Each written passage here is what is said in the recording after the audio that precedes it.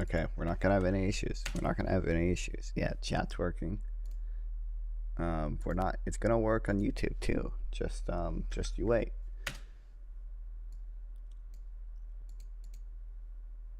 It's gonna. There's no reason why it would consistently work on every other platform and not YouTube.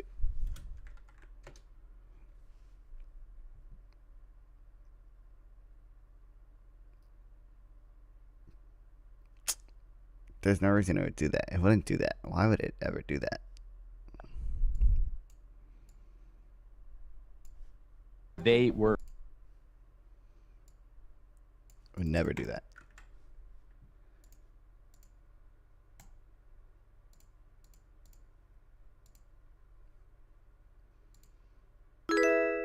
Well, the alerts work.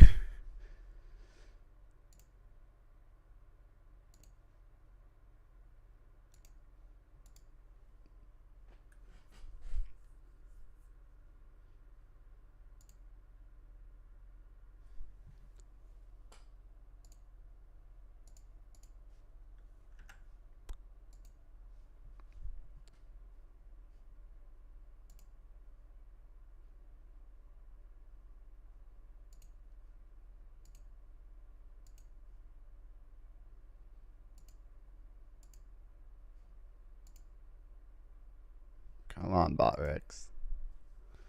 I believe in you, BotRex.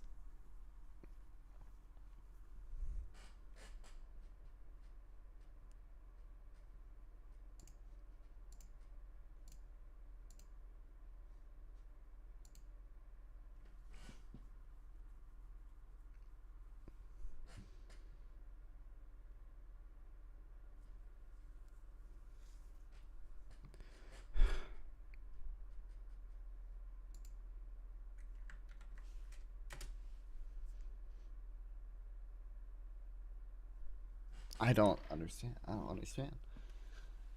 I just don't get. I just don't. YouTube. Why? Every single time YouTube chat is broken, and it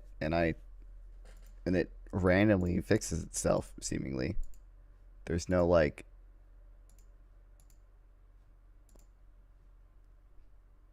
It's no formula to fixing it. It just when it wants to fix itself, it will fix itself.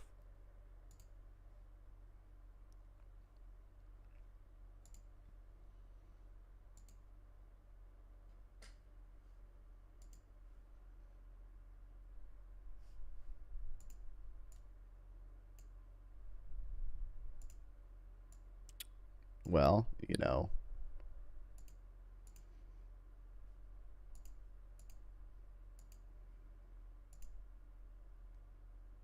Hopefully, it'll fix itself soon. Okay.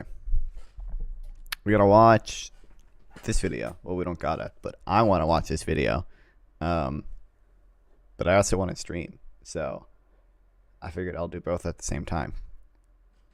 Not Hamas. How could he possibly know that? He's special forces. I mean, he like you okay, you think, all right, fine. But Well, I'm just curious. Could you explain that to me? How would he know if they're Hamas or not? If Hamas could wear civilian clothing? He has fought, like he's fought. Look at all the civilians. This guy shops at Target. Most of the civilians killed on October 7th were killed by Hamas. Okay, but the rapes were done by randoms if they happened. What rapes? What happens after the PLO leaves to the Lebanese population at the hands of the IDF and its proxies there? What happens? The phalanges are the proxies of the IDF? Why were the phalanges so incensed? It's just relentless denialism here. It's not relentless denialism. You just have a one-sided view of the history. Why were the phalanges so upset at the Palestinians? Who got assassinated by who? What happened? Like, So it's justified? Like I didn't say it was justified, but you're making God. it sound like. What's the point? Then what's the point? Because the point is to not everybody have... has grievances. Do you think that there is a group of people in the world that doesn't have grievances against another people? No, but you're making it sound like Israel can have no grievances. Are we already on? Is that how streaming works? That like as soon as you click join, you're like on? Yep, live on stream, on air. All right. Well, hello everybody. All right. I got big questions. I went down a rabbit hole last night. Oh, excellent. The UN released a report from their, like envoy of sexual or conflict-related sexual violence investigations, blah blah blah, which I'm sure you're aware of. Yeah. Yeah. And then I saw that you guys had written a couple articles relating to this, shit. especially in response to a New York Times article that got written. And so I kind of, dug through all of these. I think I read about 7 or 8 of these over the past couple days. And I just kind of like digging into the reporting and the directions that these are going. I got interesting questions. I haven't read the report yet, by the way. This is, I guess, my first question. Because it's like 20 pages long, and I only got like maybe 40 pages a day in me. So it's like, am I really going to read 20 pages of this when we all kind of know what it's going to say? Yeah. When I could read Scars of War, it's just like the opportunity cost is just too high. Kind of like orient the conversation. In your mind, if you had to like assign a likelihood of over 50%, what do you think, in regards to all of the sexual violence, what do you think has happened, I guess, on October 7th in Israel? Like, what is the likely story, do you think? I mean, people have to realize there's also, like, October 8th. Like, it took a couple the days. IDF. It took the IDF a while until they, responded to the early morning October 7th. They bust through the fence. Nova Music Festival is getting attacked like immediately. After that, you have minimum hundreds. Israel says hundreds, maybe thousands of other people from Gaza who can't come across the fence. At least five or six organized armed groups who are not Hamas, operating. Some of them with some affiliation. Some of them. Jesus, I can't. The problem is, you obviously, Destiny's talked about this before. You can't say Hamas because there's other armed groups that aren't Hamas, and then you can't say Palestinians because then you're racist and you're accusing every single Palestinian of doing something. It's just really fucking annoying because really, when you say Hamas, the implication should really be that you're talking about all armed groups. Seeming to operate independently, some of them seemingly criminal gangs, and then you have, just absolute mayhem and violence for a long stretch of period. And what the UN report says is that, and you could read one of their first quotes. It says, like, in the context of the violence of October 7th, it is reasonable to conclude that sexual violence was committed amid all of that other violence. And I think that is a completely fair statement to make. I think it would be shocking if we found out that there was zero. Like, why would there be all of this violence and all this mayhem, but absolutely zero sexual violence? What we've focused on is the broader claim that Israel began pushing in early December, and then which really catapulted with the end of December article in the New York Times, that Hamas, as part of its military plan, weaponized rape and sexual violence against Israeli women. Like that, and that is the claim that if you go to, let's say, the Israeli embassy sites around the world, go look up, the Israeli embassy in France. Go look at their Twitter account, their social account. The one in Japan, the one in the UK. They're making this claim that there was this, mass campaign, this mass weaponization of sexual violence. Frank Luntz has been giving private messaging guidance to supporters of Israel. After focus grouping and polling the question, he tells them the number one way to get support for the ongoing slaughter in Gaza is to call Hamas brutal, savage rapists. And he says, do not use the word evidence. Like, it's a very Frank Luntzian thing. He's like, don't use the word evidence, because then people are going to ask, what evidence do you have? Use the word truth, because truth is something that just feels a way to somebody. And it feels true to people that Hamas is savage, brutal, bunch of savage, brutal rapists. But don't feels true. But don't say evidence, because then you'll say, well, what evidence do we have? And then you have to start saying, oh, well, according to the UN, they don't actually have any evidence that Hamas participated in this. So what I've been saying is, what is the evidence to back up this sweeping, aggressive claim that Hamas itself deliberately carried out a campaign of sexual assault around Israel? Okay, so then if I'm thinking of like the broad narrative of what's happening, I'm thinking of two things. I'm thinking of what happened from October 7th to October 10th, and I'm thinking of what's going on with the international, or namely Israel's, I guess, pushing of this particular thing. Are we then of the opinion that like maybe a couple sexually related violence happened, like maybe a few of these events happened, and then Israel is largely fabricating the claim, and then they've also roped in these other actors like Raz Cohen and these other people to be part of the gimmick? Or well, I mean, we know for certain that much of it is fabricated, and we've reported that. Like, I'm not sure what your question there is. So here's my impression in reading everything. Right. My impression in reading everything was the idea was that. Oh, by the way, Raz Cohen. Mm-hmm. Raz Cohen is very specific, and he's former special forces. Like, this is somebody who would know. Like, he has been very clear from the beginning that the perpetrators that he is describing, and set aside whether he saw it or didn't see it based on different testimony that he's given. It's a traumatic situation. You can imagine how your eyewitness testimony might evolve. He himself says that the people he saw were not Hamas. Well, that they were civilians. He didn't say that, to be clear. He does say that. Here, let's pull it up. No, we don't have to. I watched this video. He says they're wearing civilian clothes, right? But he says they were not Hamas. How could he possibly know that? Because he's special forces. I mean, you think, all right, fine. But I'm just curious. Could you explain that to me? How would he know if they're Hamas or not? If Hamas could wear civilian clothing? He has fought, he's fought, he knows what he's talking about. Like, he knows all of Hamas, or? I mean, he knows he knows every Hamas member. If you think he's wrong, that's fine to say. What I'm saying, as a journalist, he has claimed to have the expertise to know whether or not they're Hamas and to be certain that they were not. Okay, I think we watched through. Say, well, how does he know? Hey, did he check their IDs?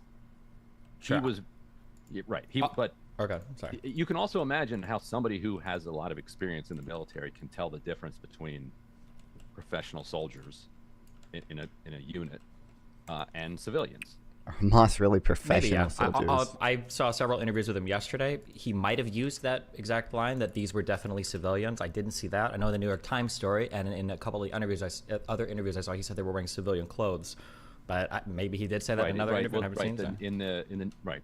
But the New York Times is telling you a particular story about Hamas weaponizing sexual violence, and so the way that they phrased that is less clear than he has been consistently. Okay, so then he didn't say they're civilians. They're just quoting that as part of the story about Hamas weaponizing sexual. Hell yeah! Been clear that he I'm so good. I'm good. good. The Times is going to say describe it as they're wearing civilian clothes, so that the reader can say, well, maybe they were still Hamas. Okay, that is possible, right? And I just picked that one up, A, because you mentioned Raz Cohen, but B, his testimony is the one that makes the phrase "screams without words." So the headline of the article is "Screams without words," and that's a quote from Raz Cohen. "Screams without words: How Hamas weaponized sexual violence on October 7th." And it's just inconvenient for the article that the quote they're using in the headline specifically is not Hamas. Specifically is not in reference to Hamas. Possibly, yeah. Right, according to him. Like, you could say he was wrong, but he's very clear, very direct. Okay, I'll look later to see if he's specifically speculated on whether it was Hamas or not. I'm not sure how much of I don't know how big of a deal that is. I'm curious because I don't understand this. You guys, a lot of the time. I mean, it's the headline, so it's kind of embarrassing. That's all. Well, you guys say over and over again that this wasn't Hamas. What is the implication? That ordinary Palestinian civilians just ran over the border and as quickly as possible? Or I don't understand what the counter narrative. That's his art. What he's saying, right? Yeah, yeah. And all this gets uncomfortable. Then is he saying it because he wants like justification for some broader retaliation? I don't know. Here, let me see if I can pull this up for you. Here, here, let me send this to you. I'll send it on Twitter. Here. This is him talking to Jake Tapper. You visited him yesterday. I don't know where the timestamp is. That's fine. I'll look so, at it after. I mean, what? So the New York Times makes a very sweeping claim here: how Hamas weaponized sexual violence on October 7th. If you go through the article, trying to find support for that very sweeping claim, you quickly have real trouble backing that up. And well, I feel like the way journalism, if you're going to put something in a headline, you got to have support for it in the article. That's a basic 101 when it comes to journalism. Sure. So I feel like because it's the headline that gets around the world. Yeah, I understand. I think that the material in the article very easily supports the headline. I think if there's a military operation. Let's point to some. I've got it up here. Can you point, Denny? Sure. Off the top of my head, I remember there was Cohen and his friend. I don't know how to pronounce his last name. Guaita, I think. Shoam Guaita. Guaita. Yeah, Shoam Guaita. He and his friend were laying in some bushes. They apparently witnessed rapes. Well, actually, by the way, one point on that. I'm aware that you're going to say that, well, the Guaita guy said that at one point he couldn't watch or he looked away or whatever, and then he changed his story. Not that. Anat Schwartz, in her podcast interview, said, okay, I've got Roz Cohen. That's one source. New York Times wants me to have another source. And so Roz Cohen gave me numbers of the people that he had numbers for who were hiding with him in the bush. She got in touch with Shoam Guaita, and Shoam Guaita said that he didn't see it. In the New York Times, he's quoted in a really slippery way. Because I'm a journalist, like maybe I can see this more clearly than you can. No, so here's the paragraph. Shoam Guaita, one of Mr. Cohen's friends and a fashion designer, said the two were hiding together in the stream bed. True. He said he saw at least 4 men step out of the van and attack the woman, who ended up, quote, between their legs. He said they were, quote, talking, giggling, and shouting, quote, and that one of them stabbed her with a knife repeatedly, quote, literally butchering her. Like, this is absolutely horrifying stuff that they witnessed. And it seems to me, I believe, quite clear that they heard, and I think Cohen witnessed, a vicious attack, a stabbing attack. What's this weird? Look at the way that this paragraph is written. Now, recall that Anat Schwartz said on the record in this podcast interview that Guaita would not confirm that he had witnessed a rape. Like, that's what she said publicly to this podcast audience. And then notice that the language in here is quite slippery and does not actually go all the way to saying that she has a second source here. So do you think that Guaita is fabricating things here? Or do you think that Schwartz is fabricating here? I think Guaita was honest, and I think that the Times stretched what he said to try to make it fit. What part was stretched? Do you think he just didn't say he saw anything at all, or? Yeah, I think I don't know. He doesn't. He's not talking anymore. Okay, well, because this is we're basically saying that the writers here have inserted complete and total fiction in this part of the story. Not complete and total fiction. It's just you look at the way that they wrote it, and it's just. I'm looking at the way they wrote it. He said he saw at least 4 men step out of the van and attack the woman, who ended up, quote, between their legs, end quote. He said that they were, quote, talking, giggling, and shouting, end quote, and that one of them stabbed her with a knife repeatedly, quote, literally butchering her, end quote. What part of this? What is the trickily written part of the sneakily written part? What does this phrase mean? Who ended up, quote, between their legs? Well, whose legs? The men's legs? Like, what? My guess when reading this was my guess is going to be that when she was on the phone with him, she probably really wanted to get a confirmation that, did you see them rape the girl? Did you actually see that? My guess is either because of his position or his unwillingness to look or whatever, he didn't actually see that, but maybe he was in a position such that the best he could see was the guys behind her and her legs were open and that's it. So maybe that's the biggest quote that she could get from him as well. They were between her legs. I couldn't see if they were raping or not. Are you assuming that between their legs means I don't know what that's referring to. Normally, if what could it possibly be referring to? About what they saw, you go back to them until it's clear. If go back to what she said publicly, that he never confirmed it, which is true. Which time was she being honest? Like that he didn't confirm it, or that he did confirm it in the article? Setting that aside, I think they witnessed a violent attack. He says this is not Hamas. Like, does that matter to us? All right, so that's so. Well, we keep focusing on this not Hamas. For one, so the first thing is it doesn't matter, actually. If a whole bunch of civilians are breaking through a fence and they're committing violence as a part of or alongside your military operation, you almost necessarily condone or at least are responsible for that violence. If a bunch of U.S. soldiers were to break into Mexico and a bunch of U.S. civilians were to follow them and start raping people, you would say, sure, the United States, yeah, so that's... Yeah. Absolutely, yes, moral responsibility, sure. That's different than saying it was a deliberate campaign of mass rape.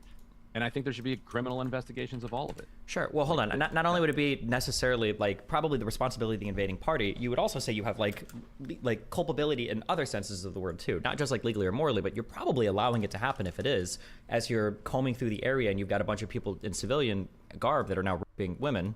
I think that comes off as condoning it to me. Well, I mean, most of the, I don't know if it's most, but like a significant number of the militants who came across the border ended up getting killed that day. Like, sure. And they're not a police force. I'm not like, but sure, yes. If they had not launched the attack, then none of it happens on that day. Yeah. Like that. And then I think there's also the kind of the weird thing too that again, because people are in civilian garb, it doesn't necessarily mean they're not Hamas. I'm pretty sure in the original videos but to Cohen it is right. But to Cohen, I'm just saying, like, do you accept Cohen's expertise over like? Why do you have like a better insight into the distinctions between Hamas wearing civilian clothes, Palestinian civilians, or Palestinian civilians that Roz Cohen is clear and certain are not Hamas figures? Like, think about it. Like, if you're walking around. Well, yeah. Well, no, hold on. Well, think about it. Where do you live? Somebody. Well, hold on. So somebody that does a lot of reading, and does a lot of research, and tries to figure the truth out of things, right? So what I would ask is, I wouldn't say, did he say it? I would say, what was his reason for saying it? So, for instance, you're telling me, well, he said this over and over and over again, and I don't recall seeing him say that they were definitely civilians. I do recall him saying that they were in civilian garb, but let's say that he did say they were civilians. My question would be, oh, well, what evidence did he put for that? And if it's just the fact that they were in civilian clothes, that would be very strange to me, because my understanding is that the IDF claims, and I believe even Amnesty International, other people have affirmed that Hamas sometimes wears civilian clothes. So why would I assume just because somebody's in civilian clothes, especially if there are people in civilian clothes that are alongside clothed like uniformed members of Hamas taking part in the October 7th attacks, why would I assume that every single person in civilian clothes is just an unaffiliated civilian? I'd say because you have to take into account his expertise. Wait, you're not answering the question. When you just say his expertise, that's not an answer. That's just like an appeal to authority that means nothing. Because of course, he's the person saying it. His authority matters. It absolutely doesn't here, right? Because I'm challenging the claim. You can't just appeal to the authority. If he has authority in the area, then authority is never used as a substitution for an excuse. Authority means that you can provide a really good excuse. Like, if you were to ask me a question about something I have like a lot of authority over, I would say, oh, well, it's because of this, because of that. Ultimately, it's a subjective judgment, even if they're, and so this like claim that you can get around it by saying that it's a fallacy of an appeal to authority is incorrect, because it is literally a subjective judgment. So Fall Guys crashed. Subjective expertise is central to understanding it. All right, whatever. Sure. Let's say, let's say we give you this one. Yeah, wait, we don't have to. I just want to say just real quick, okay? Because I don't want to. We don't have to focus on something else. Yeah, so tell me something else in the article that supports the headline. Sure, we can. But just as a quick thing, right. So when you said a few times as a journalist, and then you went through this paragraph, you didn't just say as a journalist. You said, well, as a journalist, I see this and this and this, and then you pointed to particular things. That would be an example of like you're citing your authority, but then you're giving examples why you think it's relevant here. You wouldn't just say, well, as a journalist, then leave the. That's all I'm saying. Well, I've reached out to Roz Cohen. He has not responded. The Times reached out to him for a follow-up story. He said he's not talking anymore, even to the New York Times. Okay. So, I don't think that he's been, but I think he would, he would give an interesting answer. I think, okay, why are you so sure? Sure. Okay. But he seems sure. One of the stories that you guys seem to fight against a lot is this one relating to Miss Abdouche, the lady in the black dress. If you want, yeah, if you want to do that one, or you can do the. They have 3. They have 2 sisters, and then they have Abdouche. Yeah. So our article the other day was not about I'm gonna Abdouche. have to read more about this than I thought, aren't I? Sure. I feel like Abdouche gets brought up in, I think, the 3 that I read that you wrote. I think all 3 of them. I could be wrong. So the Abdouche one is very interesting to me. Right. And so let's try to find even a remote bit of evidence that Hamas was that supports the idea that Hamas launched a mass rape campaign. Sure. Well, I guess the first question what is, would be the evidence of that? Well, the first question is do we believe this person was raped? I think it's plausible, but how the lack of plausibility comes, however, in the timeline. You're familiar with the timeline, right? I believe so. Yeah. Are you going to bring up the fact that there was a text message 4 minutes before she was? Yeah. 9 minutes. Yeah. Her relative seems to have misspoke there. But yes, it's 6:51. She texts, we're at the southern border. You have no idea how bad this is. 9 minutes later, her husband texts the family and says she's been killed. And he lives for another hour and a half, and he also then ends up being killed. And so some of the family's response has been,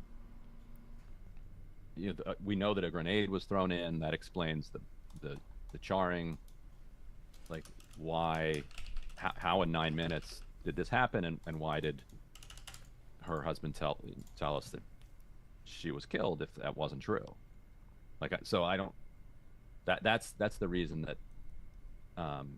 Why does the family's opinion? Why are they ever being sourced in regards to this particular case ever in your guys' articles? I don't understand. Because the Times quotes some of the text messages, but doesn't put the timeline in its article, because the timeline undermines the plausibility of it. Does it? Is it impossible to be in 9 minutes? No. But if 6:50, so I'm trying to understand how exactly that works with him still there. Why did they kill her and not him? Anyway, I said it I mean, some of the claims were also that corpses were raped as well, right? So I mean, she could have been dying or dead already and have been raped. Is possible too. No. No, it's certainly not impossible. So I just don't understand why any of the families. But wait, real quick, because I don't understand, because I've never seen hearsay used to dismiss witness testimony before. What's hearsay? Hearsay is everything the families are saying, because they don't know. They have the text messages. No, that's not what you guys are usually quoting for the families. You're usually quoting. What are you dismissing? What witness? You're dismissing the impressions of the original video taker. Her impression when she found the lady's body in the position that it was, and the fact that her panties were missing, she's like, "Oh, I think she's been raped." And then you say, "Well, her family disagrees," but her family doesn't know anything. They weren't there. None of them witnessed anything. They're just saying. I think some of them say, "Well, we didn't hear that," or whatever. And it's like, well, okay, well, talk to the people that they didn't hear it from, then, right? Right. That's a person who came upon the body. That's not what you. But that's not a witness of the act. It's not a witness of the act, but it's a person who saw. It's a person who saw the actual body, right? The person that came with the original video footage, who saw the body, who recorded it. I don't understand why families. So is the new standard here that if something is within the realm of possibility, that you can just put a certain headline at the top of it, and then at the bottom, and then through the article say, well, it's not entirely impossible that what we put in the headline could have happened. So therefore, we're going to put a declarative certain headline, and we're going to launch a global PR campaign based around that to justify a genocide that's ongoing. And then we're going to focus group it and poll it and make it our leading message, because it's not impossible. Separately, as the UN said, they can't attribute any of this in particular to Hamas. Because that wasn't part of their investigative job, right? So real quick, when we say New York Times job, it's the New York Times job. If they say in the headline, I'll read it to you again.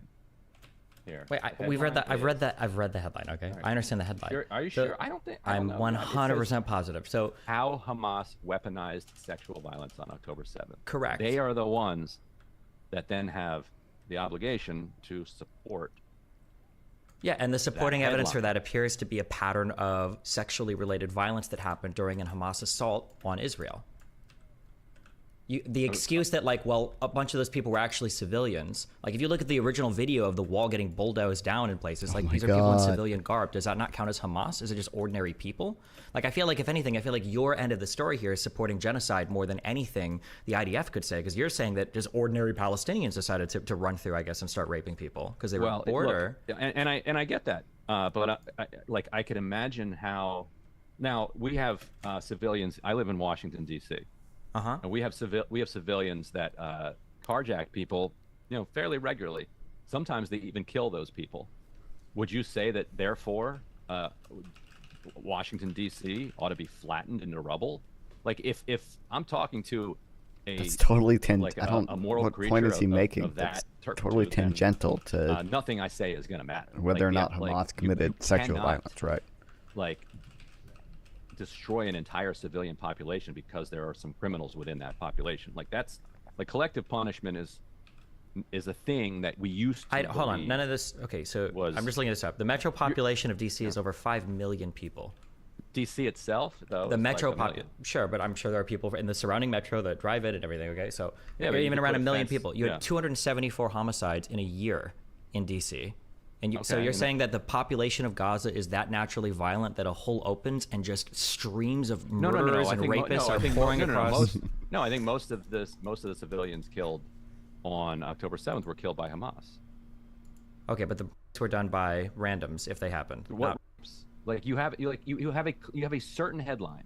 You have a headline that expresses certainty. So what's I think it's likely there was sexual violence. But what's your evidence that there was? Well, I mean, as so far as the New York Times article comes out, I think it's the 3 stories that they cite. Okay, then let's talk about the other one. Sure. So Abdush was a woman who was found on her back with her legs open and her panties off. Seems questionable. I think that they said, I think in the original article that, and I think the UN also repeats this claim that I think they found over 20 people in weird or compromising positions with clothes off, I believe. In the UN's report, we can find that exactly. And they said like we want to like this deserves a real investigation. We would hope that Israel would cooperate with it, and I would hope that they would too. Sure. You may indeed be able to identify some of those. Sure, but so let's talk about the other 2 in the New York Times. Sure. Okay, because we don't have all day here, so let's go to Kibitz Beret here. Yeah. All right. So New York. I mean, I don't even. You can describe this one if you want. It's so graphic, but it's basically a paramedic who tells the New York Times he saw 2 sisters, girls, who he believed, had been the subject of victims of rape before they were killed. Like this is what he says. As you now know, and I imagine you talked about this on your show, the spokesperson for the kibbutz says that based on all the investigations and the information that they have, that's untrue. Okay, so wait, real quick. So two things here. This paramedic has also been responsible for a number of stories that have since been even Israel has said, okay, those. Yep. Like, so I'm aware of 2 stories that this guy gave that were, assuming this is the same paramedic, which I don't know if that's 100% established, but assuming it is. The one in the baby in the trash can, that one. No, I don't believe that one was paramedic. There's a systematic shot down or array, not systematic. It was because there's. What's the word? Constantly lying term. Pathological lying paramedic in Israel. No baby there that was killed. I don't know if we know if there was no baby there that was killed. Yeah, there were 11 under 18. I looked through the underlying source. You cite that Mondovi's site, and they said that only 1 baby was killed that day, so it couldn't have been it. But when I checked through the list of victims, even on that kibbutz, I think there were 2 infants killed. So that already I tossed out that whole Mondovies thing because it seemed like they were missing some part there. For the part relating to like you said their spokesperson, this is a person hired that works as a PR firm for the kibbutz. Again, why would their hearsay testimony, like them saying, well, we heard from other people that this didn't happen, why not actually interview or cite the people that they talked to? Wouldn't that be more important than like a PR spokesperson who might also have like reasons to want to say that people in their population weren't raped before they were murdered? It'd be great if Israel would make any of those reports or any of that information available. The UN report says that two. Wait. Why do we have to have Israel make that available? Isn't the spokesperson's name public? I looked them up. You could contact the spokesperson and ask them. Yeah, we did. What, yeah, we did ask them. What did they say? They said it didn't happen. They said that to you? Yes. Why didn't they? You read it to me I as did. what? But why didn't they give you any of the underlying people that Oh. they communicated with? Why did you take that spokesperson's word at face value instead of actually like digging through, like as a journalist, to find out who talked to them? I'll take They that have as a bunch of compliment. That different, means my reports reaction that they're- face is that good, they're, right? that they're I'm a good basing reactor. Did they make any of those reports accessible to you, or did you just take the No. PR firm's word at face value because it plays into the story nicely? Because it seems weird that we would just take that PR firm story at face value. You and then don't quote people like who have access to information, and she's like somebody who's like, look, I believe no. Wait, hold on, wait. You just said you don't quote people who have access to information. I imagine you would, but I imagine that you guys would also say, like, off the record, we're not going to print. Can we see what you were looking at just to verify that it's true, right? You wouldn't just because you wouldn't just take a PR person's words at face value. Oh, we did. I almost killed myself. They're not. Uh-oh. more, forthcoming with any of that information. There's a lot of privacy related, a lot of privacy related issues involved. Well, if there's privacy related issues involved, so they won't make it available to you, then I don't understand how we can know. All right, you can call her. You think she's wrong. You think she read the reports wrong. You think she's a liar. Fine. To be clear, my claim is less extreme than your claim. Your claim is that there is a top-down campaign that's being facilitated by Israel, by Frank Lutz, by all these other people to do a PR messaging campaign. That's happening. That's happening. Okay. That's happening. Do we have any evidence of like that's happening. do we have any hard evidence or even soft evidence of like Israel giving orders to people? That Zaka volunteer who made shit up, is he like in contact with the IDF and they told him to make stuff up? Or well, you don't need that. No, we just need a hunch, or no, you like perhaps. Well, we do know that Elon Levy offered to connect media with and did. I was half facilitate expecting him to between this, start doing some manufacturing paramedic consent and the stuff, media. where it's like, So oh, you that- don't that need a we know. formal conspiracy. Or We whatever also the fuck. know that this paramedic originally said that that this assault happened in Nahal Oz, kibbutz Nahal Oz. We also know that Elon Levy, the Israel government spokesperson, clipped that interview that the paramedic did with a right-wing Indian news outlet, clipped out Nahal Oz because there aren't no people in Nahal Oz that fit what he was saying. He clipped it, took that out, and said it happened in kibbutz Beret, which did have two girls roughly the ages that he was talking about, not quite, but roughly, that could fit. So aren't these two? Aren't these two? Involved well, aren't these two? First, secondly, the well, but UN also the report- Indian journalist thing would have been involved too, right? I guess if they're giving this and they're not making a response to their No, the Indian journalists, they just asked the guy a question, and the guy answered the question. But when Levy clipped and posted that clip on Twitter, he cut out the Nahal Oz part, presumably because he understood that undermined the credibility, because it was impossible for it to have happened in Nahal Oz. But the UN report says that there were two high-profile incidents at kibbutz Beret that the media covered heavily that they found to be unfounded.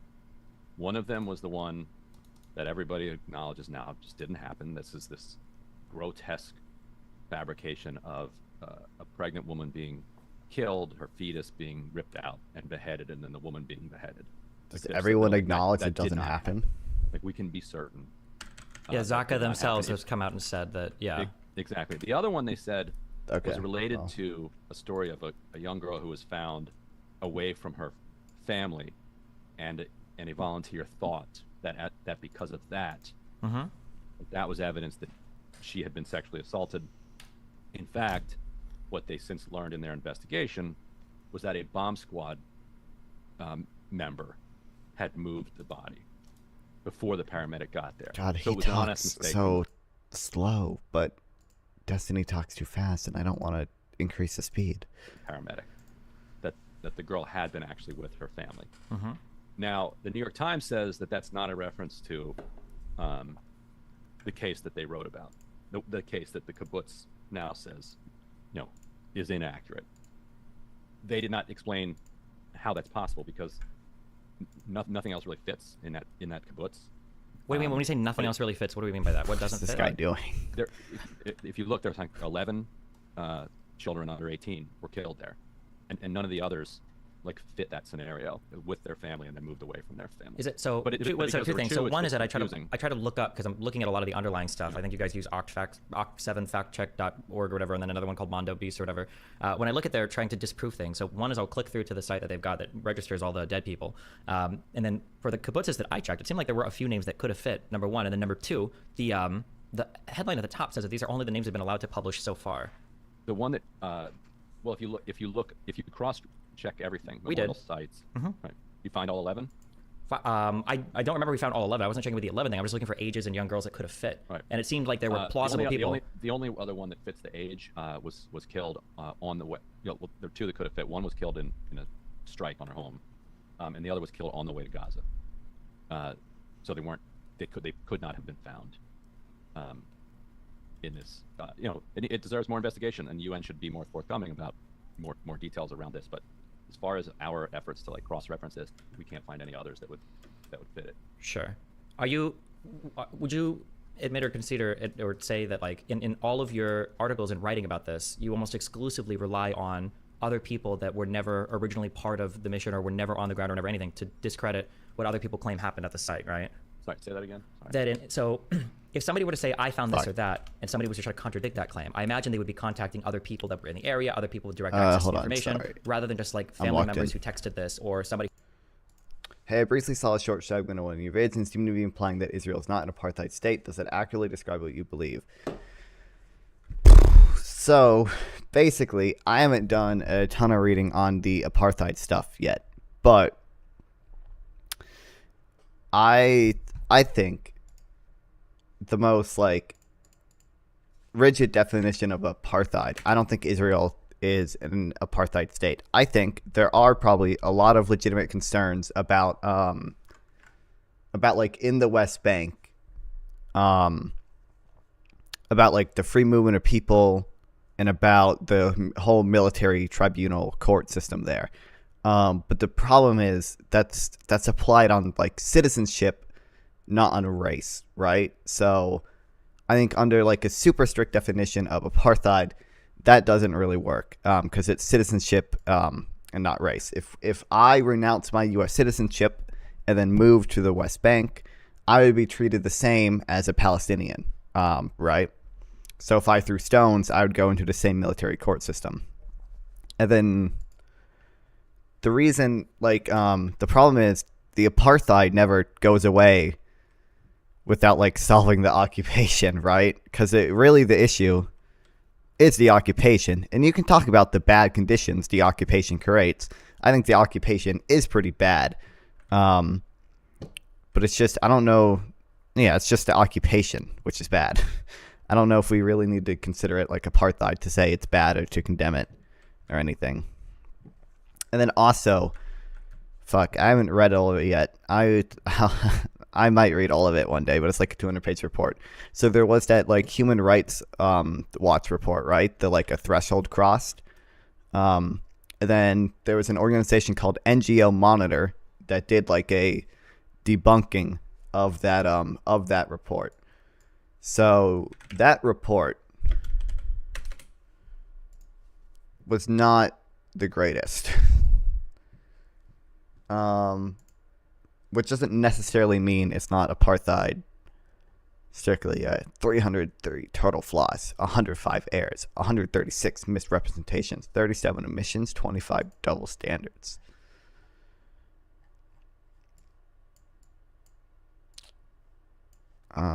Shit, where is it?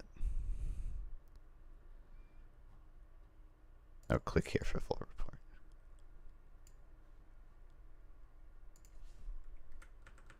Yeah. It goes into all the Air 1. Human rights watch calls all Arab Israeli Palestinians, even though a small minority identify as such. It's just some of the things are like a little odd.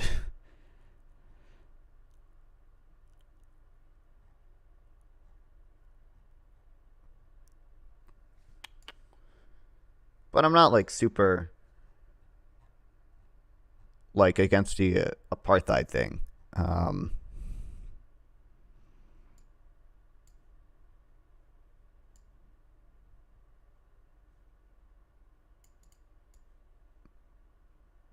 Like if you call it apartheid, like I'm not like gonna fight on that a ton.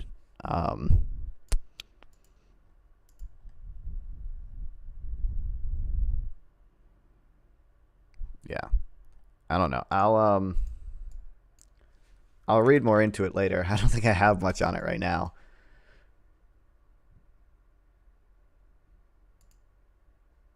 We go to human rights, and then we go to apartheid. I think the only thing I have is the NGO monitor link. Whatever this is.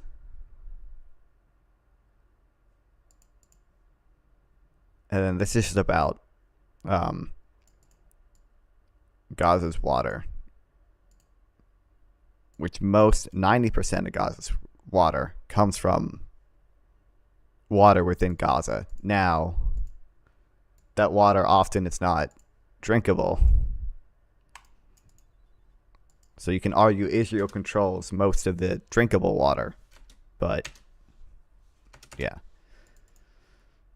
Who said my Discord link's in the description if you want to join it. We can talk about it at some point. There's a good chance you know more than me, so if you want to enlighten me at any point. this probably couldn't have Right, happened? but what if nobody else saw it?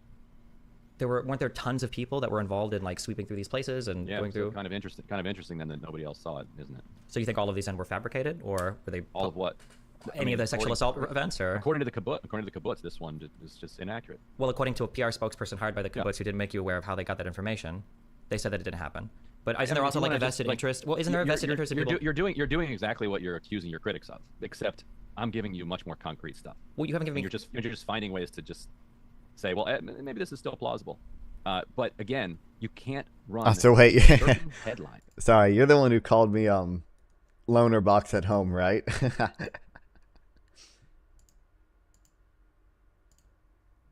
Yeah, you are. Mom, I want loner box. Mom, we have loner box at home. Loner box at home.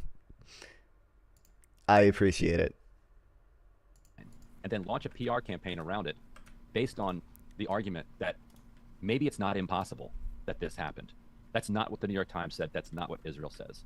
Sure. They say So, this I happened. think- yeah, I and it understand. justifies Yeah, our I'm aware. annihilation of this barbaric population. First of all, I don't know if it would justify or not justify anything. And when you say that, It's being like, used. when you It's being used. Like Frank Luntz is not using it towards a ceasefire. That's fine, but He's that using would, it to oppose a ceasefire. is your job to make sure you're doing PR for one side or the other, or is your job to collect and get an accurate assessment of the facts on the I'm ground? just analyzing this objectively for you, that Israel is using this in order to oppose efforts to implement a ceasefire and to justify the starvation of the entire population with the hope that they will be cleared out. Do you think that there's a propaganda campaign on the other side as well? It's not very sophisticated. Really, for weeks when everybody was convinced that never Israel has bombed been. that hospital and killed 500 people? Have you seen the latest from Forensic Architecture on that one, by the way? Yeah, I went through the picture clipping a little bit, yeah, but Yeah, so the Forensic Architecture, which is by no means, Palestinian like leaning, it found that the most likely way that happened was not a deliberate strike by Israel. It was an Iron Dome interceptor that hit a Islamic Jihad rocket and then deflected and landed in a hospital. They also argue on top of that it could not have been an Islamic Jihad rocket because all of them they found all of them in the area and all of them had no fuel left. and you need fuel in order to create an explosion that kills hundreds. They wouldn't be fuel because it would have exploded, right? Yeah. No. I don't know. The fuel fuels the explosion. By the time they hit the ground, that fuel is gone. But the interceptors still have fuel. So that's according to forensic architecture. Wait, hold on. So, I'm sorry. Explain this real quick. 'Cause the interceptors are supposed to explode when they're near the missile, so I don't know how they would still have fuel, unless you're saying it deflected and landed. I don't understand what deflected means. So it hit. It's trying to hit it, blow up, take it right out of the air. Not necessarily. Right? I don't think it has to. I don't think the goal is to hit it. The goal is to explode next to it. I don't think it has to strike it or hit it. Wait, are you under the impression that it has to hit the thing head on in order to explode? If it blows up close enough to it, it can take it out. Okay. But sometimes they don't work perfectly. And this one, according to forensic architecture, deflected at the hospital. And if that's the evidence of a sophisticated kind of Hamas PR campaign, they lost that one. How do they lose that one? I'm pretty sure the majority of people, you included, still thinks Israel hit that hospital. No, not like constantly you hear from people like yourself that is evidence that everything they say is a lie, and you can't believe a word they say. The president of the United States never made that claim, but the president of the United States out of the gate said you can't trust Palestinians, and correct, you can't trust Hamas numbers. I mean, I think that their trustworthiness is a lot lower than Israel's, of course, right? I thought he was going to bring up Joe Biden talking about the beheaded like babies. The Israeli government? You believe a democratically elected regime that hosts within its own borders organizations like B'Tselem or left-leaning journals like Haaretz is more trustworthy than an Islamic fundamentalist government that has an iron claw over their people and kills people they think are collabing with them. Yeah, of course, I wouldn't believe anything that either of them say. Oh, so wait, so you think they both have equal amounts of credibility? Equal amounts of lack of credibility, yes. Yeah, zero. They're both at zero. Like, how many lies does a government have to tell you before you're like, you know what, I'm not believing anything without checking it from you? I mean, I think checking I stuff super is hate that because it's like, I don't know, at the end of the day, Israel's a democracy.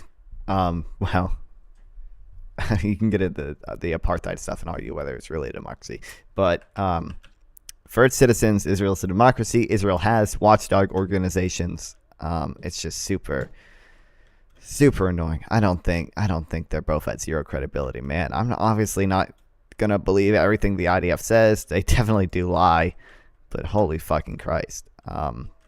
Yeah. Go to Elon Levy's account right now. Right now, he's telling the world that Israel is actually not doing anything to restrict aid from getting into Gaza. He has contempt for you, and you are still out there saying that you might believe something they say. What is it? What part of that is contempt? Wait, what?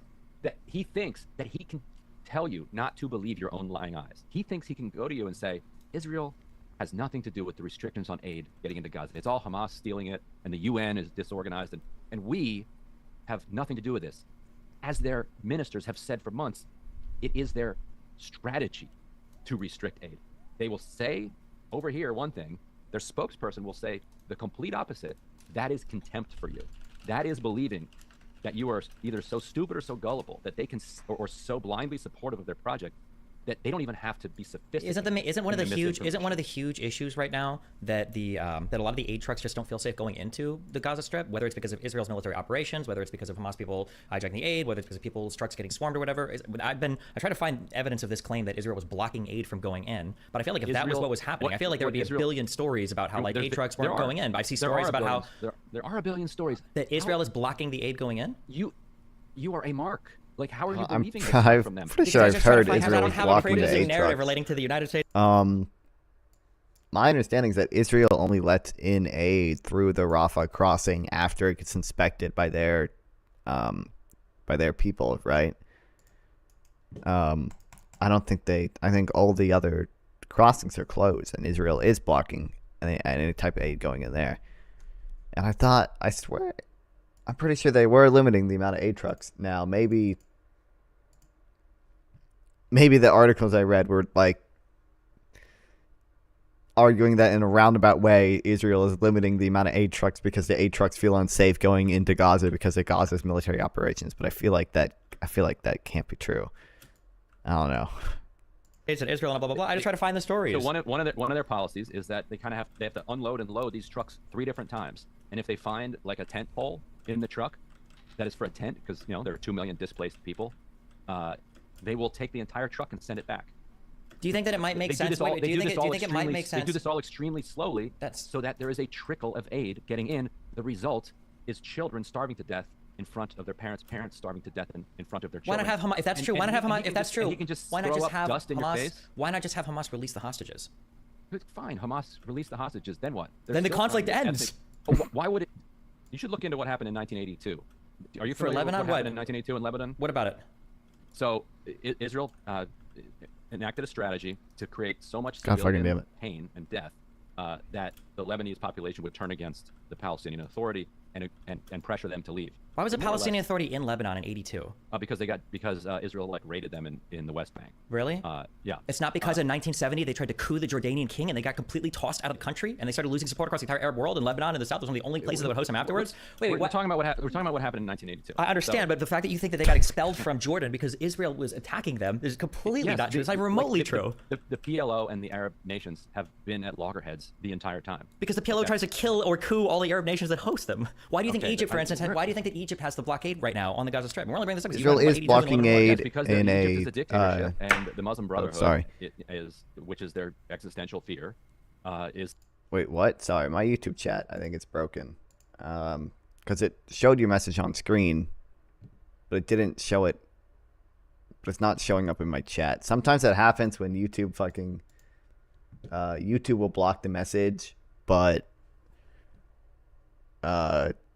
it'll still go through to my chat box. Hold on. Let me increase the amount of time. It should be on screen because you're the only one in chat right now, so.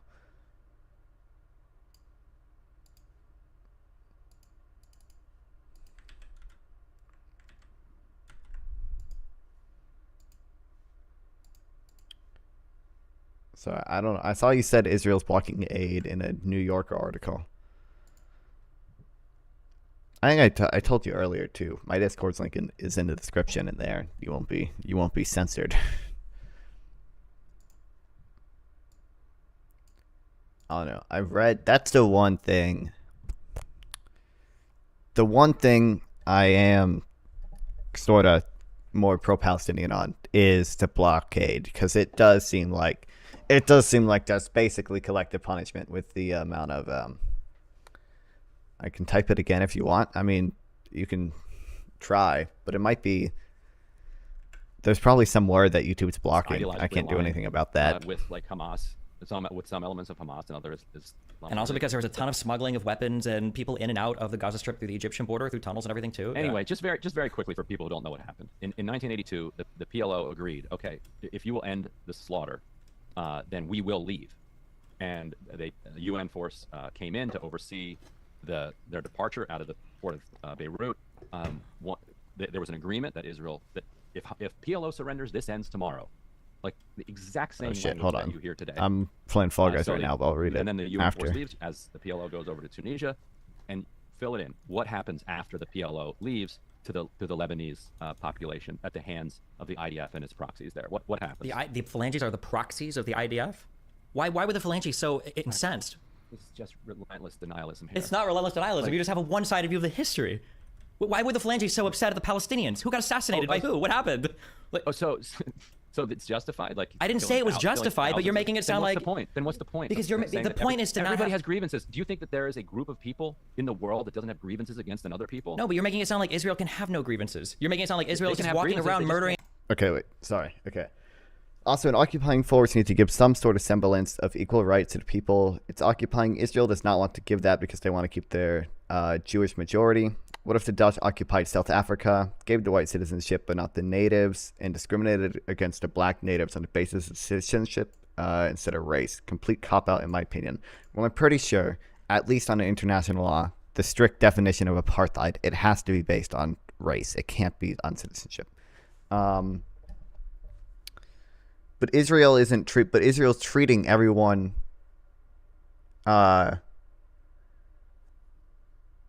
Israel's treating all non-citizens in the West Bank the same, right? The reason why the settlers did apartheid even give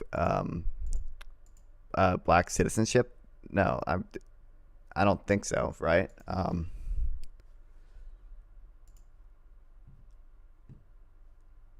I'm pretty sure. I don't know. Fuck. I have to go. I have to read more on the apartheid thing. But I'm pretty sure apartheid is pretty. I'm like, even Jim Crow laws in the U.S. I'm pretty sure weren't strictly speaking apartheid. They might have been racist. They're still bad, obviously. But I don't think they meet the very strict definition apartheid usually has. So South Africa was apartheid because they were discriminating based on race, not citizenship. Right? And killing people for no reason. They can have grievances. They can't just slaughter thousands of civilians. I agree, and they shouldn't. But if you're saying that, like, but they did. Well, they didn't. Technically, they didn't. That's not true. That's historical. We know that's true. It wasn't them that did it. They had the ability to intervene. They could have, but they didn't. And Ariel Sharon was like keen to see it happen. Like, none of this is in question. I don't necessarily disagree. Although apparently there is a world in which this is in I didn't question any of that. Let's say that I'm not even gonna take everything you said is true. Yeah. Why wouldn't Israel have just completely annihilated Hamas in 2008 or in 2014 for cast light or protective edge, or after the Great March of Return in 2018? If Israel is just a bloodthirsty, murderous country that wants to kill Hamas, well, I mean, they're trying to do it now. Let's see if they pull it off. Well, but do you think maybe they're trying to do it now because it's in response to like an unprecedentedly massive terrorist attack, the largest in Israeli history, carried out by an organization that they funded and propped up? That they funded? Yes. Who do you think funded Hamas? Qatar. With Israel's support. They allowed the money to go in. Were they supposed to just starve the entire? Because if not, the entire Gaza Strip falls into... Why? Why did Netanyahu say that he was propping up Hamas? His explanation, well, do you want me to tell you what he said, or do you want me to give you the one quote that got pulled out of that article, I think, by Blumenthal to say what he said? Because the answer that you're going to give is he wanted to fund them to divide the PA or whatever, to maintain Israel's strength over the divided Palestinians. You think he only said that once? The fuller quote that he gave in that speech was he didn't want to see, which, by the way, there's debate on both sides of this, is valid. I'm not going to sit here and defend him, but his actual explanation was he didn't want to deprive the Gaza Strip of so much money that the entire region fell into disarray, forcing the IDF to go and clean it up, and then hand that territory back to Abbas on a silver platter that he'd already lost control of once. That was his full explanation. Right, so... dividing the Palestinian. I'm not sure if you're aware of this, but you understand they're already divided, right? Like Hold unity on, wait, government. Sorry, did you type that? Last pushback. But you just said that they didn't give black citizenship. They can say they discriminated against blacks because they did not have citizenship. Well, that's the point. Is they didn't have citizenship because they were black, right? Like they weren't given full citizenship because of their race. Whereas in the West Bank, they're just not given citizenship because it's a militarily occupied territory, right? South Africa wasn't militarily occupying the Bantustans or whatever, right? It was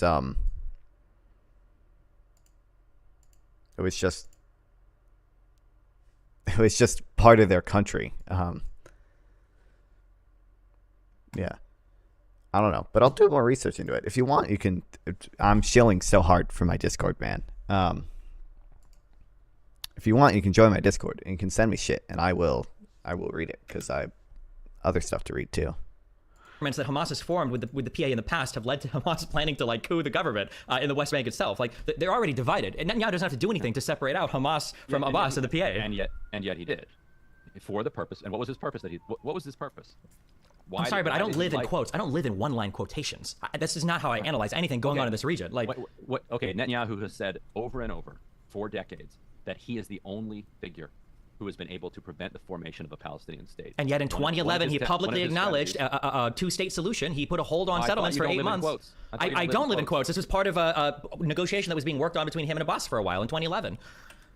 And then lo and behold, I think 13 different Palestinian armed militant groups came together to try to do some attacks to stall those talks. And then Abbas ended up stalling. But I'm pretty sure Netanyahu froze settlement expansion for I think it was about 9 or 10 months. He acknowledged that maybe two-state solution is possible. That was in 2011. And then on from there, nothing happens.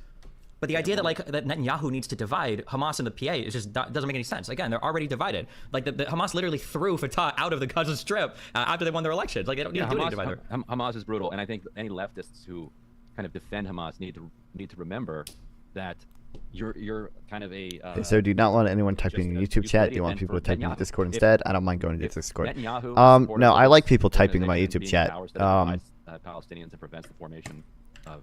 But I'm just saying. I just want more people in my Discord. That's the only real point. But like, no, you should keep typing the YouTube chat. But if you want to join my Discord, then every time I stream, if you want to like send me stuff, I can read it on stream, and Discord doesn't censor it. And then even when I'm not streaming, I'm still on Discord, right?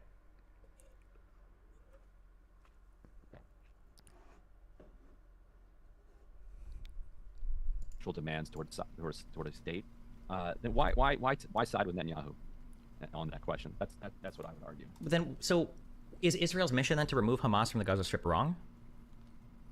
Well, I mean, they're I don't think that's actually their mission. I think it's their mission is to make the Gaza Strip uninhabitable and end the question once and for all. Wait, so do we think would removing Hamas be a worthy mission? Would they have justification for that? I don't think it's always impossible for like external actors to effectively do that sort of thing, but I think that they should allow a Palestinian unity government where Hamas is not running it is better for Palestinian liberation. Yes. So then removing Hamas is a worthy goal.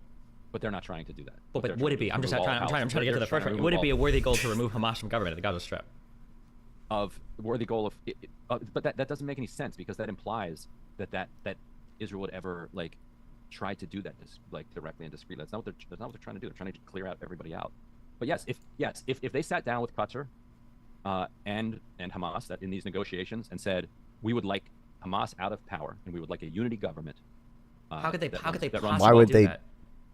That's basically the solution that Qatar has been putting forward, and Hamas, has effectively agreed in that direction. Now Hamas is going to be, or Hamas figures are going to be part of this unity government. That's just like part of it. Like that's how wars end. I'm sorry to look up real quick. You're saying Qatar is trying to facilitate a deal where Hamas is no longer the governing body in Gaza, and then I gotta run. But yes, go. That has been widely reported. Okay. It's just a final question then. That's not what Israel wants, though. Israel wants it cleared out. Sure. Just as a final question then. So, do you think that in light of the UN stuff, do you think that there was like widespread or multiple events across October 7th of like sexual assault it happening? I think that their phrase that it's reasonable to conclude that I think is I think it's reasonable to assume that it happened. But we should continue investigating it. Okay. All right. We shouldn't just live in the land of speculation. Sure. Okay. Well, hey, listen. Even though it was combative, I do appreciate the conversation. Thanks a lot. And you got it. Yeah, good luck on stuff. Bye. All right. Talk to you later. Jesus Christ. That wasn't even my last question. Oh my God. Okay. Jesus, am I gonna have to read all the rape stuff? I just wanted to read the one UN report, but they went over like some of the New York Times stuff, and then I don't know. I'm gonna have to get all the fucking quotes from people.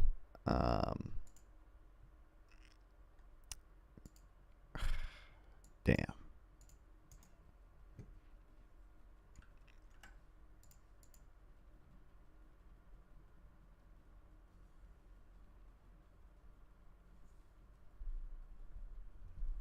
What a cool game.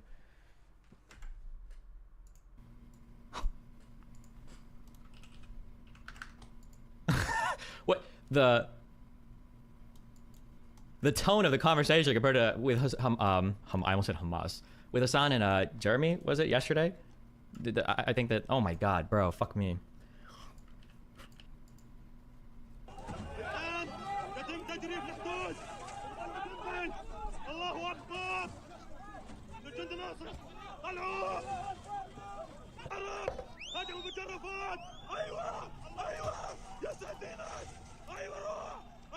Look at all these civilians. Look at all the civilians. This guy shops at Target. Holy shit. Wait.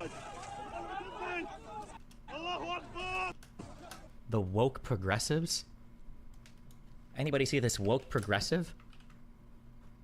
Wearing a mask outside, 2023. I almost said 2024.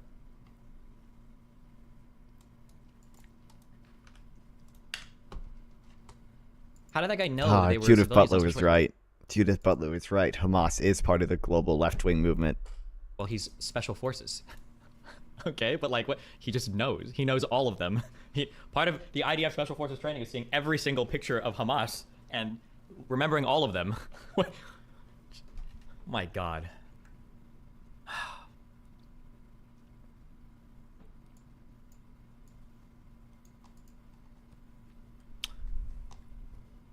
To be clear, to just finalize this, for my opinion on this is, it does seem pretty convincing that there was a pattern of sexual violence. Was it intentional from the start for Hamas to utilize this? I don't know. It's hard to say. I just don't like how they're saying they've completely debunked something with like hearsay from third parties that were nowhere near any of the situation, and they wouldn't actually interview the people that they got the hearsay from. That's what I don't understand. And then also, I don't remember what I was going to say now. Oh, I do remember. The religious shit is hella lame. That the Zaka people, no offense to my Jewish brothers and sisters out there, okay, who are religious and retarded, but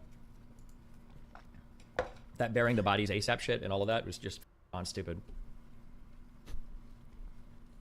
Would it be reasonable that Hamas didn't sexually assault, but it was the people that went in after Hamas attacked? If that is true, you are providing a far more monstrous view of the Palestinian people than Israel could have ever hoped to. I just want to check real quick if that guy did say he knew they were civilians. More time that passes since the October 7th attacks. I know none of this is the more. What? Does this guy look like Middle Eastern Shia LaBeouf to anybody else? Am I crazy? Give it to me. This guy. Come on. Come on.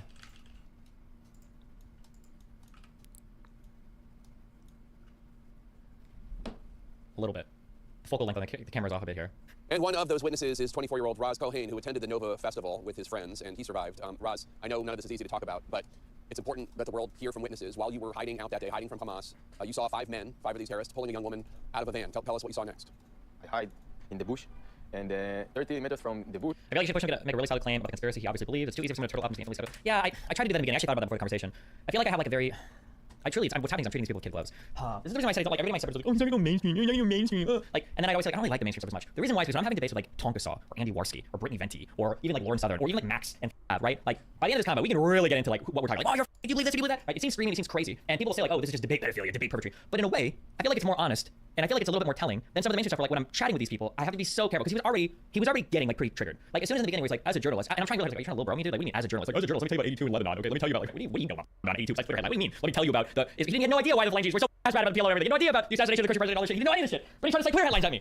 Don't quote the old text at me, okay? I was there when the wiki was written, all right? But anyway, I can already tell things like on the verge of breaking as I'm asking questions. And if this is like an old school like blood sports debate, right? If it was an old school blood sports debate, then we could have that conversation where I could just scream at him. Like, tell me what you think happened. Do you think the Jews are trying to, you know, concoct propaganda, invent mass rapes, like blah blah blah, like, but if I break somebody too much like that, then yeah, it's over.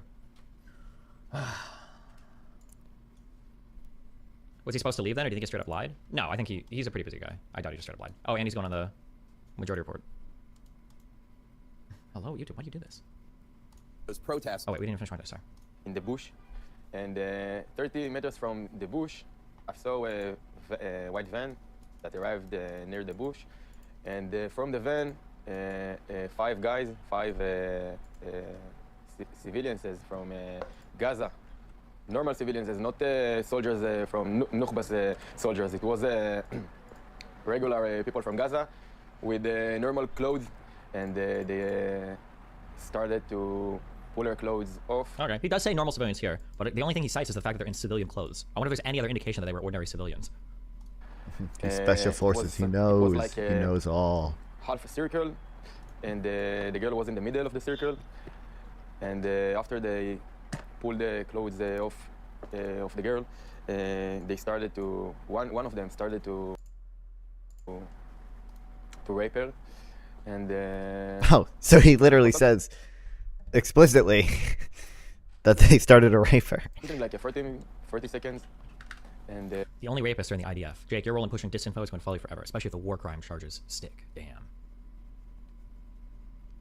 Israeli soldiers accused of raping 11-year-old. At least 17 soldiers and 5 civilians are under investigation for the rape of an 11-year-old girl at an Israeli airbase. Damn.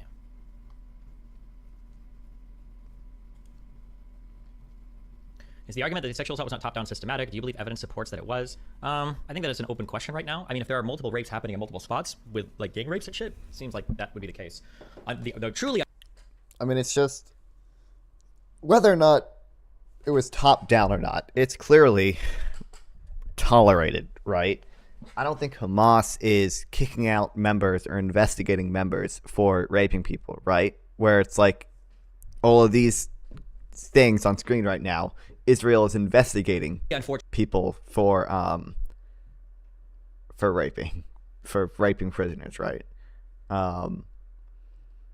So it's clearly like not a manner of Israeli policy. Now, my understanding is there have been issues with like extremists in Israel not being charged properly. And I think, I don't know, I've heard the fucking shit about like, oh, the IDF covers for settler violence. I don't know how much of that is true. I haven't read into it yet, but it's definitely possible. and tragic answer is we'll probably never know because of the autistic policies of retarded religious people obsessing over corpses more than necrophiliacs do. Yeah, but I think even if they got caught, yeah, that's like what I've heard before. And you guys feeling you got to bury some charred body like the person cares anymore. Actual AIDS autism. We need to. Yeah, wait, actually, hold on. I'm getting a brain blast. Didn't Netanyahu literally pardon? Hold on, wait. Netanyahu pardon far right.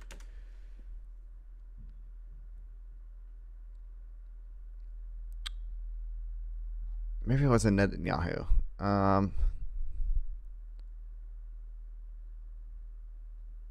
Netanyahu calls for pardon.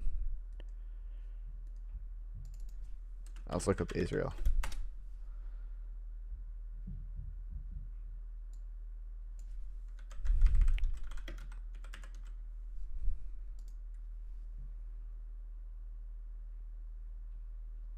I don't know. There's an Amnesty International report, so.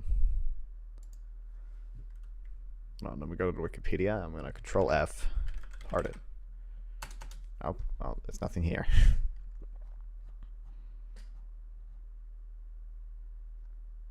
I swear I've heard something about that before. And every time that I thought I've heard something about it before, I was right when I looked it up. So I'm just going to assume I'm right anyway. I think you're talking about that one kid in Hebron where protesters, there were protests in the whole country, in all Israel, to get him out of jail or something. I don't know what actually happened to him, though. That could be the case. Hebron, I don't know. Oh, but if I just look up Hebron, Israel protest.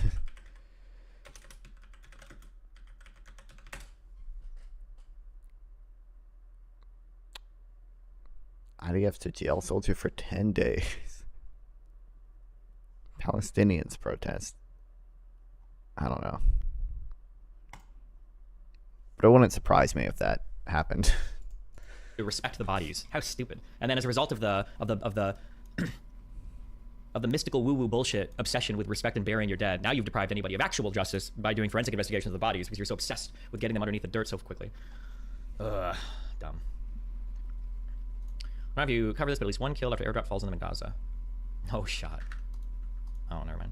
Is space to say that both of countries are shitty? No, that's retarded. Drawing false equivalencies between things is... The reason he says it is that the perpetrators of October 7th are not just regular Hamas, but Nukba forces, their elite unit, which all have specialized gear, so we probably... ...shoots that are supposed to deploy in one day.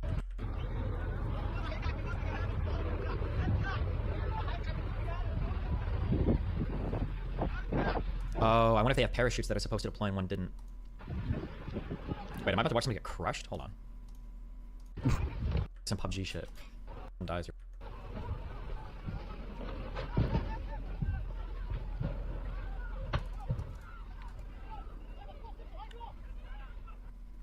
Apparently there is footage of somebody getting... Is that real? One killed. Gaza. Airdrop.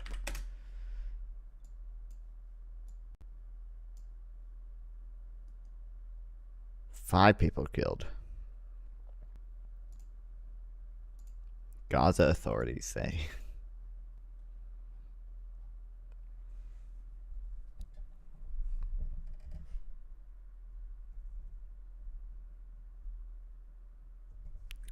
Palestinian spokesman, Major General Patrick S. Ryder, said the United States had carried out an airdrop on Friday. But he said all the bundles of aid had been dropped, enough for about 11,000 meals had landed safely. A video circulating social media purporting to depict the incident shows a plane releasing parachutes and carrying aid packages over northern Gaza. In the clip, is this the one we just watched? Yeah.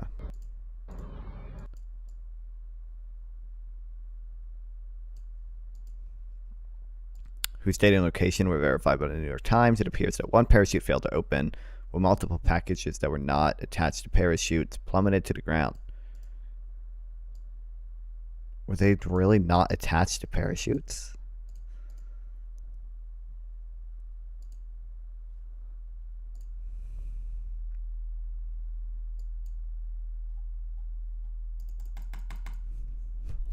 Okay, or don't load. Why would I want that?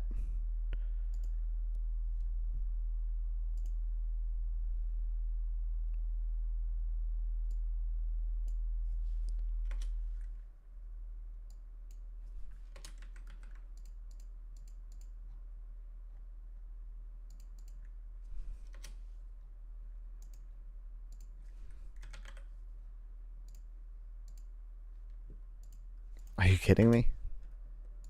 I gotta change my stream titles now that we're done playing Fall Guys and reacting to Destiny.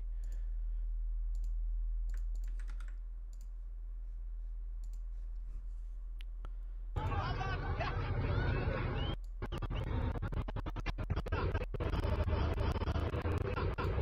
don't see any.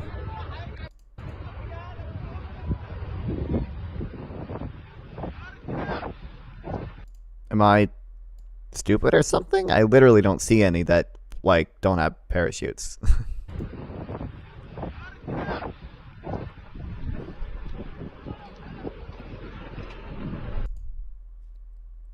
So that parachute looks broken.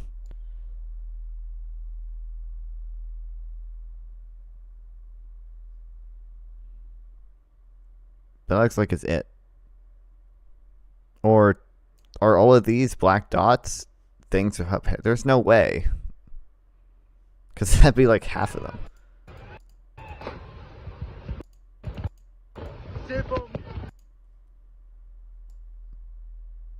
I thought those were like birds or something.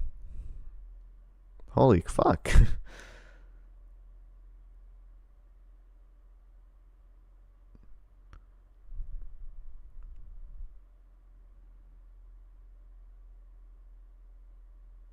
Although these look smaller. They're not really that much smaller, I guess.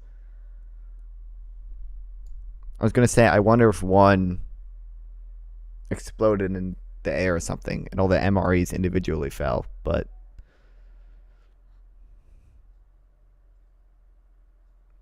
I can't really tell.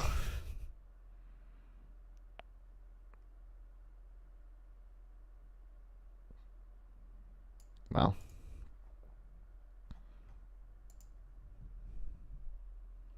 Hey, Taku, by the way, I think I found what you're talking about. Search Netanyahu calls for pardon a convicted soldier. Oh, thank you.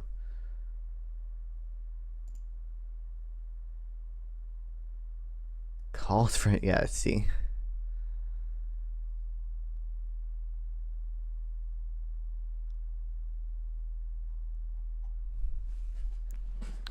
Israeli Prime Minister Netanyahu called for the pardon of Elor Azara, the Israeli soldier found guilty of manslaughter after he shot and killed a wounded Palestinian last year.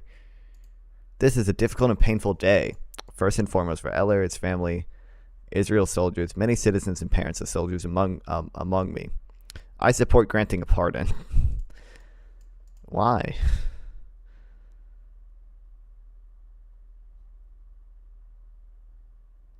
The judges went through every shred of evidence the defense put for. Am I saying that correctly? How do you pronounce this?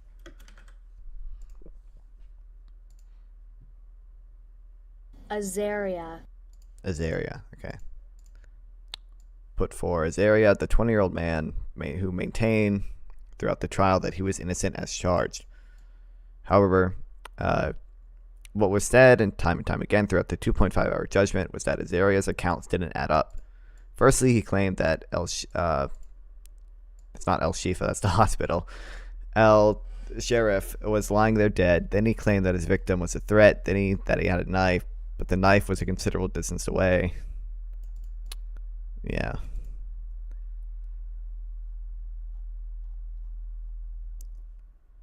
I'm sure if you look up like IDF under sentencing,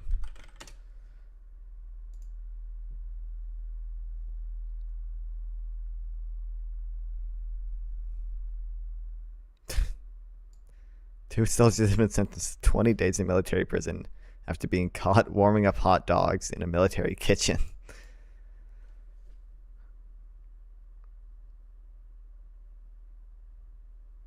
One in 15 IDF soldiers were jailed last year. But I guess if you can be jailed for warming hot dogs.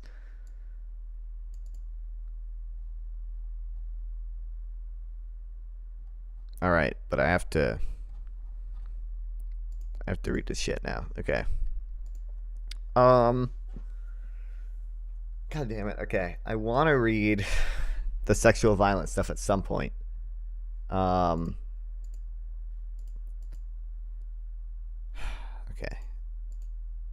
I remember there was also that controversy about like the New York Times writer for one of the sexual violence things was like, I forget what it was. New York Times writer. I don't know. Hamas.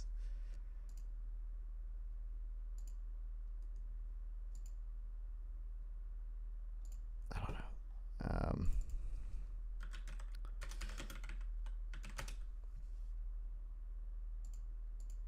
Okay, we'll read these 2 things, and then debunking Israeli claims. What led to New York Times? And yeah, that's her. But I don't remember. I don't remember exactly what she did. Do you remember what she did? Like, what was the controversy? Is she the one who wrote this? Yeah, Nat Swartz.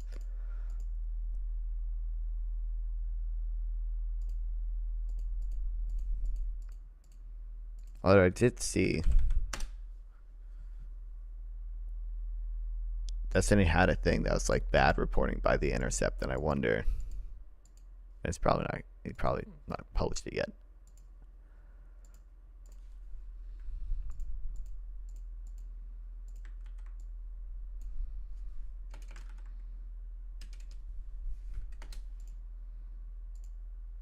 So yeah, how Hamas weaponized. I think she liked it. Oh, well, I'm not really going to judge somebody off the tweets they like.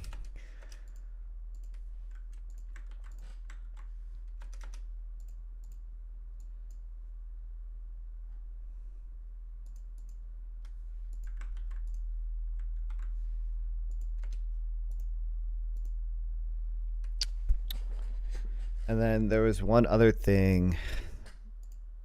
I have to read the genocide thing. Oh, and I still have to read more on apartheid.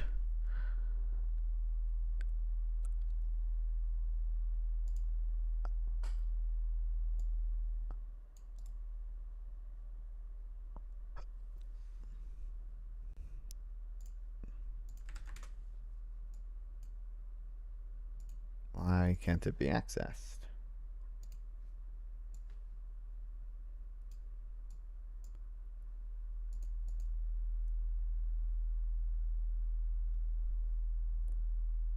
Okay.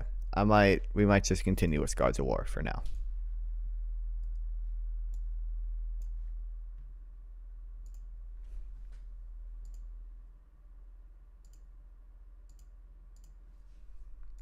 Oh, it's already open.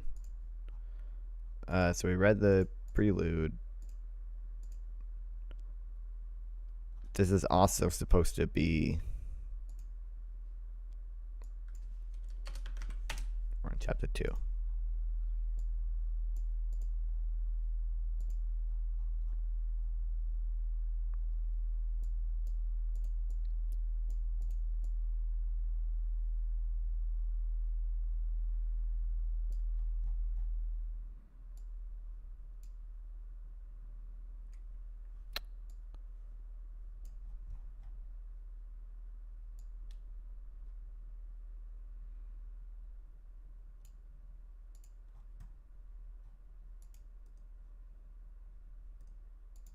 Perfect. Okay.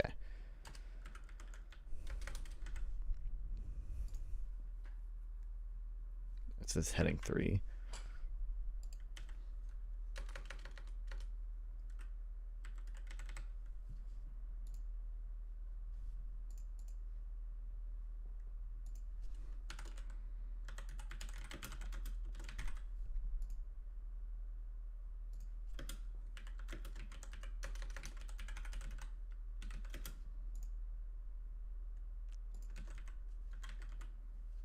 do you spell strategy? Strategy of phases, right?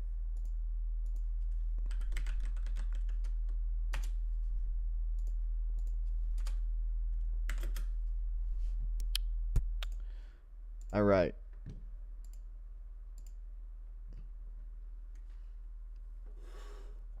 Hey, briefly, I saw a segment in a Destiny clip where he was talking about the situation is so fucked to the point where he was devising an 8-state solution. Oh, yeah. Yeah, there was one. He had a conversation. I don't remember who it was with. But yeah, he had a conversation with like some. So, oh fuck, I'm gonna watch this too. We'll watch it fucking at 3 a.m. when I'm done reading. I forget who he was talking to, but yeah, he was talking to some guy who like wanted to. It wasn't Lonerbox, no. I think it. Not Noah Samson.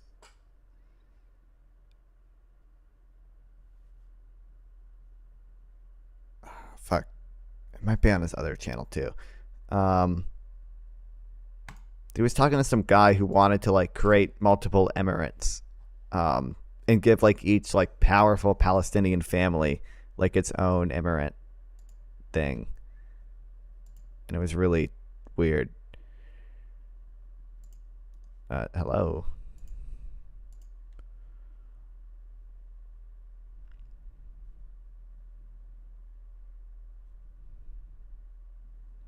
I don't know. It was like a 2-hour conversation that he had with someone.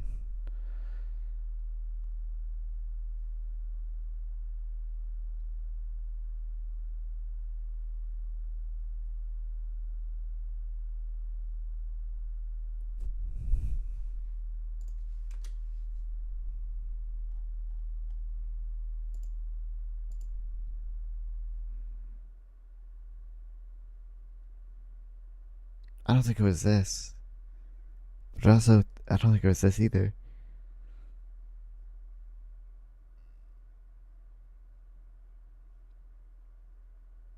It's not this stuff. Fuck.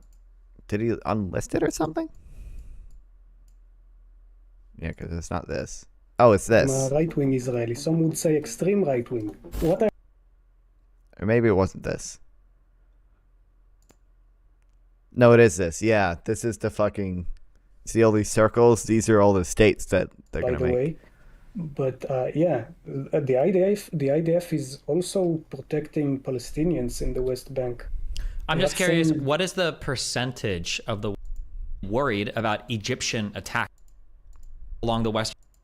Would He these gives be in opposed. You got his videos given to you by a bunch of your viewers. He's called Mordechai Kedar. okay? He's a professor which talks about how the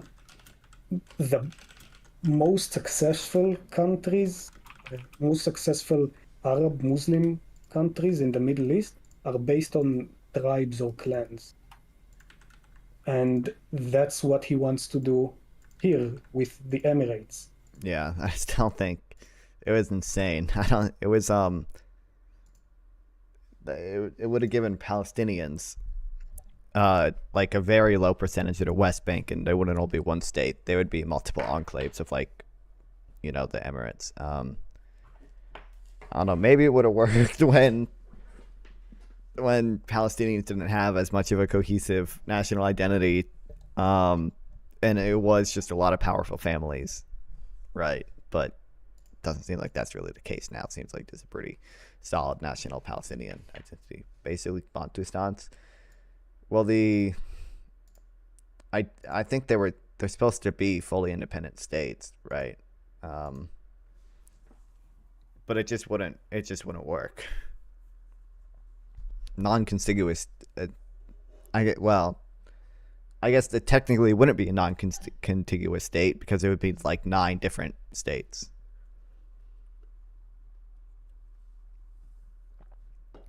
But yeah, it's insane.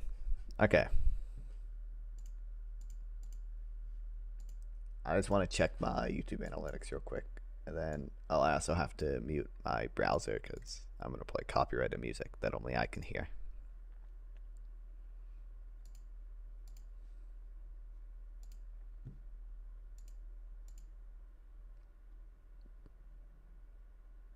How did you, I'm curious, don't, Emmy or whatever, did you find my channel through this stupid VOD that randomly got 100 views for no reason? I don't understand why this did this. I still don't get it. It doesn't make any sense to me. 2 days after I streamed it, this random VOD started getting views. It doesn't make any sense. There's no way that's still at 22%. What?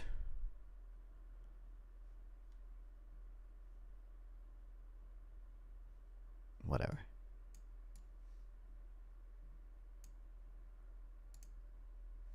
I don't remember, LMA. Well, I appreciate your loner box comments, though. Also, are you the darkness in Discord, or is that somebody else? I'm gonna kind of assume that's you.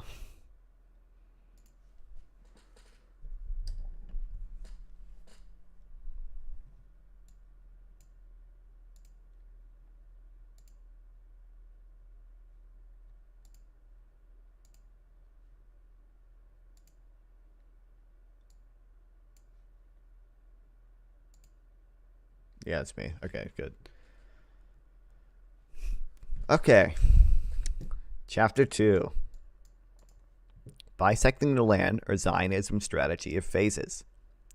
There's a bunch of quotes. The kingdom of David was smaller, but under Solomon it became an empire. That's Latin shit. I don't know what that means.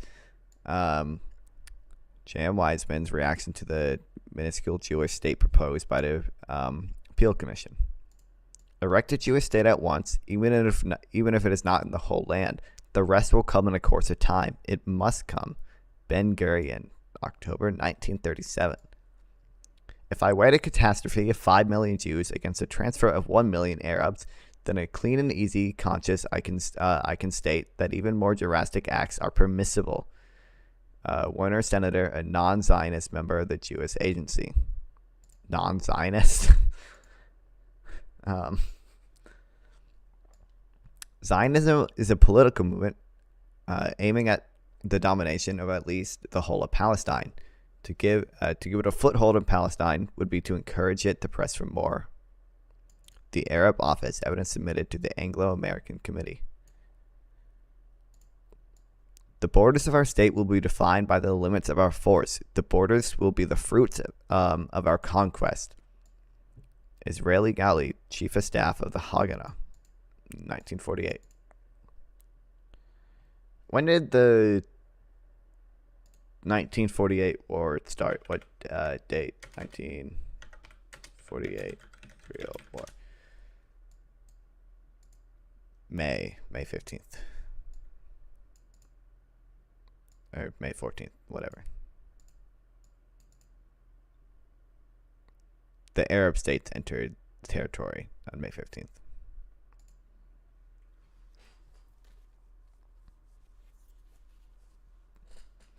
Zionism is both a struggle for land and a demographic race.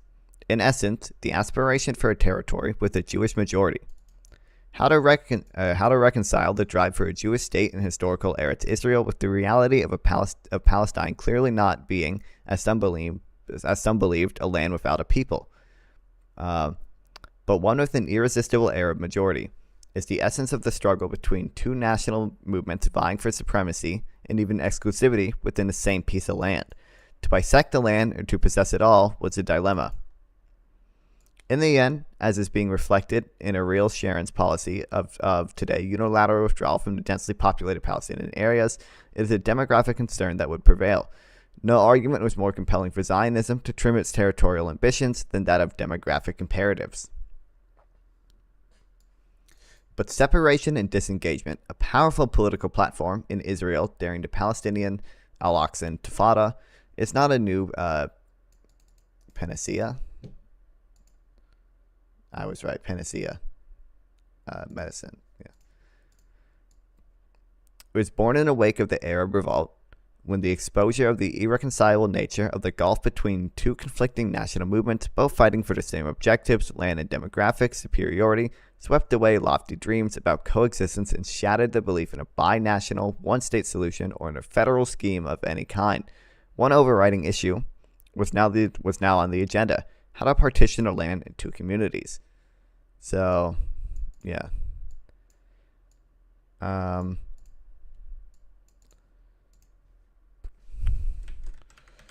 So after the Arab Revolt, plans of any one state federal solution were, I guess, I don't know, proved to be unattainable.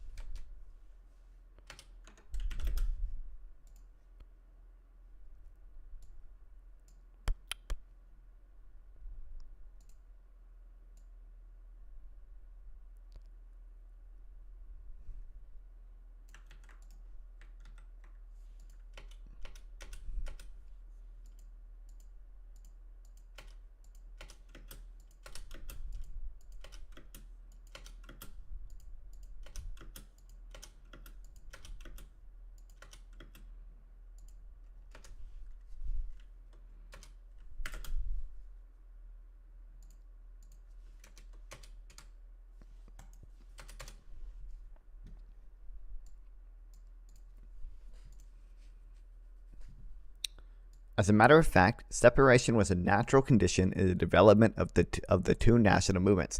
Arab and Jewish societies had evolved along separate paths ever since the early days of Zionism. This was certainly the case during the vital mandate years when the two societies were segregated along physical, institutional, and developmental lines.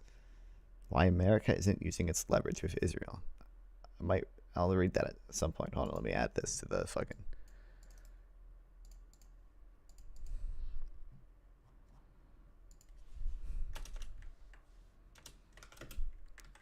ever-growing list of things I have to read.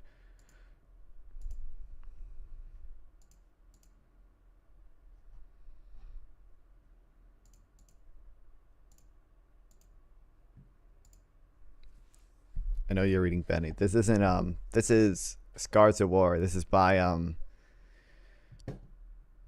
it's not Benny Morris. He worked with Benny Morris to write it a little bit, but it's by a former Israeli minister, Shololo Ben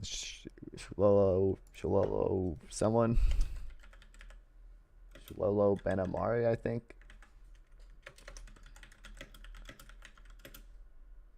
Shlomo Ben Amy. Yeah, Ben Ami. Yeah, Ben Ami, yeah.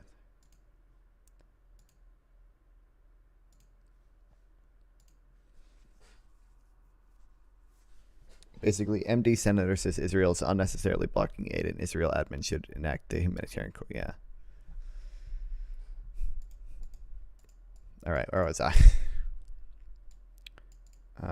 We'll reread this. This was certainly the case during the vital mandate years. Or, hold on. Let me restart this whole paragraph. As a matter of fact, separation was a natural condition in the development of two national movements. Arab and Jewish societies had evolved among separate paths ever since the early days of Zionism. This was certainly the case during the vital mandate years when the two societies were segregated among physical, institutional, and developmental lines. The social services, the economic infrastructure, and the educational system, and the geographic boundaries of the Arab and Jewish communities were clearly defined. This was never the case, however, of an imposed South Africa-style segregation by either side.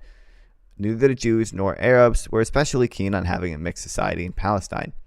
A central ethos of the early Zionist enterprise, the principle of Jewish labor, was also instrumental in limiting the interaction between the two societies. Lofty dreams and platforms about Jewish-Arab coexistence notwithstanding, and in spite of the development of some binational spaces of cooperation and communal life, Professor Ian Pape has indicated, or is it Alan Pape? I've read two of his books that he wrote from Chomsky. The essential condition of life in Palestine was one of mutual exclusion, as in the case of Ariel Shannon's wall, and that of the overwhelming support of Israel for separation in the wake of the Al-Aqsa Intifada. The violent reaction of the Arabs was to the progress made by the Yishuv enhanced, if anything, the trends toward disengagement. The riots in 1929 and the revolt of 1936 to 1939 sealed the fate of two communities to be segregated from each other. Let me add that to the quote.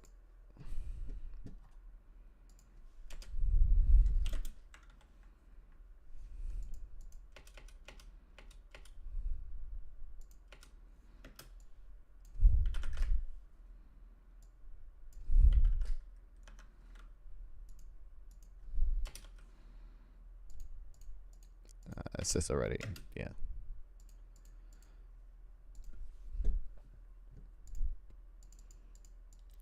The supporters of partition, abandoned the illusions about the supposedly civilizing role of Zionism in a paternalistic assumption that economic prosperity would eventually reconcile the Arabs to the Zionist enterprise.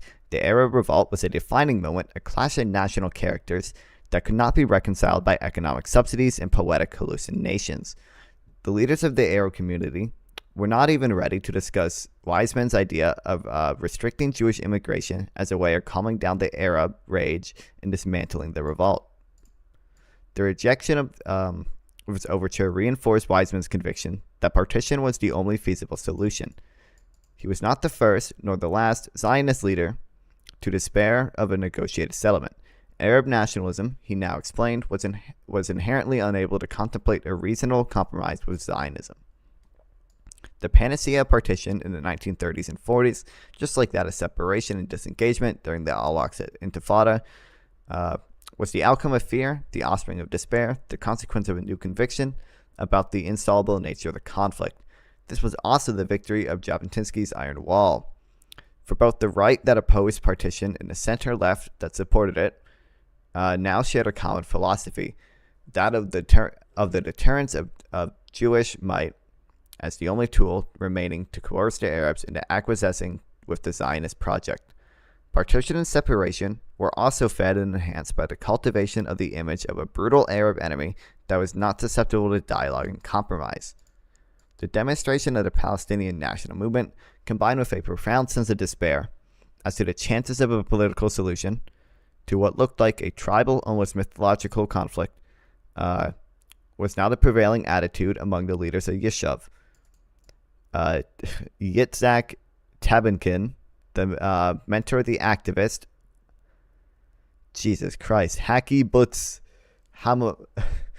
Hemuhad, spoke about the Nazi-like brutality of the Arab riots.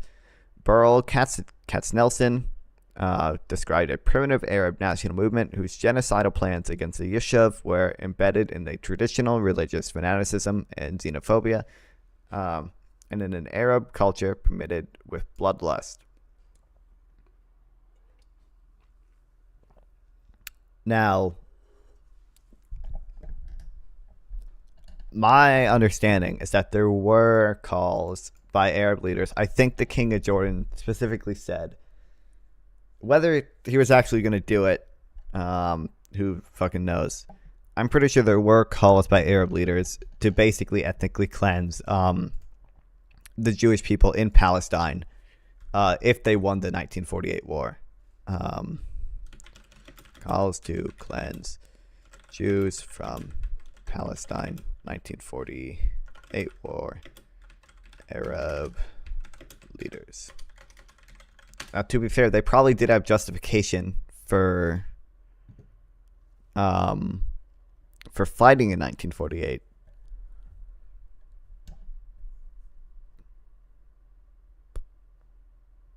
Fuck.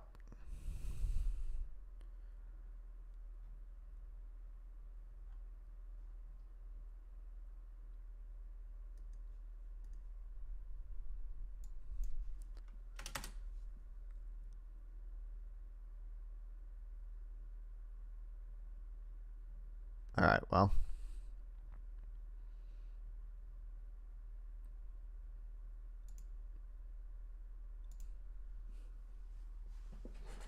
I don't know. I might message a person about that because I'm sure he probably. This guy probably knows.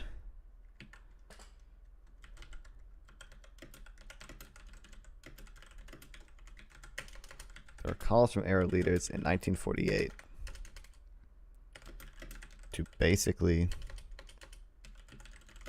Oh fuck! Are you watching? What? I'm watching. God damn it! God damn it!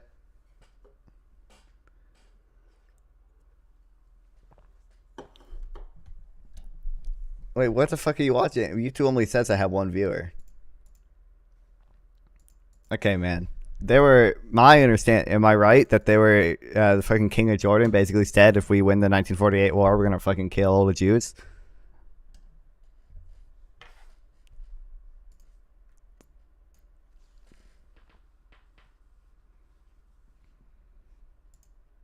No, it's not much good evidence.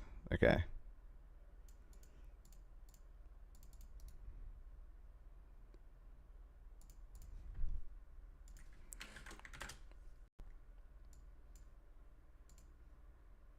I remember Benny Morris saying that he doesn't think there actually would have been an ethnic cleansing had the Arabs won.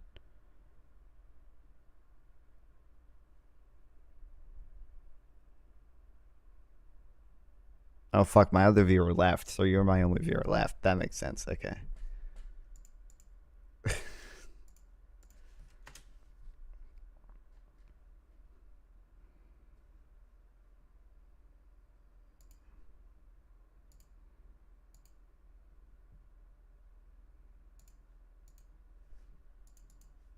All right. I'm gonna guess. Okay, I remember. I'm pretty sure somebody had a conversation with Destiny, and I'm pretty sure I remember him reading a quote from either someone in Jordan or someone in Egypt that basically called for the ethnic cleansing of the Jews from Palestine had they won. But they were never going to win. As from the late 1970s, Israel would always reject. Yeah, I know that quote. That's what I was asking about earlier, my dude. Don't remember from who though. Okay.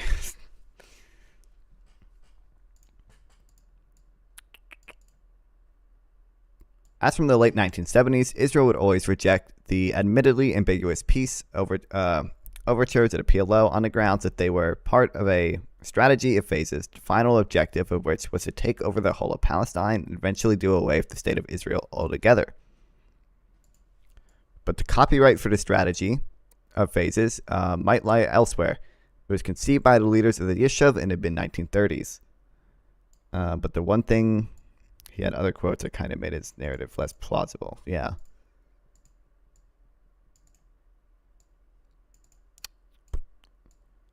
It was inherent in the notion that they had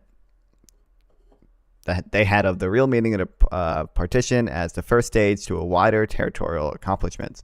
By endorsing partition, as it was proposed by the Peel Commission in 1937, Ben Gurion did not necessarily mean to relinquish the Zionist claim for the entire Eretz Israel. The minuscule Jewish state proposed by the Commission could by no means solve the Jewish question or satisfy the minimal yearnings of Zionism, but as Ben Gurion put it, it can serve a decisive stage along the path to greater Zionist implementation. In Jabotinsky's concept maximalist. Jesus fucking Christ, I can't read. In Jabotinsky's concept, maximalist territorial solutions needed to be implemented outright. Ben Gurion was a prudent gradualist who relied on the course of time. The immediate task, as he put it in a letter to his wife in the summer of 1937, was that of establishing a Jewish state, however modest in size, as a guarantee for Jewish immigration and as a possible springboard for future expansion. To his son Amos, he wrote in October of the same year, "Erect a Jewish state at once, even if it is not the whole land. The rest will come in a course of time. It must come." Okay, so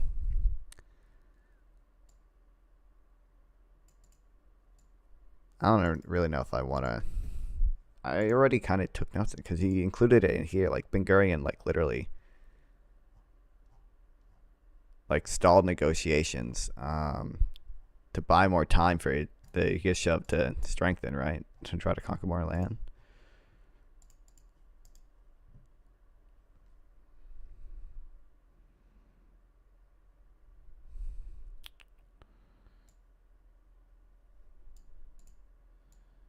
So I don't know.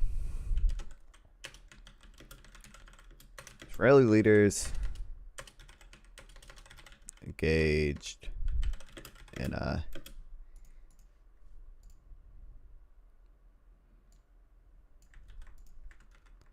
strategy phases to conquer more land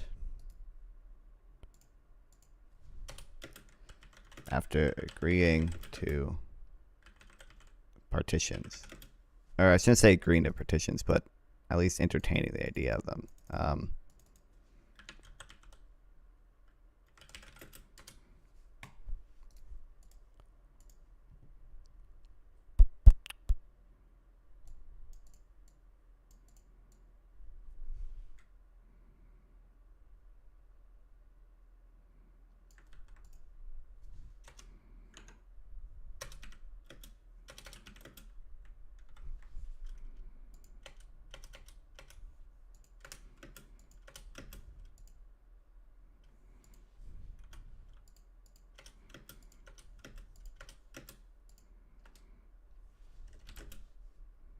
And what was that? What was that quote?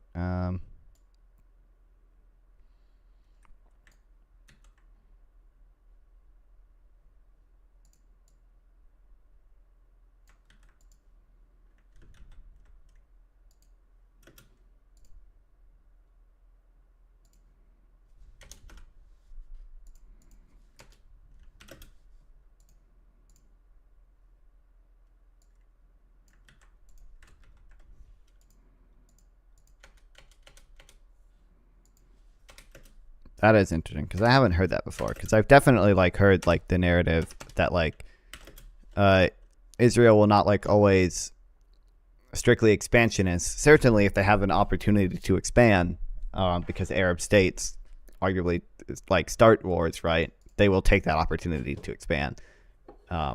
We read earlier that the Zionist brigades did keep pushing and pushing and pushing past the 1948 partition to try to expand.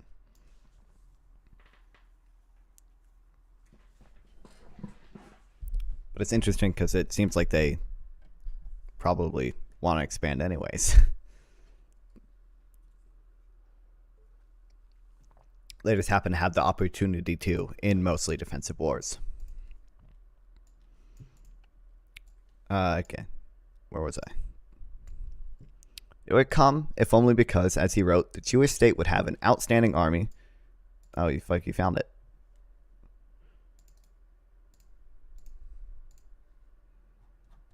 See, look, I'm always right. I should never doubt myself.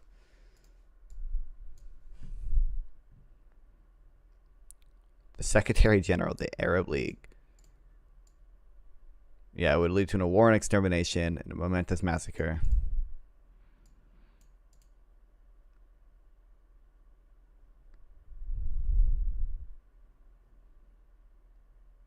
Interpretation debate.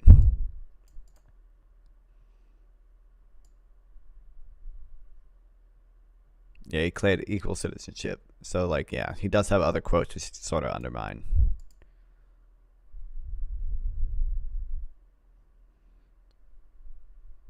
Okay, we might read it more into it later. Thanks for finding it, though. It's like I'm a real streamer because I can just have my chat do everything for me. It's so awesome. It would come, if only because, as he wrote, the Jewish state would have an outstanding army that would ensure that we won't be constrained from settling in a resident country, whether out of accord and mutual understanding with the Arab neighbors or otherwise. If endorsing a petition would have meant relinquishing our historical rights over the whole land of Israel, he said in a speech in August 1937 to the 20th Zionist Congress, then I would reject the state. The attitude of Champ Wiseman, more moderate and always more measured, in his words, in Ben Gurion, was not essentially different. To him, as well as the Peel State, the Peel State was only the beginning. The kingdom of David was smaller, he said, but under Solomon it became an empire. Is this a Latin phrase I should know?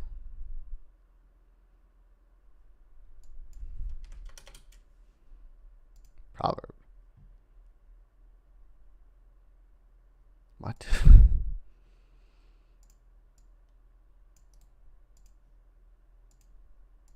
Whatever. He consoled the skeptics.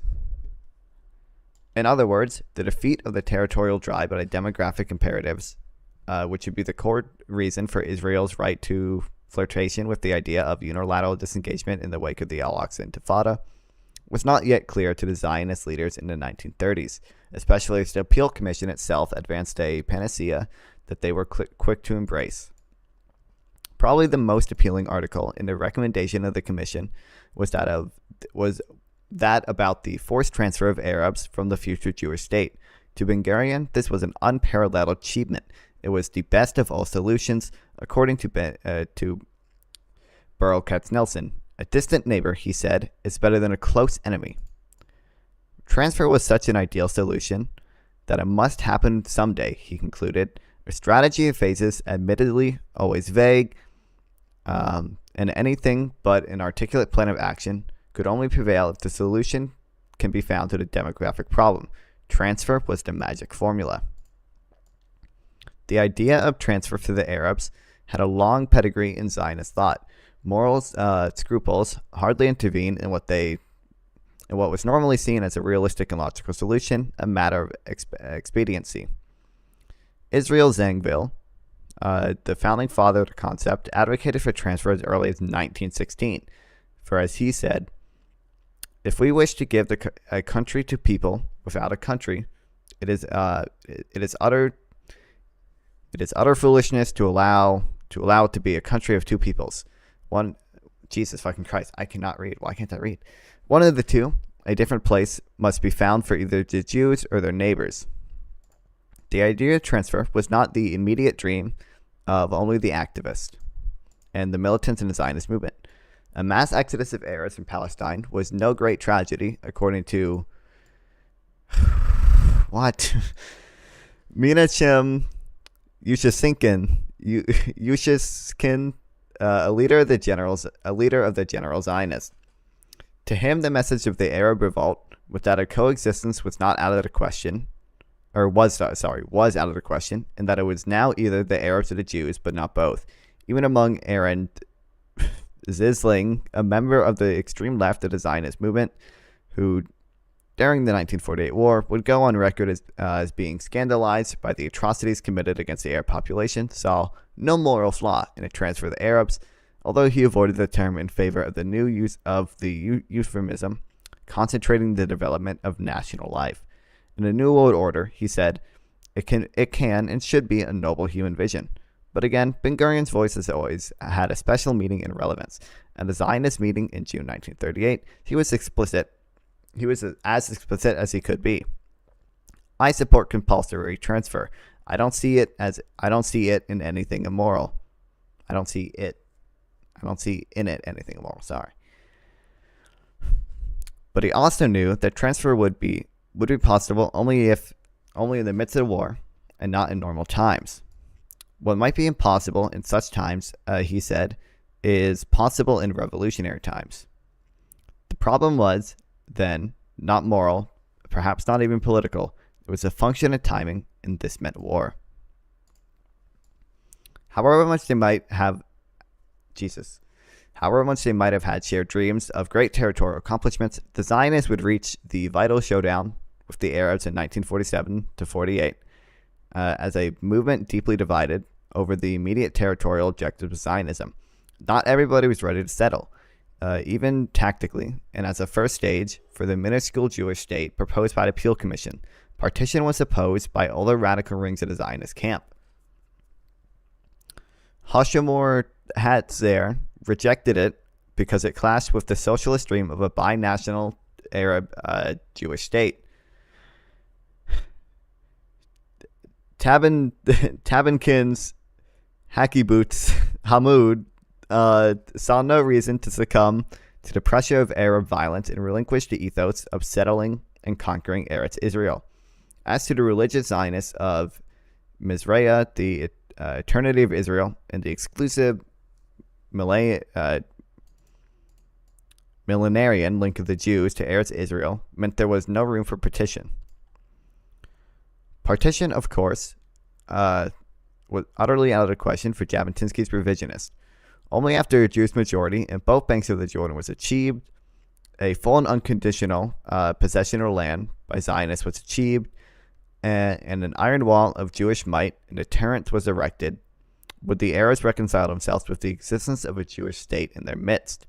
Jabotinsky was nevertheless a statesman brought up in a European liberal romantic tradition. His military philosophy conceived a political solution of sorts and a fair deal for the Palestinian Arabs, both as individuals and as a national community.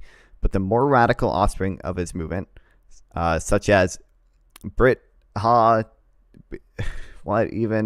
League of Outlaws. I'm saying League of Outlaws. Forgive me. I am white. Led and inspired by Abed Amir and the poet Yuri Zeev Greenberg, moved in the wake of the 1929 riots to a fascist glorification of violence that ruled out any possibility whatsoever for an understanding between Jews and Arabs, let alone for a partition of the land between them. The democratic diversity of the Yishuv was indeed impressive. The socialist idealism and class solidarity of the Arabs that brought Hashemor Hatzir to reject the idea of partition was matched by the moralistic approach of the left-wing, non-Zionist intellectuals who questioned the very legitimacy of the aspirations to Jewish statehood. Politically, Brit Shalom and its derivatives in the 1940s, it had represented, of course, no challenge to mainstream Zionism. But it did embody a trend persistent throughout the history of Zionism and the state of Israel's radical left-wing intellectual response to the powerful and to the immoral drive to Jewish statehood based on might and the dispossession of the Arabs. Led by luminaries like Ernest Simon, Gershom Shalom, and Yehuda Magnes, they opposed the partition of the land and a Jewish separate state. Instead, they championed the right of the Arab majority to rule a country in a binational Arab-Jewish state. Not unlike the anti-Zionist religious Orthodox who disputed the notion that Judaism as a religion needed a material Jewish state for its perpetuity, there was, in the preachings of Brit Shalom, a philosophical rejection of the very idea that Judaism as a civilization needed political power for its survival. For Gershom Shalom, the scholar of Jewish mysticism, the Zionists represented nothing but a sect, an episode in the annals of Jewish history. Okay. I don't think I need anything from this yet.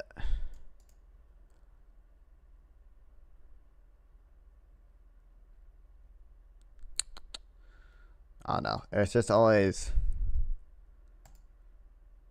I don't expect to get into arguments about this or anything, but I don't know. It's always interesting to point out that people's Zionism is not some cohesive, or even back then it wasn't a cohesive group of people all vying for one thing.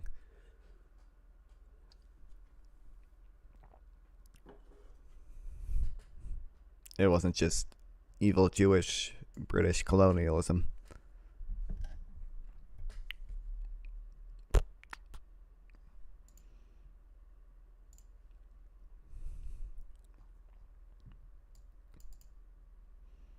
Partition would not be given to the Zionists on a silver platter. It had to be wrestled by force from the British. So long as the British mandate was instrumental in bringing Zionism closer to its objectives, one could justify collaborating with it. After the war, this was clearly no longer the case, but timing was nevertheless of the essence, and the Zionist leaders were admirably careful in choosing the right moment for their total and irreversible divorce from Britain. Initially, and so long as the war against Hitler continued, the white paper as such did not immediately alter the policy of Yishuv. which still viewed Britain as the major strategic ally in the Zionist cause. Sorry.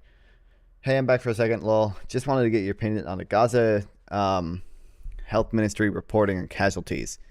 I swear to God, I remember even in the U.S. Department of Health, there was no reason to doubt it. Yeah. Everything I've seen says they're accurate. I think they've in the past been within like 3% of the UN numbers. The only thing is the number doesn't separate civilian and militant deaths, right? So I think it's like 30,000 have died, but I think 8,000 of those are Hamas members, right? I think Israel has said they've killed 8,000 to 12,000 Hamas members in their estimation.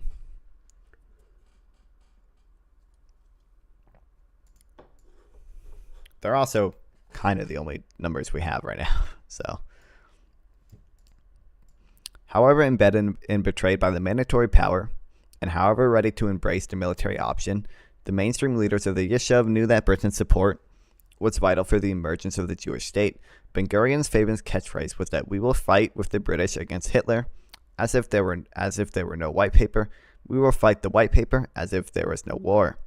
Represented the wise and subtle balance of a movement bent on purposing the drive for a Jewish state without alienating itself from the concerns of a civilized world and its struggle for survival against Nazi Germany. And while the Mufti, I think it's Mufti. I looked up how to pronounce it. I should remember.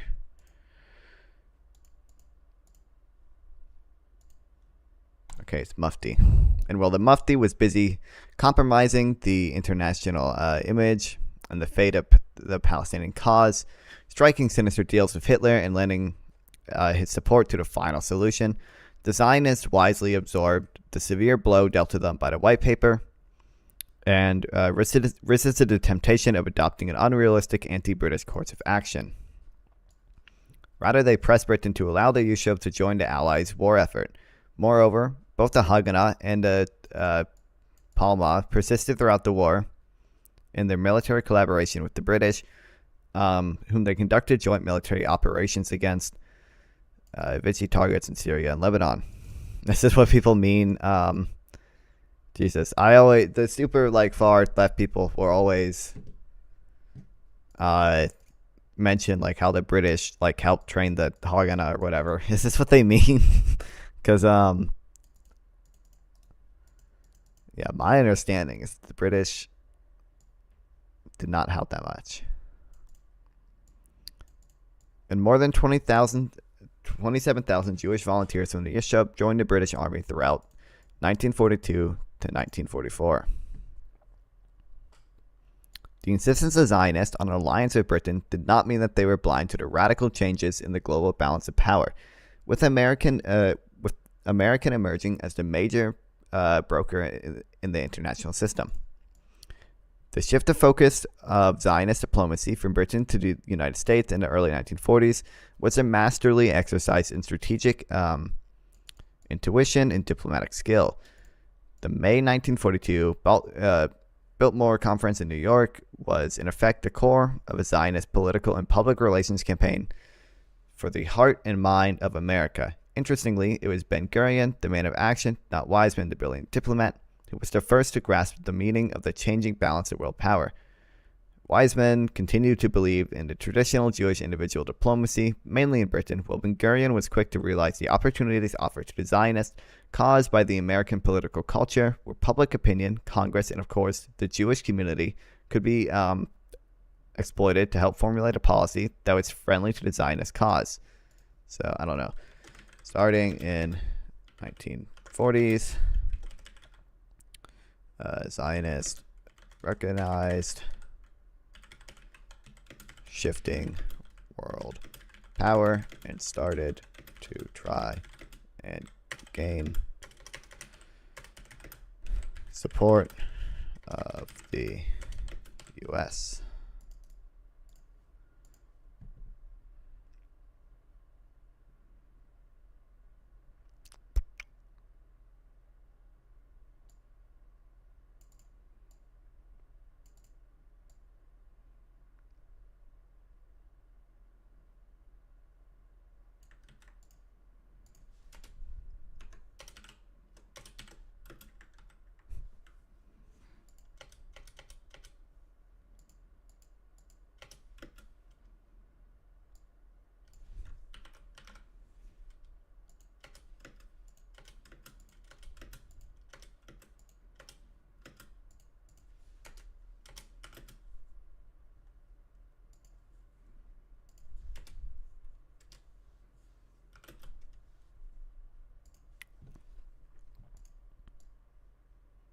Okay.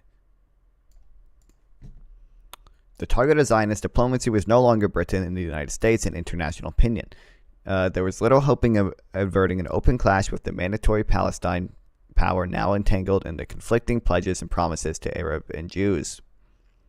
And as happened frequently in the history of Zionism, the cause was enhanced by the Jewish catastrophe. It was the full truth and the awesome impact of the Holocaust of European Jewry. Jesus, why did he use that phrase? European Jewry, as it was exposed worldwide after the war, that served now as the platform upon which Zionist diplomacy could mobilize governments and international opinion in order to attain its major political objective, a Jewish state in Palestine. Once again, Jewish catastrophe was the propellant of the Zionist idea and a boost to its perspectives.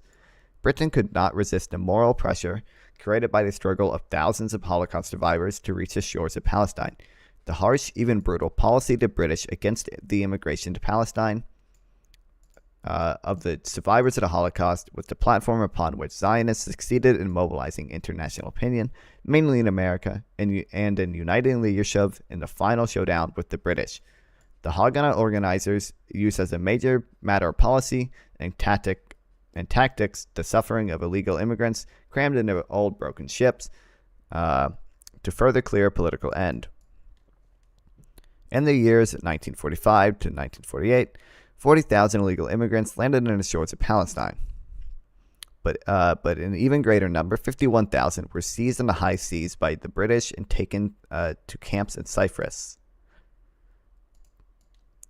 It was not only... I kind of want to write this down because I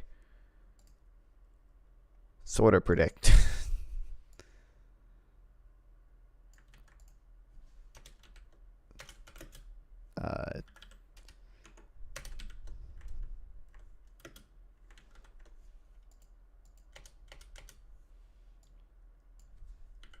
Was it 45 to 48?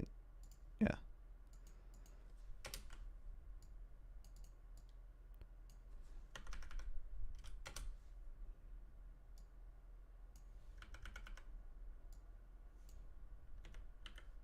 $51,000, right? Yeah.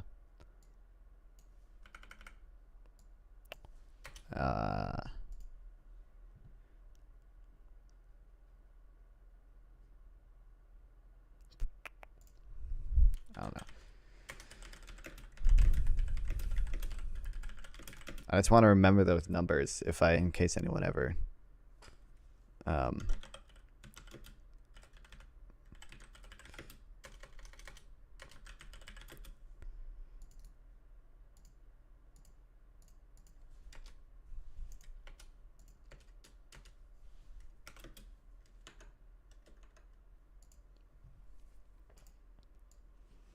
It was not only through the exploitation of the Jewish catastrophe that the Zionists had defeated the British in America. They also played their diplomatic cards wisely. The decision of the Zionist executive in August 1946 to depart from the Biltmore Plan and endorse the idea of a partition was a brilliant move that a few months later received the support of the United States.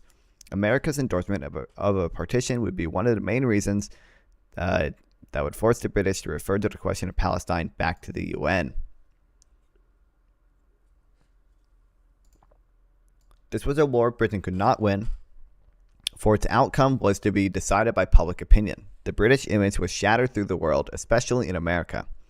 It was little surprise that the Anglo-American Committee of Inquiry into the conditions of the displaced persons camps throughout Europe should have recommended the immediate absorption in Palestine of 100,000 Jews, a recommendation that Britain could not by no means digest, for it contradicted its attempts to appease the Arabs.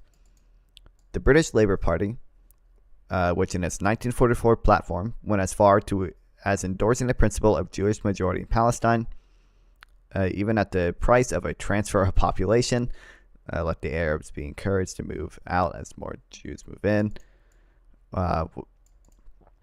was now a government mainly concerned with rebuilding its bridges with the Arab world and protecting Britain's strategic positions in the Middle East. No other state in modern times was born with such a degree of international sympathy and guilt feelings as the Jewish state. But not only did Zionism now have the Jewish catastrophe as its major ally, it also possessed a formidable institutional infrastructure and a reliable military force. For all practical purposes, a Jewish state had existed for some time in all but name. The war being over, the British were in no condition to impose a settlement of their own. With the future of Palestine an international issue, the Mandate government was reduced to impotence. The British-Zionist clash was an experience that broke all the known patterns of colonial rule. It was under British protection that the Zionists built their power and state-like infrastructure. Now, in defiance of British rule, the Yishuv commanded an extraordinary and well-equipped military force of about 100,000 men. Exhausted by an unpopular war in Palestine, a land British public opinion saw more as a liability than as a strategic asset, and harassed by Jewish terrorism on one hand and by the Arabs' utterly unrealistic expectations on the other, the British government decided to refer the question of Palestine back to the UN.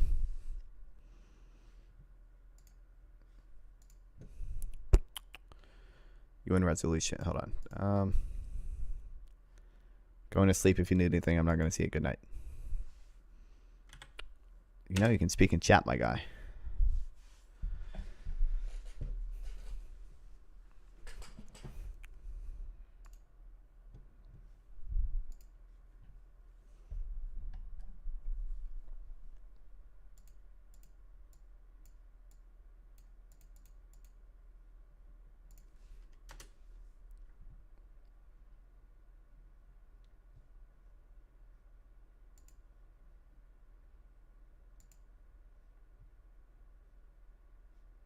Hold on, I have to fix this video real quick.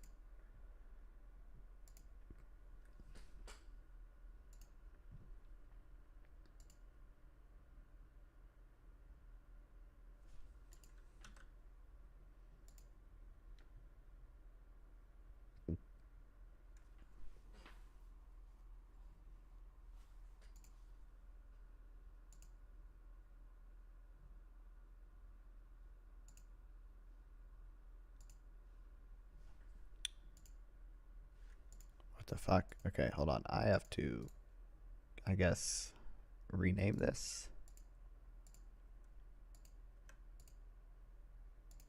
And then if I upload it now, it should let me reuse the details from this.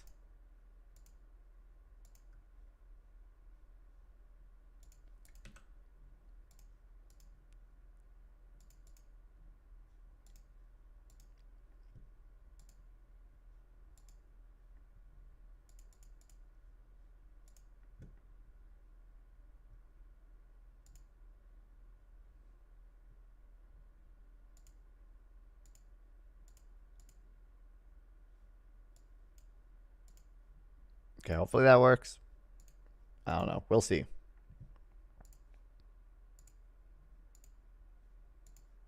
And let me check my analytics real quick because I'm just really curious. Why I don't understand why the stupid bot is getting views. It doesn't make any sense.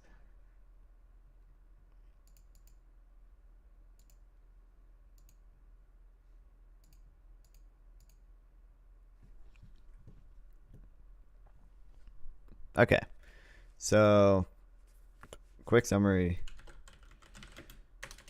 Britain handed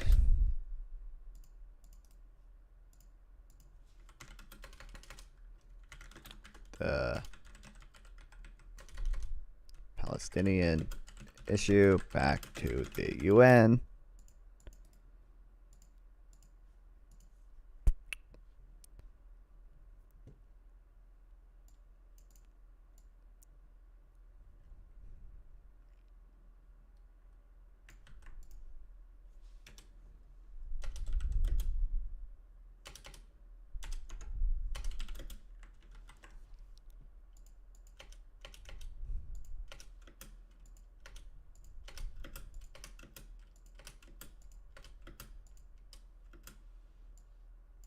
This was 100,000.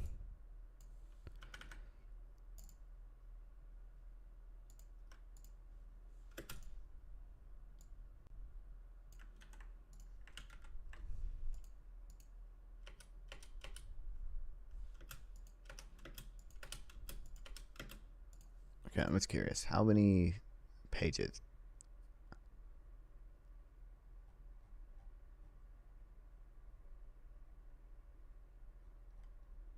On 45, we gotta read to 64. So 20 pages basically.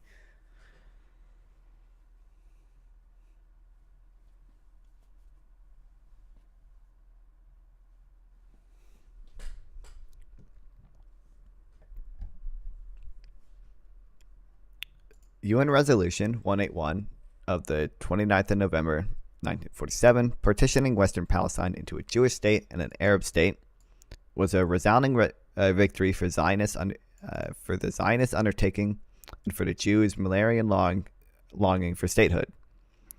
It was the crowning achievement of one of the most brilliantly successful national enterprises of the 20th century. The Zionists finally achieved the chapter of international legitimacy that Hertz had established as a central objective of the movement from the movement he conceived it as a political enterprise. The Arabs were defeated by the Zionists' remarkable persistence and by their extraordinary capacity to combine military means with diplomatic savoir-faire. The Zionists' bold creation of facts on the ground and construction of the institutions of the future state were now complemented by a skillful manipulation of the Jewish catastrophe, the Holocaust, in order to enlist international support for their cause.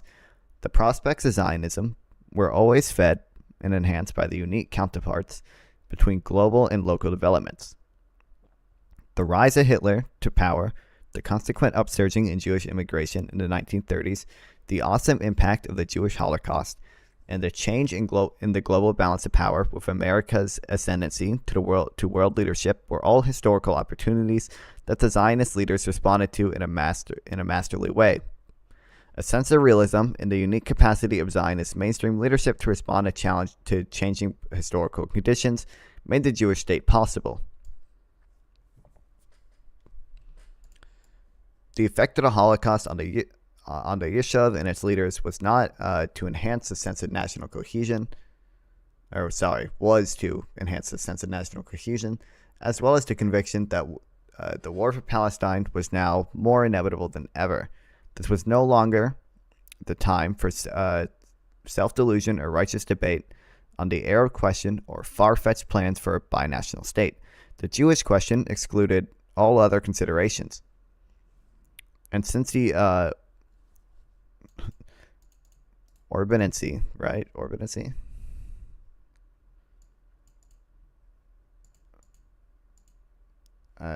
Pronunciation, please.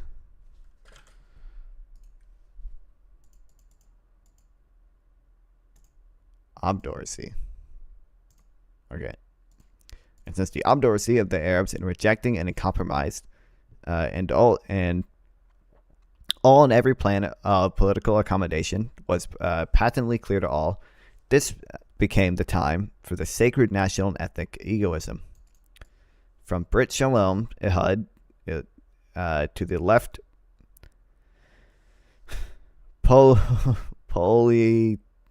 whoever, Zion, and Hashmore Hatzir, to some, admittedly not all, religious sectors had opposed in the past the idea of partition. The clamor sprang for the uncurtailed Jewish immigration and for a homogeneous separate Jewish state, however partitioned and however small. Brit Shalom Mahmud Ehud. So is this? Sorry, I'm going to look up how to pronounce this.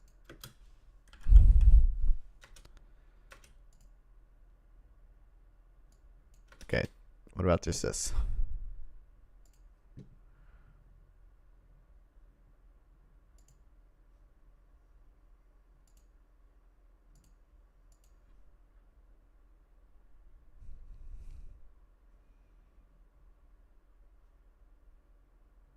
Ehud.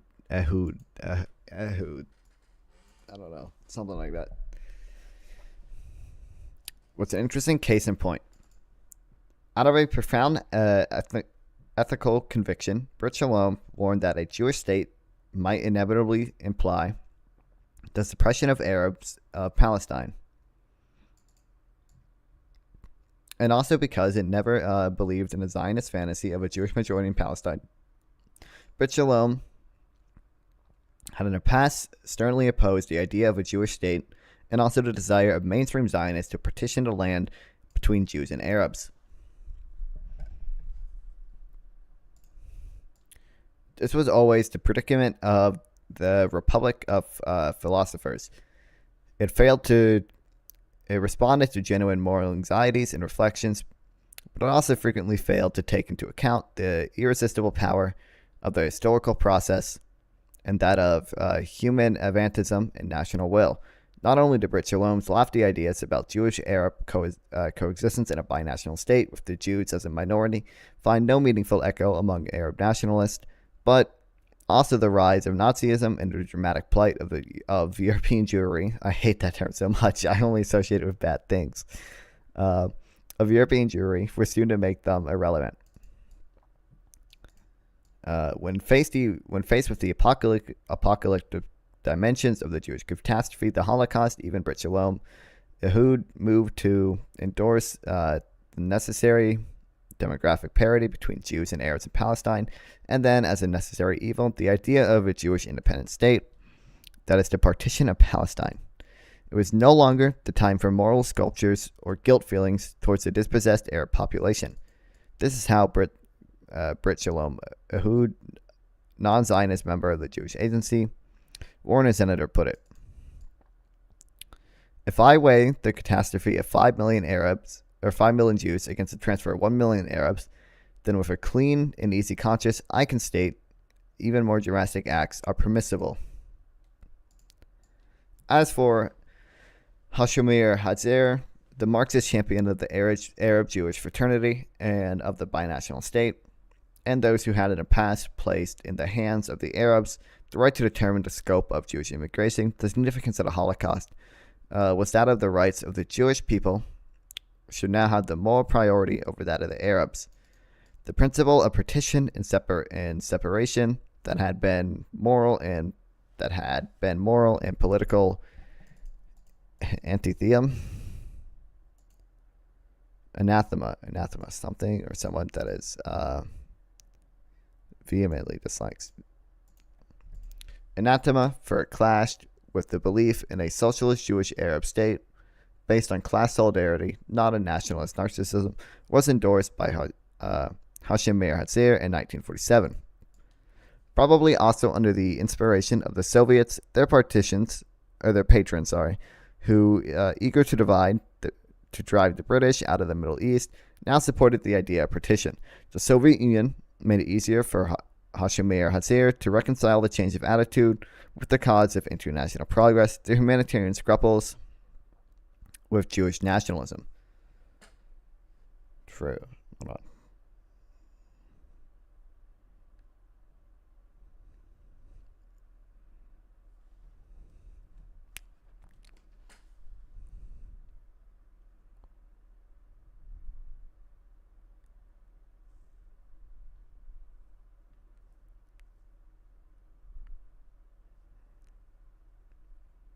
Hold on, sorry, chat. Hold on, chat. Chat, what the freak?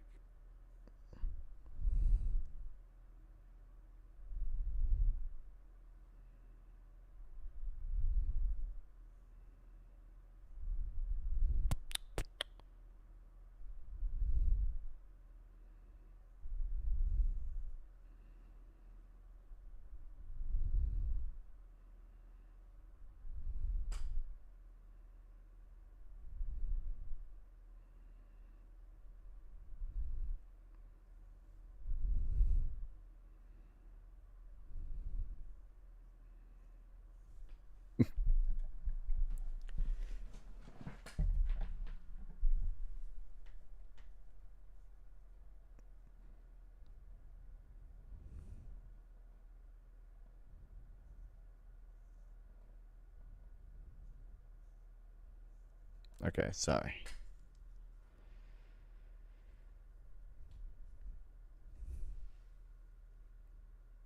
Okay, that still works. I gotta check one more thing. Oh, I got sent the Instagram reel by Andrew Wilson.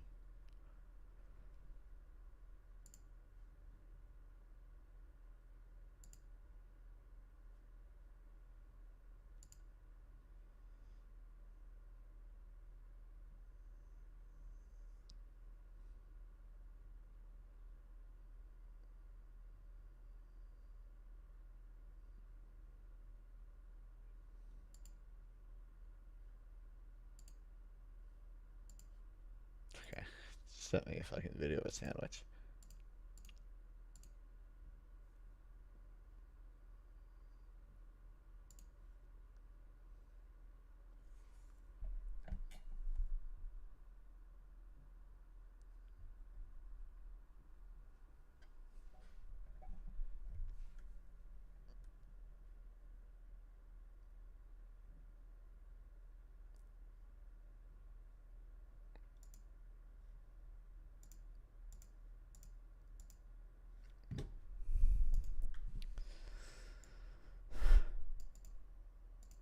Okay. We read that. But supporters and opponents of partition alike, Adhut Havoda and the revisionists, persisted throughout in the rejection of the partition because they both believed in a greater Jewish state, for which the indivisibility of the land was a vital condition.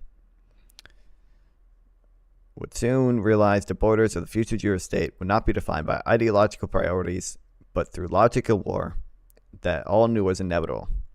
In reality, and for all practical purposes, it was not the principle of partition that was in dispute. Rather, it was the scope and the physical dimensions of the separate Jewish state that was at stake. As the Zionist project gained strength and the Arab fears of disposition turned into panic, war became inevitable.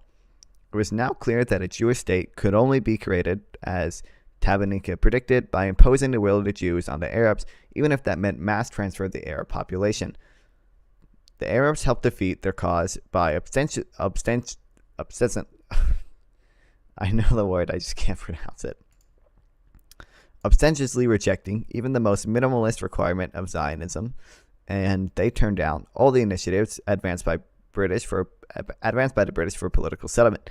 Zionism was to them a colonialist movement that needed eradication, not reconciliation. The two communities, Jews and Arabs, were approaching their hour of truth, because coexistence was simply beyond their will or capacity. On the Jewish side, a mixture of fatalistic mistrust with a condescending attitude towards the Arabs accompanied the drift of war. To Chaim Weizmann, Arab nationalism proved to be nothing more than a feudalistic hangover, a decadent offshoot of European nationalism. As a people, as a race, Moshe Shirak reflected, the Arabs could never reconcile themselves to the Zionist drive to possess Palestine. Ben Gurion now saw the encounter between Zionism and the Arab world as almost in the fatalistic terms of an inconsolable clash of civilizations. We live in the 20th century. They live in the 15th, he said. We have created an exemplary society in the heart of the Middle Ages. Even among some of the progressive minds of Brit Shalom Ehud, the stipulation was raised in the case of a binational state being created. The Western powers would have to extend their protection to such a state, lest the fascist tendencies of Arab nationalism and the Levantine culture of the Arabs should prevail. However satisfied it might have been with the vital international legitimacy according to the principle of a Jewish state in Palestine, it is hardly conceivable that the leaders of the Yishub thought of the middle school state that was now created as a final territorial state and enterprise. True, unlike the revisionists, who did not mince words in utterly rejecting the partition of Palestine as illegal and in pledging their alliance to all of it, the Jewish Agency endorsed the resolution in 1981. Resolution 181. So, yeah.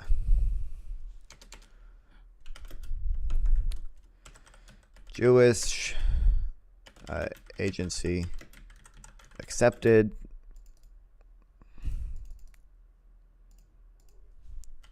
UN Resolution 181.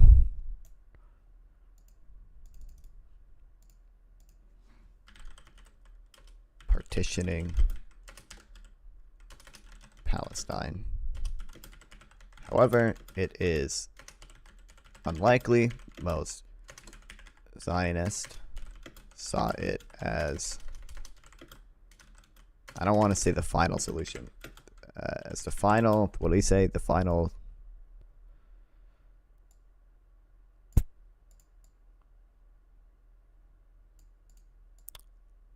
as the final territorial stage in the Zionist enterprise.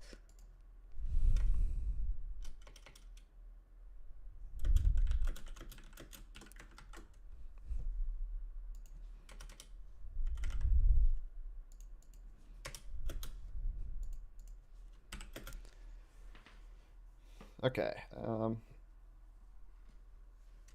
Yeah, so the revisionist Zionists wanted, like, openly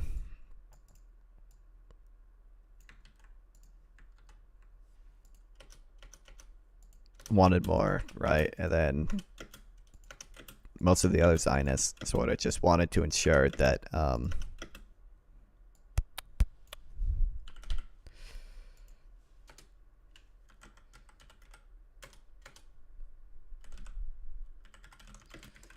revisionist Zionist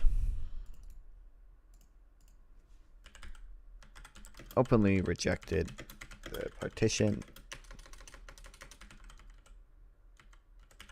in favor of conquering the whole of Palestine.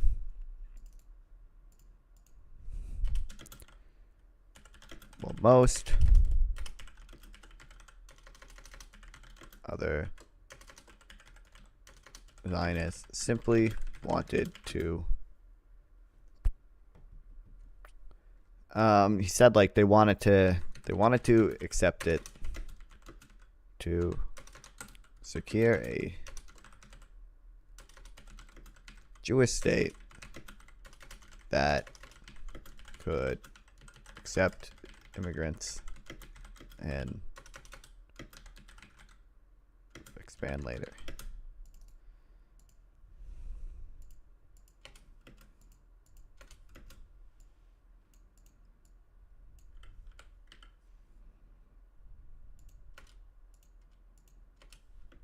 This is 55, 49.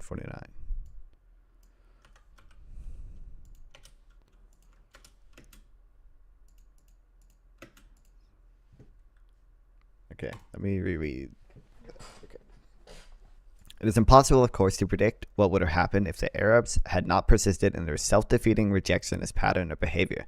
The course of history might have been substantially different. For endorsing Resolution 181, the Isha practically agreed to a binational state in Palestine.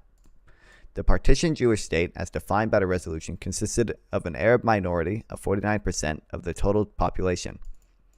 In a memorandum addressed to the UN, the Jewish Agency even made an explicit pledge to effect the effort of the new state will not be Jewish in any sense, that the Jewish community will be superior in status to other communities. Wait, I'm sorry. They will not be Jewish in any extent, that the Jewish community will be superior in status to other communities.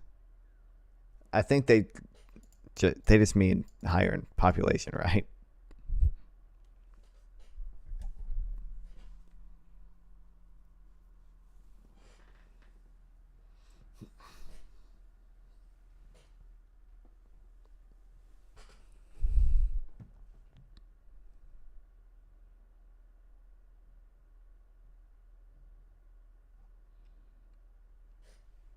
But this was nevertheless a half-hearted endorsement. The leaders of the Yishuv were happy neither with the provision that called for the creation of a Palestinian state, nor with the clearly non-viable borders of the Jewish state, let alone with the exclusion of Jerusalem from it. The borders between the Arabs and Jewish states were a nightmare of points and lines of friction, of isolated areas lacking viable contiguity. And last but not least, a demographic absurdity characterized by the proposed Jewish state where 500,000 Jews were supposed to coexist with an Arab minority of the same size. The endorsement of the partition lines of Resolution 181 by Ben-Gurion was essentially a tactical move. Does anybody really think that the original meaning of the Balfour Declaration and the mandate, and indeed that of the millenarian yearning of the Jewish people, was not that of establishing a Jewish state in the whole of Eretz Israel? He asked rhetorically in a speech to the People's Council on May 22nd, 1947. His acceptance of the principle of the partition, examined a week later, was an attempt to gain time until the Jews were strong enough to fight the Arab majority. I want to have that in here too.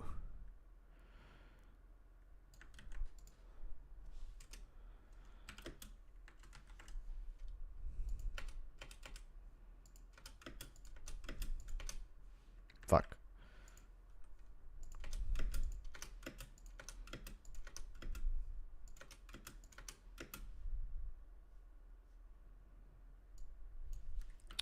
One. Was it the 25th of May? 22nd May, 1947.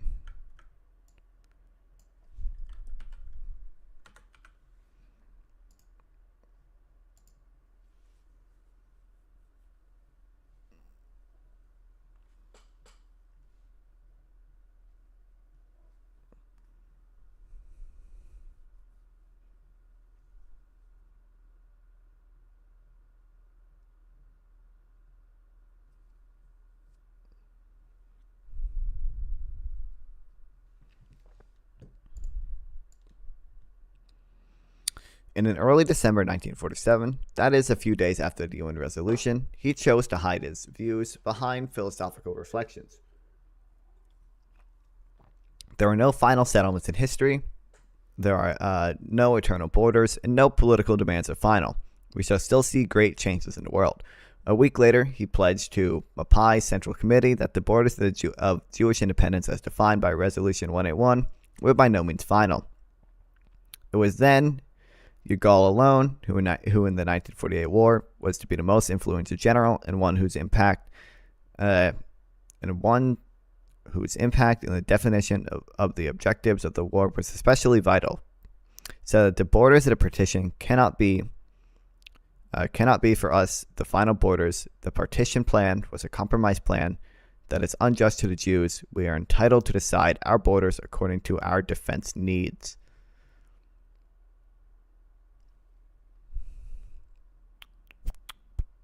Fuck, I might add this too. I don't want to. I'll just have like 2 long paragraphs.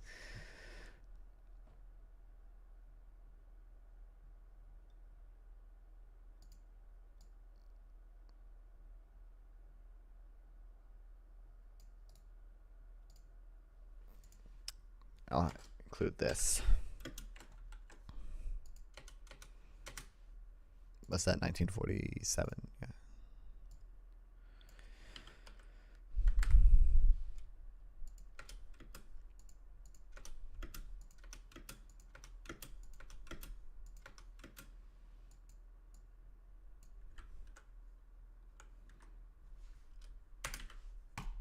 I haven't read this much about this before, that like the Jewish acceptance of the partition plan was sort of like half-hearted, or maybe not even necessarily half-hearted, but like they kind of knew, or most of the Zionists knew, that this was not going to be the final borders, and that war was it's sort of inevitable. Yeah.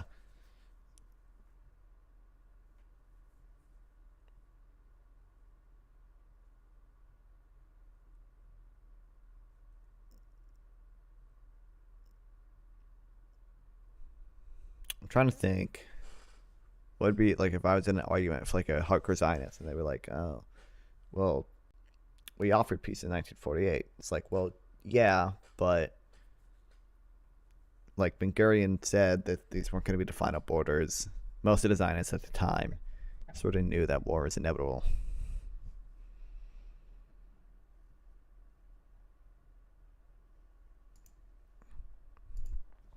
Okay.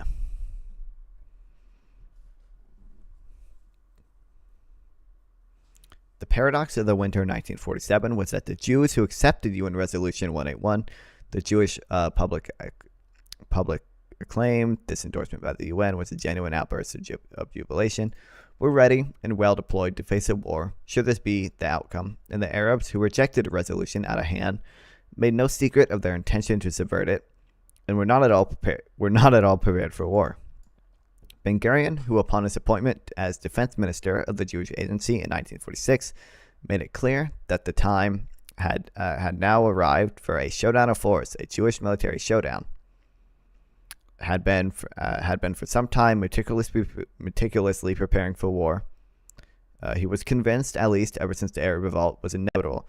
The Palestinians, who on December 1st, 1947, made their views clear when the Arab Higher Council declared a general strike, were totally unprepared and poorly equipped for an armed conflict. The Arab society had been crumbling within ever since the brutal oppression of the 1936 to 39 Arab revolt. Leaderless and decapitated of their traditional elites, deeply fragmented, respectful and frightened of the Yishuv's military power, and disoriented as to their real or achievable facts, the Palestinians approached the imminent conflict, and as it turned out, their second catastrophe in a decade, in a state of disarray and fatalistic despair.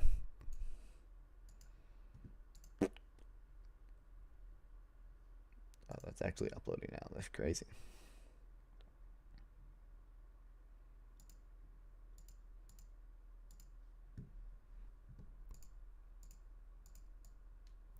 The Arab disaster of 1948 was that of a people that opted for high stakes, doing away with the aggressive Zionist presence in Palestine, with the 181 resolution that legitimized it, with inadequate resources. In a debate at the UN on April 16, 1948, the Palestinian delegate publicly acknowledged Moshe Sirchak's allegations that Palestinian Arabs had started fighting and had no intentions of accepting a ceasefire. We do not deny the fact, he admitted, but neither the Arabs of Palestine, with the support of volunteer units from their neighboring Arab countries in the first phase of war, nor the Arab armies that invaded Palestine in the wake of the British departure on May 14, 1948, proved to be problems and embattled, well-organized Yishuv, which stretched its energies and resources to the outer limits of its capacity, was not prepared to face.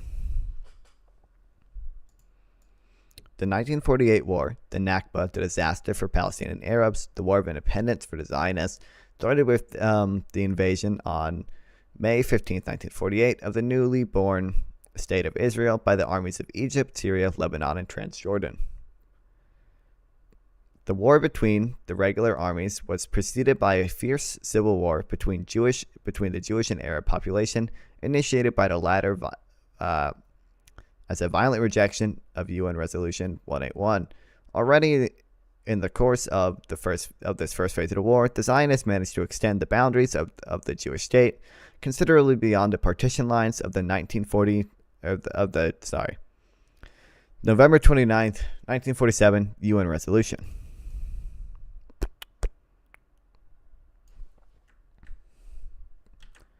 So once war broke out. Okay, so I should say once Arab states invaded on May 15th, 1948. Zionist brigades began pushing past the borders of the partition.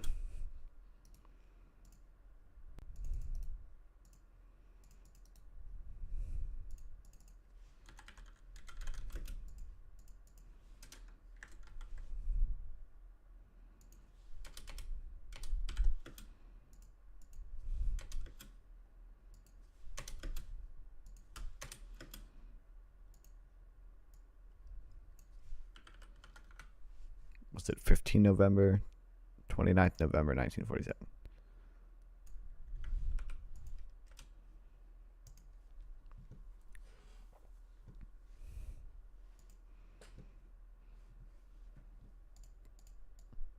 The second phase of the war, that between the regular armies, lasted until January 7th, 1949, immediately after which an armistice agreements began to be negotiated between Israel and each of the states that fought against her. The war consisted of 3 rounds of fighting separated by 2 UN-brokered truces. It ended with the victory of the impotent Jews over the invading Arab armies, and with its borders stretching further beyond the lines reached by the Yishuv at the end of the Civil War phase. So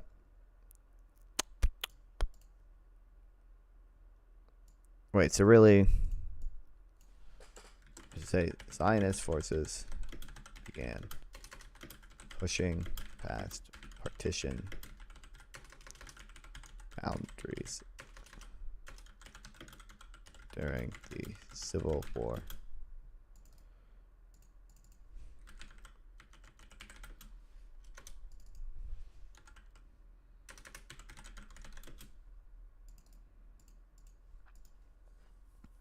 Ill-prepared and poorly coordinated, the Arab armies were dragged into the war by popular pressure in their home states, and because their leaders each had its own agenda of territorial expansion.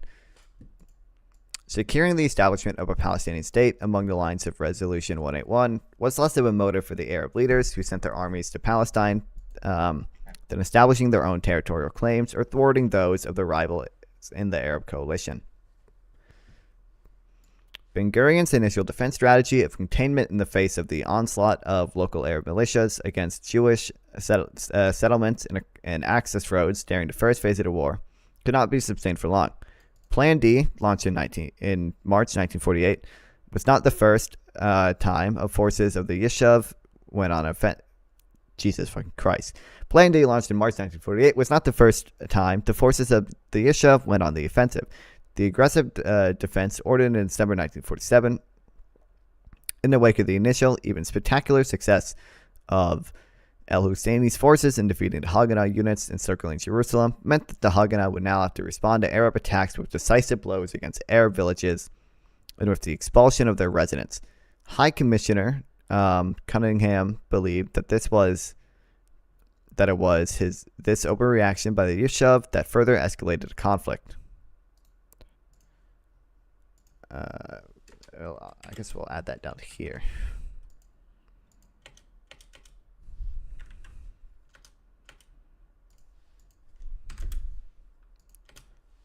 God fucking damn it.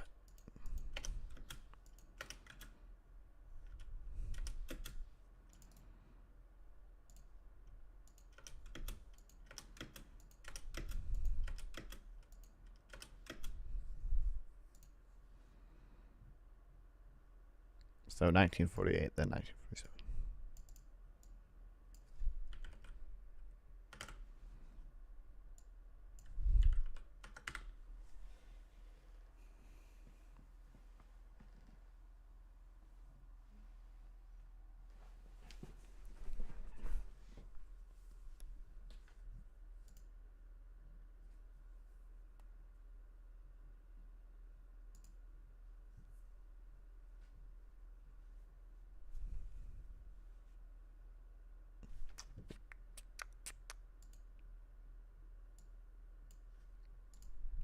Okay, what page are we on? 51? So we got like 15 pages left.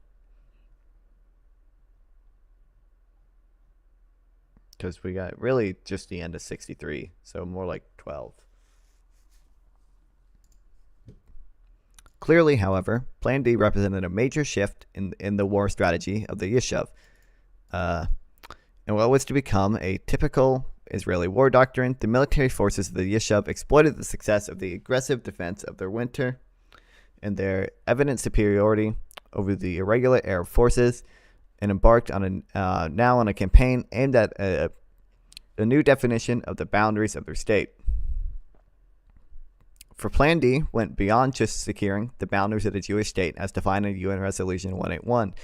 The initiative was taken to target Arab villagers and cities and to link the Jewish state the Jewish state all the settlements that lay beyond its partition lines. These lines, which should be stressed, did not fully reflect the ethnic boundaries that had developed over the years. Some Jewish settlements were cut off from the borders of the Jewish state, while an Arab minority of almost 50% was trapped inside a Jewish state. The new war doctrine was not that new. It had its origins in the defensive military mentality and practices they deployed in the Jewish militias during the Arab Revolt in the mid-1930s. The novelty now was not only in the scope of the conflict between, in the conflict, but in the policy that accompanied the military exploits. A pattern was established that would repeat itself throughout all the phases of the 1948 war and would become almost a rule of conduct in future wars.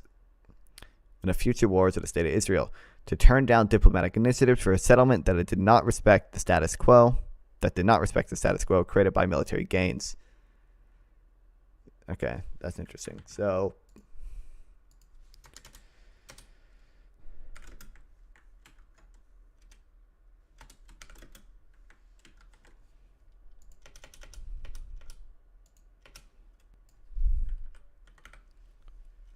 I don't like the only time I really like read a little bit about this is like they did the did the land for peace with Egypt, right?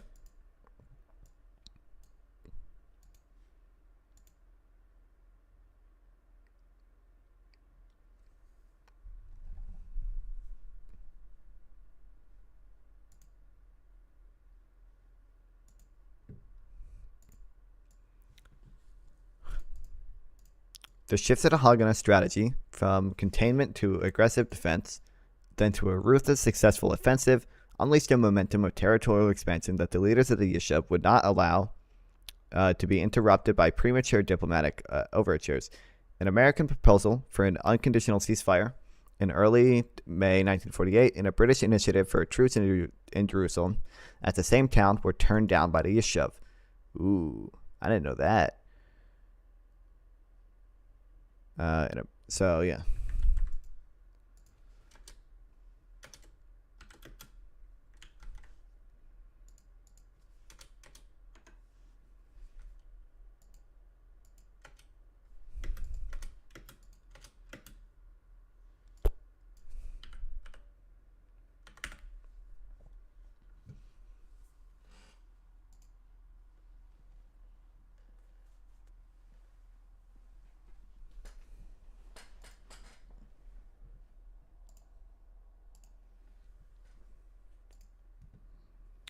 The 1948 war was not only an inevitable military showdown between the Jews and Arabs, it also served to define the patterns of conduct of the new Jewish state and the internal balance between military and political considerations in the process of decision-making, both in times of war and peace.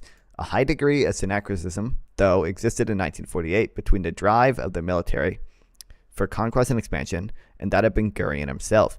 Neither Ben-Gurion nor the military viewed the borders of the partition as sacrosanct,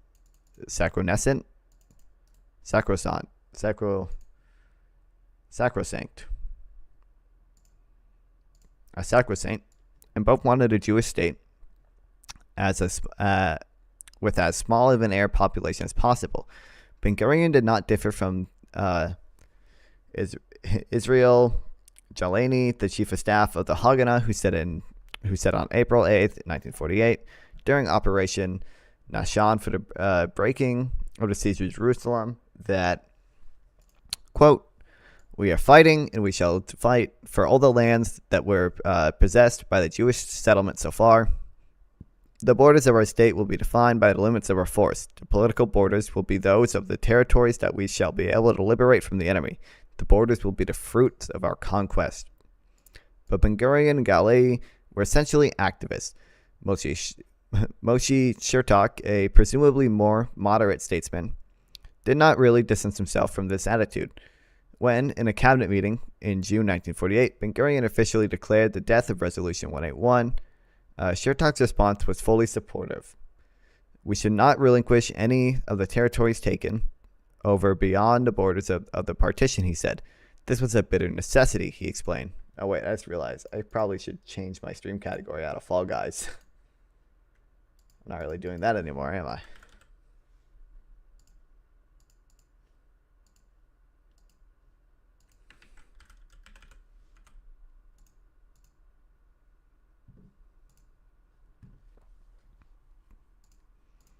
Every militia plan that had been prepared ever since the late 1930s, the Avenir Plan, Plan B, of September 1945, and a Stillwater Scheme, May 1946, and the Yeshana Plan that preceded Plan D, relied on the premise that the whole of Palestine was a single territorial unit that needed to be addressed as such in a future war. The borders of the Jewish state were defined by the logic and the dynamic military operations. It was not cabinet decisions that the determination of the borders of the new state, but military operations that were almost invariably proposed or initiated by the military commanders themselves, such as Harel, that consolidated Jewish control in Jerusalem, Hamas for the conquest of Jaffa. Jesus, I can't pronounce these Hebrew names. Haram and Yiftah for the control of Galilee, I'm assuming. Dani, where Ramah and Lydia were taken over, and Yova for the inclusion of Negev in the Jewish state. What are the borders of this new state? Wondered one of the ministers, Pinhas Rosen, at a meeting of the People's Directory on the 21st of May, 1948. That is, a week after the Declaration of Independence. Ben-Gurion's reply was, everything that is possible. There is nothing a priori. As a matter of fact, when independence was declared on May 15th, the borders of the new state were already well beyond those partitions. Hold on, let me copy this. Sorry, wait, I might want to read this a little more. 4 out of the 5 mixed Jewish Arab cities were by this time exempted of their Arab inhabitants, and more than 100 Arab villages had been taken over.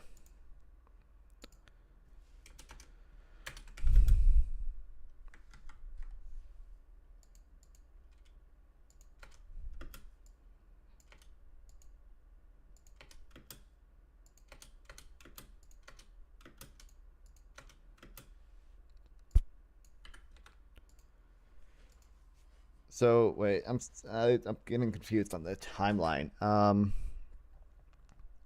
They accepted 181.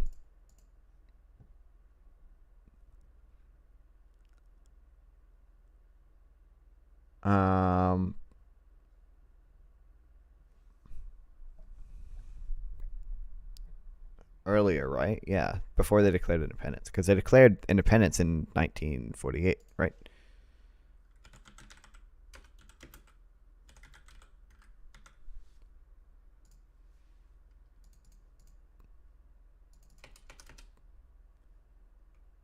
Oh, May 17th, 1948.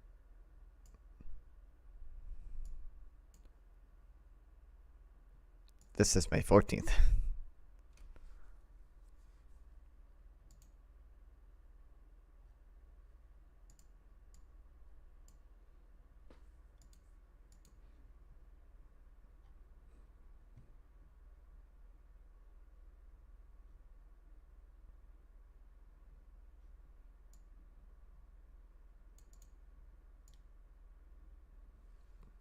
So it was November 1947. The partition recommended. When did they agree to it?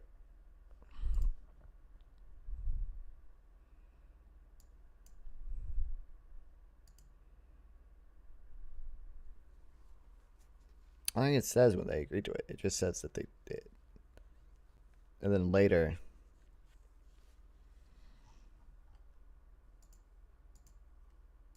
Okay, whatever.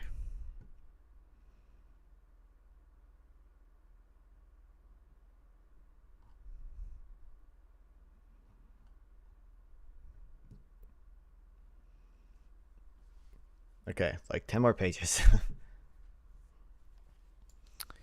This by no means meant, however, that the war was a smooth march to the victory for the Jews, or that they saved really existential dilemmas. The very decision of Ben Gurion to go ahead on May 14th with the Declaration of Independence against the advice of the military, who feared that they might not be able to contain a concerted invasion by the Arab armies, while overlooking the pressure from the United States, which wanted to prevent all-out Arab-Jewish war, was the move of a leader who decided to go against all odds, to not miss his and his people's encounter with history.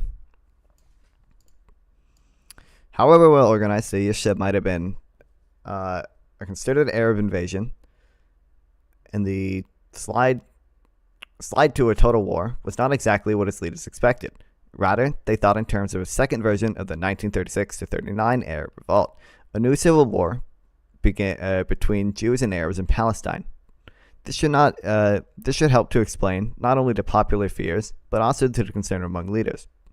General Yigael Yadin explicitly warned the provisional government 3 days before it took the historic decision to declare independence. The advantage of the Arab states is considerable in terms of arms and equipment, but one man of courage makes the majority, as Andrew Jackson put it. Ben Gurion was such a man. With a very tight majority, a 6-4 in the Provisional State Council, he went ahead with what many looked upon as a gamble.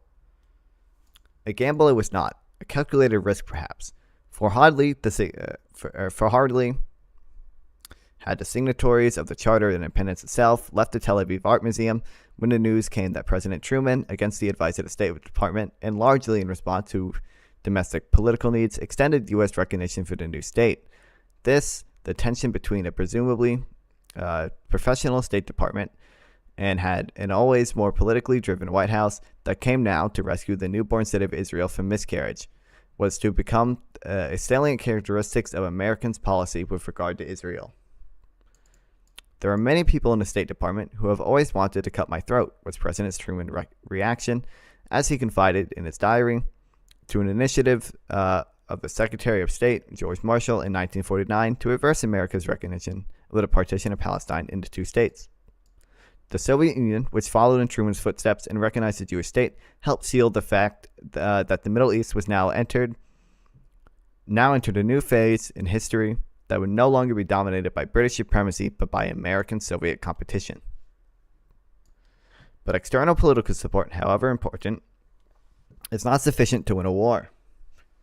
The chances of Ben Gurion's bold move prevailing were sustained mainly by the extraordinary advantages enjoyed by the Yishuv on the ground. The British officials in Palestine were witnessed throughout the spring of 1948 the emergence of a Jewish state, an all but name, alongside the total disarray of the Arab side. The machinery of the Jewish state now seems to be complete, wrote Sir Henry Gurney, the last chief secretary of Palestine, on the 22nd of April, 1948. A week later, he observed no responsible Arabs to see, and that all the rich Arabs were leaving the country. It was Arab fecklessness at worst, and black market exploitation, and throwing the blame on somebody other than themselves. 10 days before Tel Aviv Museum,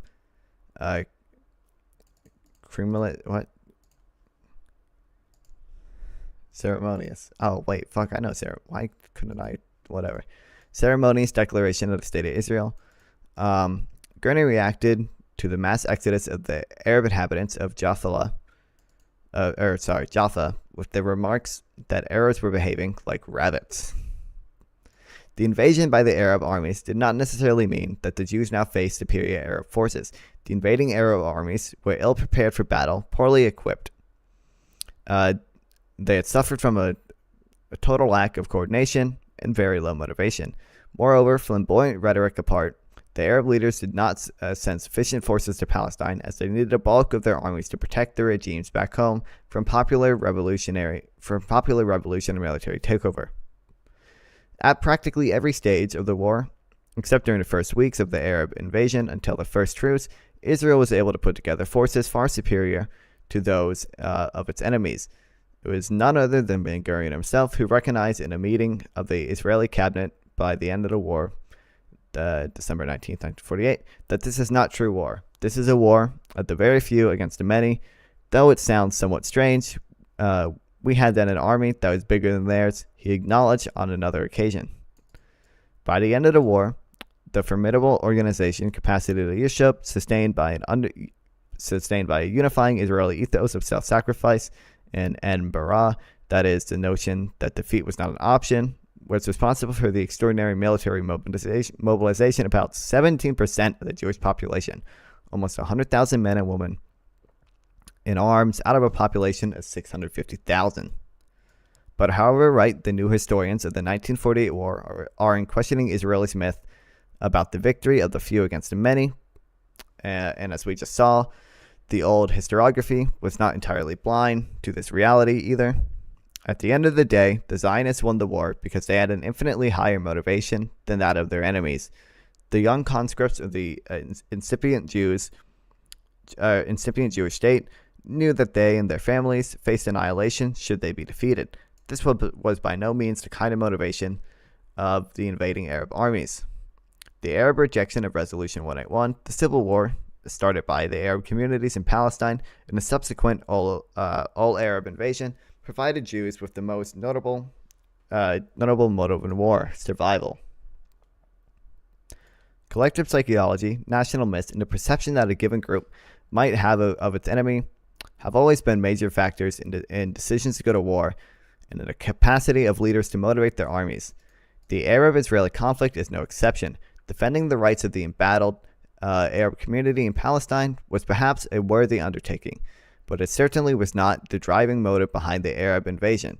The Arab states were driven to war, in great measure, by the perception that prevailed in their societies as to the Jewish state and the threat it posed to the Arabs. The Arab invasion of Palestine in summer 1948 might have been ill-conceived and poorly executed, but it was partially propelled by what was now becoming a powerful, mobilizing ethos, that of the Muslim struggle against this latest Jewish reincarnation of the Crusaders. As the Syrian author, I'm not going to try that one, explained in his book, A New Crusade in Palestine, published in the spring of 1948, that is a few weeks before the Arab invasion, the volunteers of the Arab Salvation Army in Palestine were the successors of the heroic young Arab fighters that flocked to Saladin's army in 1187 to repel the infidel armies of Richard Lionheart. Ugh. Just like a few more pages. Just a few more. We're like 7 more pages. We're almost there, chat. Another myth that was now manipulated in Egypt to justify the rush to war was that the new Jewish state in its kibbutzim and its collectivist spirit was in fact, as Egypt's prime minister Nukrashi Basha put it when he asked the parliament to declare war in Israel, an agent of atheism and nihilist communism in the region that threatened to subvert Arab regimes and societies. The outspoken support of the Soviet Union for the Jewish state gave, if anything, additional credibility to the argument. Paradoxically, the Jewish state was then, at the time, both a Western capitalist beachhead and, in the region, a dangerous agent of international communism, the two sins for which Hitler thought the Jews had to be annihilated. The Arabs could not accept an alien Jewish state in an otherwise homogeneous Arab and Muslim Middle East. Arab representatives at the UN debate on a petition mentioned explicitly the risk that the new state might break the physical and cultural Arab continuity in the region in a way that would definitively cement the grand design of the Arab unity as a reason for the rejection of Resolution 181. Israel is alien to and different from the Arabs in everything. Here, in the midst of the Arab Ocean, Israel is bound to trigger disputes, instability, and complications. This is how Egypt's delegate to the Lansir Peace Conference in 1949, Abed El Munin Mustafada, maybe, would spell out the reasons for the fact that his country did everything it could to prevent the creation of the state of Israel. The Jews were a racial and geographical obstruction between the Arab countries, and they needed, therefore, to be destroyed. This was how an Arab writer, Muhammad Azar Darwaza, put it in a book published in 1943 in Beirut. Such was the degree of opposition to the idea of a Jewish state that Arab spokesperson even threatened openly to hold their Jewish populations as hostages in the Arab-Israeli conflict. Hikael Pasha, Egypt's representative at the UN debate, warned the international community of a violent anti-Semitic reaction throughout the Arab world that might even lead, as he said, to the massacre of a large number of Jews in Arab countries. It was not uncommon for the Arab states to unite for rhetoric, but separate for action. With a better trained army than that of its enemies, with a unified single command system and a clear sense of mission and objective among the troops facing the fragmented Arab armies of invasion, Ben-Gurion was able to lead his nation to victory, establish new borders for the Jewish state, and lay the foundation of Israel's military defense doctrine for the years to come. He would always opt for an offensive strategy, for assuming the initiative in battles of the 10 days. Israel seized the initiative in a way that was not relinquished until the end of the war, and for targeting the Arab armies separately so as to be able to enjoy at every moment the war of superiority in terms of men and equipment. A major strategic debate in September 1948 between Ben-Gurion and his generals and within the government itself was to have crucial impact on the future shape of the state of Israel and its relations with the Hashemite kingdom. The debate, also important in the sense that it was referred to an issue, that of the West Bank, for years until 1967, would remain in the minds of generals and politicians as unfinished business.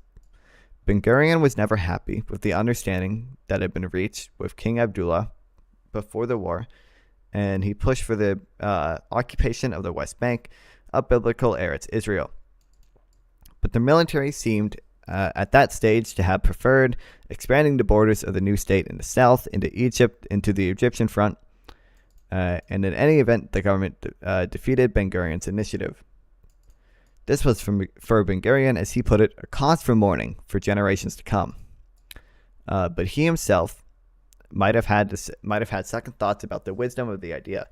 Invading the West Bank might have not only triggered Britain to activate its defense treaty with Transjordan and intervene in the conflict, it could also have brought the borders of the expanding state of Israel into a massive Arab population it could by no means digest. So, okay.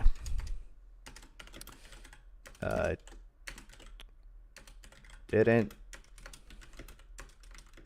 invade West Bank because they were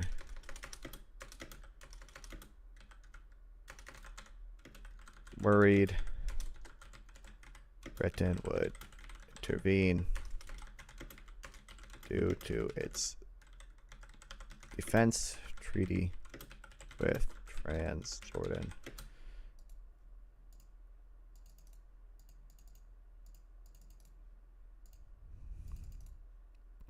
And then as well as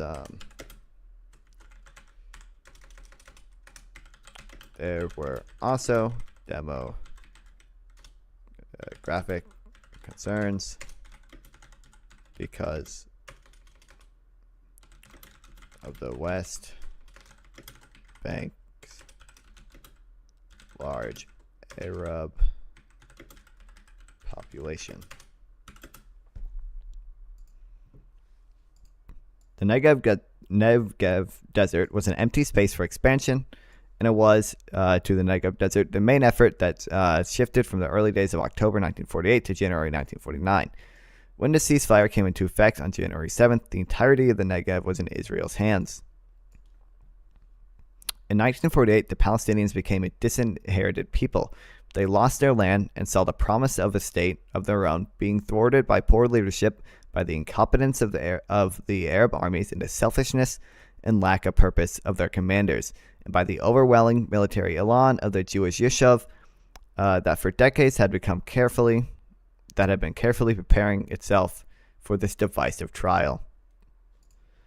But land, real estate, and political independence were only one part of the legacy of the 1948 war, and another was the chapter of human suffering, the ordeal of a nation. The war in 1948 was the Palestinian Nakba, the disaster of which the dismemberment of the Palestinian community and the mass exodus of its members, around 700,000 of them, was the major tragedy. Israel preferred to see it as the birth of Palestinian refugee problem, as Ben Gurion put it, as revealing with overwhelming clarity which people is bound to strong bonds to Israel. The Palestinian exodus was then that of a rootless community, and was therefore the ultimate vindication of the Zionist claim of exclusive ownership of Eretz Israel, of Jewish monopoly on the history of the land. But Ben Gurion was the reflection of a nation builder, always focused on the need to cultivate Israel's ethos of belonging, settlement, and possession of land. The Palestinians were not a rootless community. The truth of the matter was holding fast to the soil of Palestine and resisting the eviction of their communities had been, throughout, the policy of Palestinian Arab leaders ever since the struggle acquired its national dimension between the two world wars.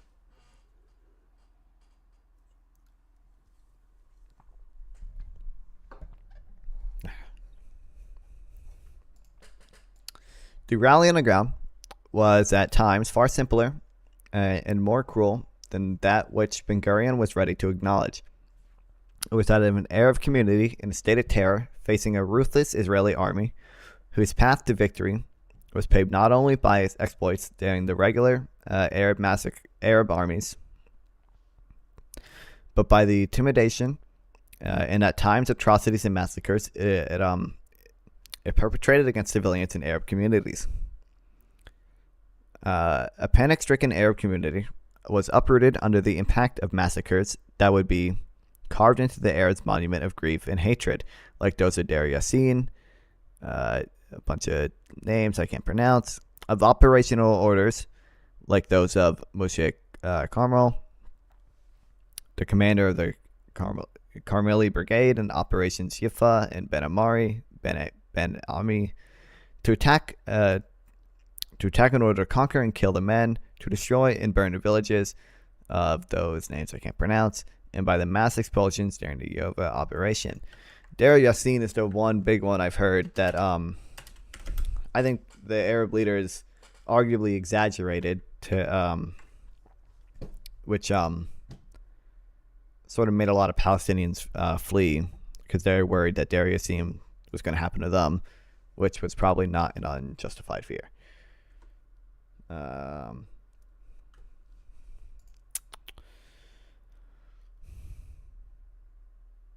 Okay.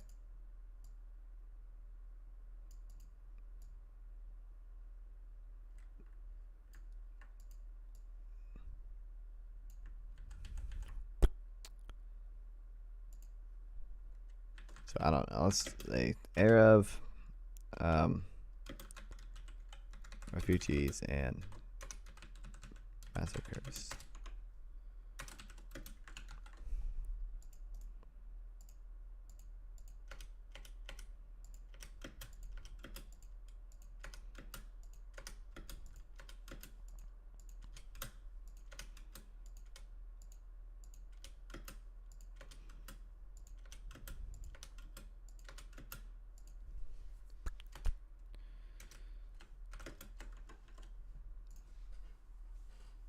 In that operation, in the words of one Israeli soldier, as quoted by Benny Morris, whose thesis about the birth of the refugee problem, being not only by design but built by the natural logic and evolution of the war, is not always sustained by the very evidence. It's not always sustained by the very evidence he himself provides. Cultured officers had turned into base murderers, and this is not the heart of the battle. But out of a system of expulsion and destruction, the Arabs remain. The better. This principle is the political motor for the expulsions and the atrocities. Self-criticism in times of war was not to be an unusual trait in the history of Israel. Nor is it true that the official Israeli historiography waited for the new historians to acknowledge some, admittedly not all, of the more unpleasant aspects of Israel's conduct of the war. Yigal Allon in the Israel Gali exposed and openly analyzed in the book of Palamuk in the early 1950s the story of Plan D in 1973. Shaul Avagar, a key man in the security establishment, published the full plan in the book of the Haganah. As a matter of fact, mutandis, as in the case of the so-called Black Legend about the atrocities committed by the Spanish conquerors in South America, that was first revealed and criticized by the Spaniard. I'm not even going to try. That guy, before it became a trigger for the worldwide denunciation of Spain. It was the leaders of the Zionist left who were first to sound the alarm. Ahar Cohen, the director of Mapaz Arab Department, confessed to being ashamed and afraid at the deliberate eviction of the Arabs. In July 1948, his leader, Yaqub Hazan, warned that the robbery, the killing, the expulsion, and the rape of the Arabs could not reach such proportions that he would no longer be able to stand. Or could reach such proportions that he would no longer be able to stand. Another member of his party, Aron Zisling, even exclaimed in November 1948 that the Jews have committed Nazi acts.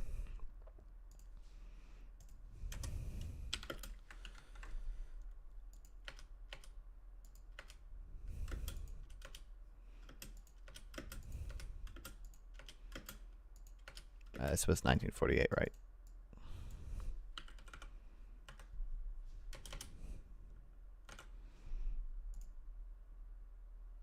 Yeah, they're both 1948.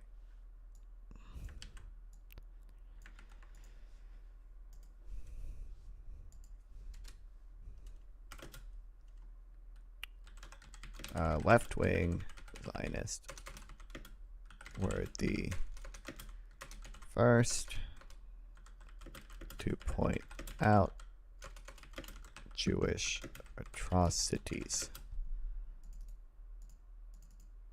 Did I spell that right? I did.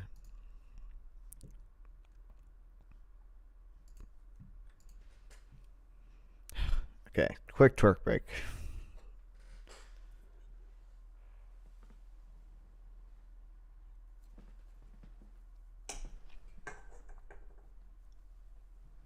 We have 5 pages left of this chapter.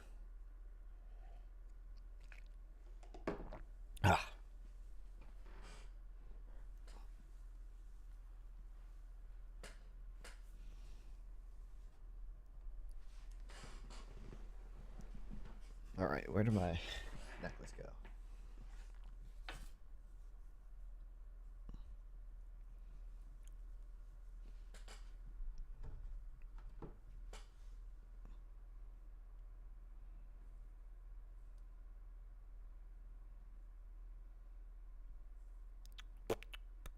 Okay, I need to lock in.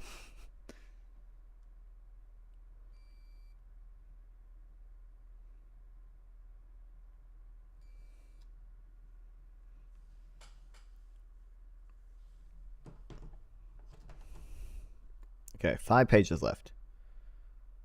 I'm not gonna lie, chat. I'm hitting the button on my Stream Deck to turn the twerking men off, and they're not going away. They are staying there. They are not. They are still there. They're gone. Okay.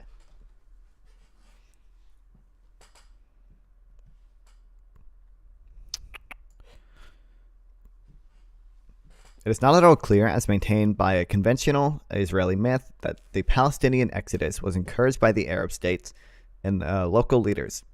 Benny Moores found no evidence that either the leaders of the Arab states or the Mufti were directly encouraged a mass exodus. Indeed, Moores found evidence to the effect that the local Arab leadership and militia commanders discouraged flight, and Arab radio stations issued calls to Palestinians to stay put. and even to return to their homes if they had already left. True, there were more than a few cases where local Arab commanders ordered the evacuation of villages, but these seem to have been tactical decisions taken under very specific military conditions. They did not respond to an overall strategy of either the local Palestinian leaders or of the Arab states.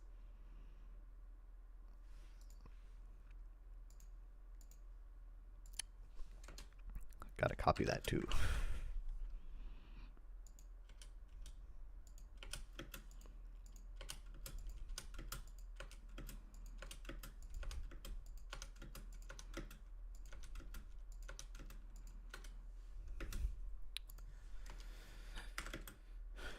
No calls to leave from Arab leaders.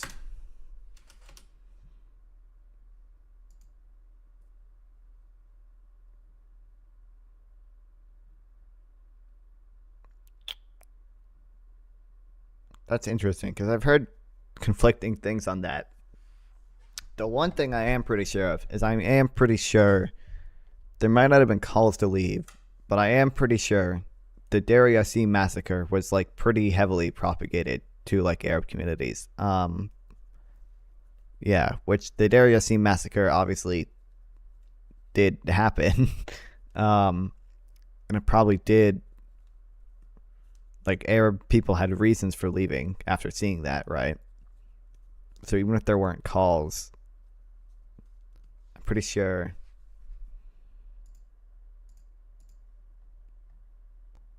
Yeah, hold on. Deir Yassin propaganda.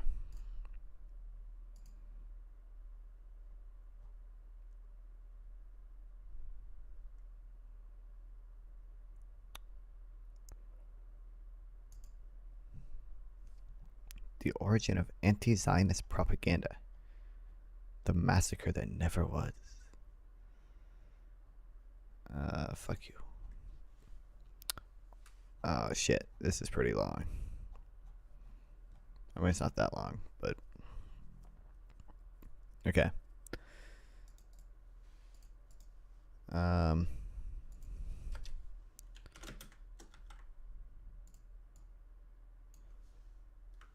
Hold on.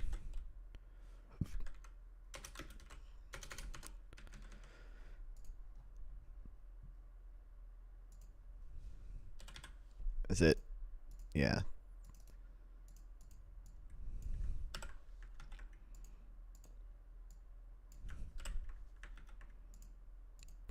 Okay. Real quick. Let's read this. Speedrun. Okay, speedrun.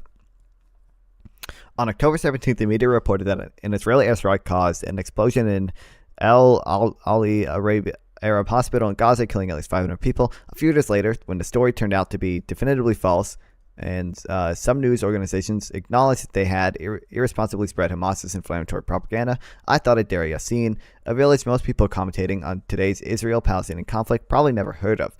Yet the name is well known in the Middle East, symbolizing a historical turning point, just as we say 9/11, Pearl Harbor, or January 6th. I don't know if this turned out to be definitively false. I think it was... I mean, the casualty number is definitely false. I don't know. If you Google it, you'll find a Deir Yassin massacre of 1948 and read that the event played a crucial role in the establishment of the State of Israel and the Palestinian Nakba. In fact, the origin of the vehement animosity Muslims have towards Jewish people can be traced back to Deir Yassin. Indeed, what happened then echoes the effects of what we're watching today, not only in Israel, but the anti-Semitic narratives of what we're seeing around the world. But what is Deir Yassin and what happened there? One good place to start is to reach out to scholar Elizabeth Tauber's book, The Massacre That Never Was, The Myth of Deir Yassin and the Creation of the Palestinian Refugee Problem. For better or worse, the book is written with stereotypical academic scrupulousness. What? No, I know what it means. I do. Pronunciation, please. Scrupulousness, right? Scrupulousness, yeah. scrupulousness. So for those who don't read that kind of work, I'll share what I learned from it. When the UN declared Israel state on November 1947, Deir Yassin was a Palestinian village in west of Jerusalem with about 1,000 people. As it overlooked the Tel Aviv Jerusalem Road, it had strategic significance. That is why members of the right-wing Jewish paramilitary organization, Eret, otherwise known as the Irgun, and the Lehi decided that they would take the village, not really attack it, as was the norm in a conflict between Palestinian Jews and Muslims at the time, but take it. They thought the village was defenseless and they could conquer it without bloodshed. What they didn't know, however, was that the village was already defended with about 75 armed soldiers. So on April 9, 1948, when about 120 members of the Jewish brigade attacked with the acknowledgement of the Haganah, but without its approval, the Arabs resisted and a battle began. During the battle, 101 Palestinian men, women, and children were killed due to the attackers' cruelty and incompetence. When incompetence, for example, wanting to avoid civilian casualties, the Jewish brigade planned for a car to drive through the village and announce through a loudspeaker that the inhabitants should leave. But sensing trouble, the Arabs had earlier dug a trench around the village, and a loudspeaker car fell into it. As a result, the villagers were not warned of the attack. After the battle ended, the killing stopped, but when 22-year-old Mayor Pivlov-Adsky, a Jewish officer and a Haganah, visited the village after the battle was over, he surmised that because of all the dead bodies there must have been a massacre. He despised what the Jewish paramilitary groups did, and wanting to present them in a terrible light, he estimated that about 250 Palestinians were killed. Based on Pivlevsky's speculation, rumors spread that a massacre took place, spreading the word of his supposed commanders. That guy, Secretary of the Arab High Committee, deliberately gave the incident the utmost propaganda possible. See, I'm always right. Claiming that over 1,000 Jewish soldiers massacred over 250 Palestinians, with entire families lined up against a wall and shot, and babies included. Wanting to make the most of this, Al-Qahidi told the Arabic news editor of the Palestinian Broadcasting Service, he admitted that we were forced to give a picture, not actually of what is happening, but we had to exaggerate a little bit so that maybe the Arab countries would become enthusiastic to come and assist us. With that cynical reasoning behind him, he claimed that over 60 Arab women were raped and that pregnant women's bellies were slashed open. Soon, newspapers in Egypt, Libya, and Jordan spread the lie that 25 pregnant women were butchered, their bellies split open while they were still alive. This deliberate fabrication had a twofold effect. Okay, hold on, let me take notes. So basically,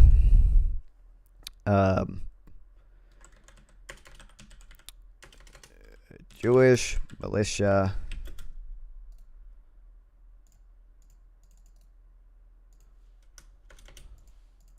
say they're acting with knowledge but not with permission from the Haganah.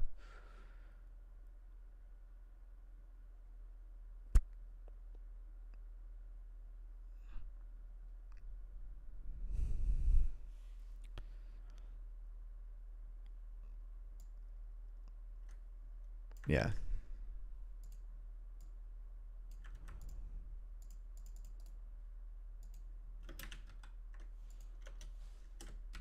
The acknowledgement of the Haganah, but without its approval, attacked the Arab village.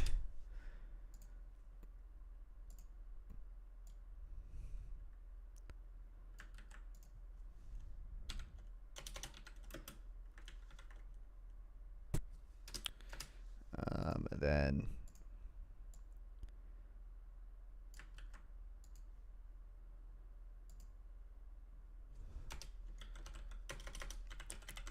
high civilian casualties due to incompetence.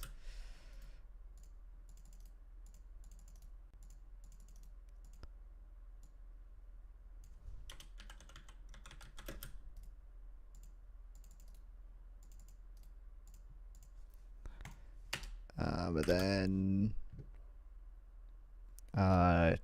what was it? The Jewish, what's it? The Jewish officer? Yeah. visited the village, saw the bodies,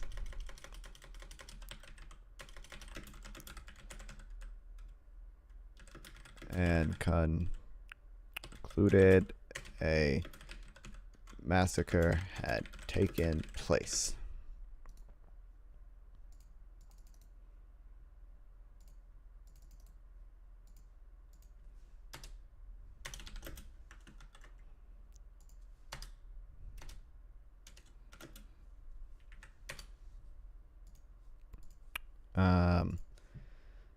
Yeah, then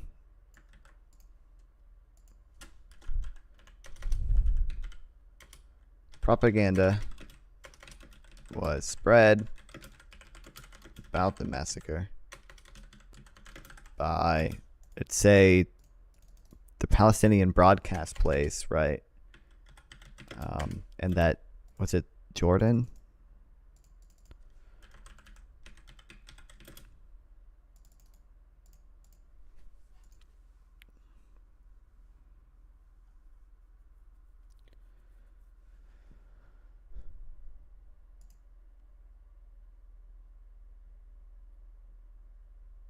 The Arab, okay, Secretary of the Arab High Committee.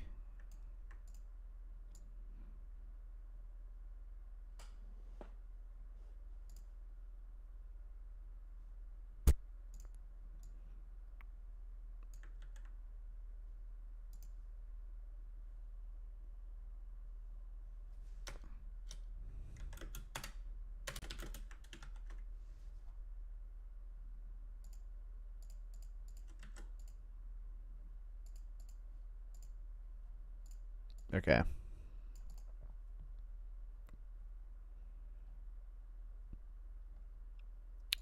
And yet the lie ultimately worked in a way Al-Qaddafi wanted, because it indeed shocked and infuriated the Arab world and became the main cause for the 5 neighboring Arab states to attack Israel. Their stated reason was to prevent further atrocity and mass murder against the Palestinians. For instance, the political committee of the Arab League declared Zionists disregarded intentionally accepted conventions of practices of war and callously ignored the principles of honor and humanity. Under them, it was clear that Jews intended to annihilate the Arabs. With their theme in mind, King Abdullah of Jordan declared that he had to invade Israel to prevent further outrages. After he did invade, the commander of the Jerusalem front did not allow wounded civilians to evacuate from the Jewish quarter of this old city, arguing that the Arabs' thirst for revenge for their regime made it difficult for the Arab League to permit it. This revenge for the atrocities that never happened. According to the Palestinian survivors of the Deir Yassin battle themselves, no women were raped, no bellies of pregnant women were slashed open. It was pure propaganda. But it was believed, Muslims around the world formed an impression in their mind that Jews were brutal, savage, genocidal, bloodthirsty monsters who not only wanted to massacre Muslims, but violate the women in the most heinous and offensive manner. A few days after the Deir Yassin battle, this false narrative motivated Palestinian militants to attack a Jewish convoy and escort it to a hospital, while killing 78 people, most of them were children. Medical staff, the Arab assassinate assailant reportedly shouted, "Avenge Deir Yassin."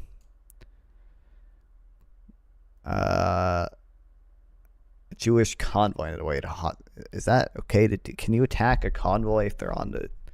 I guess they probably wouldn't know they're on their way to the hospital. Perhaps the same motivation for revenge is why on October 7th, 2023, when Hamas terrorists invaded Israel, they not only massacred innocent civilians, butchering and torturing families, but also kidnapped and raped Jewish girls, slashed open bellies to pregnant women. I think that was fake news. And stabbed fetuses. I think that was fake. All of which they filmed and spread on social media, intoxicated by hatred and by methamphetamines. What? Perhaps they still had the myth that Deir Yassin massacre in mind, and committed these atrocities, evil actions, because they thought this is what the Jews did to us, so this is what we would do to them.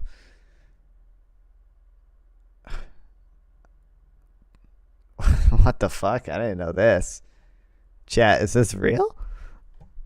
They were fucking high when Hamas is giving their militants meth so they can be more effective fighters. They have a meth army.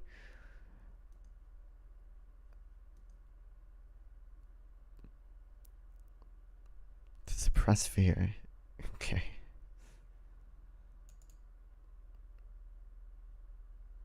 Holy shit. Hamas has the meth army, dude.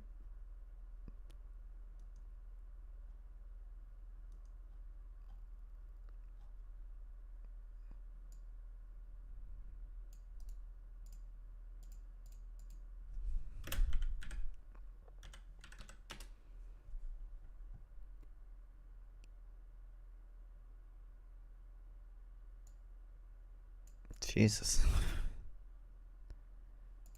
The meth army. What the hell? I think we should start doing that. Are you kidding me? If Hamas is doing it, we have to combat them. Oh, hey, Kyle. Kyle, did you know Hamas has a meth army? They give their militants pills.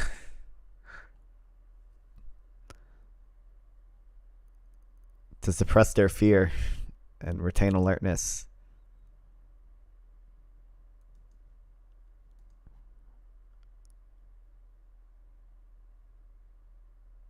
Also known as cocaine for the poor.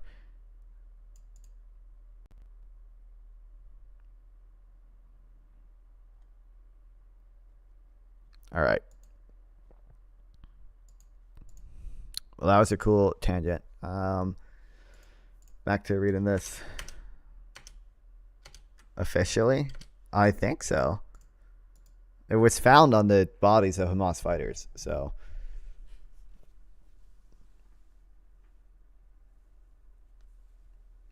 Ugh.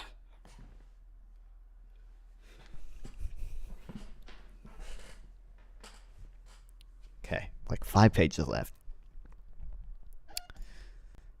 As long as I don't get diverted and read another article, and then that article links to the Meth Army article. As a matter of fact, the leaders of the surrounding Arab states who were reluctant to be drawn into war had no particular interest in the Palestinian exodus. For it was precisely that exodus that subjected them to an irresistible popular pressure for war that they were not exactly eager to join. The mass exodus was, however, inadvertently encouraged by the leaders of the Palestinian community when, in their eagerness to trigger the invasion of Palestine by the Arab armies, they blew up, out of all proportion, the atrocities committed against Arab civilians. Oh, we did. So I didn't even have to read that article because this guy's going to talk about it now. God fucking damn it. The Arab proportion of the atrocities committed against the Arab civilians.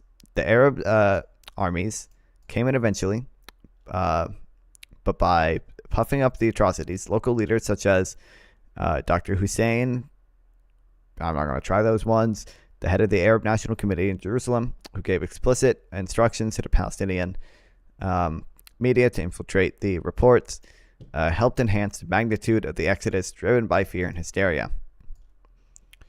The first in a major wave of Arab exodus in April-May 1948, essentially in the wake of the Deir Yassin massacre, was perpetrated by Lehi and Erdogan with the Haganah's Covenants. What is this? Connivance. With the Haganah's connivance in the unfolding of Plan D, they might perhaps taken the leadership of Yeshua by surprise, but they undoubtedly saw an opportunity to be exploited, a phenomenon to rejoice at. Machem begin, but I can't be begin. It's probably, is it? I don't know how you pronounce it in fucking Hebrew. Wrote his memoirs, The Revolt, that out of evil, however, good came, and be encouraged. Doesn't he have anything more important to do? Was Ben Gurion's reaction when told during his visit to Haifa on May 1st, 1948, that a local Jewish leader was trying to convince Arabs not to leave, drive them out with Ben Gurion's instruction to Yigal Allon, as recorded by Yitzhak Rabin's in a censored passage of his memoirs in 1979 with regard to the Arabs of Lydia after the city had been taken over on July 11th, 1948. At this stage, it was probably the unchallenged military superiority of the Yishuv and the consequent collapse of the Arab morale that explains the psychosis of the flight-stricken panic of psychosis of flight of a panic-stricken Arab community. Plan D, however, was a major cause for the exodus, for it was strategically driven by the notion of creating Jewish continuity even between or even beyond the partition lines. And therefore, by the desire to have a Jewish state with the smallest possible number of Arabs. Yeah, so that's all to say. Arab states, blue, atrocities, committed against Arabs out of proportion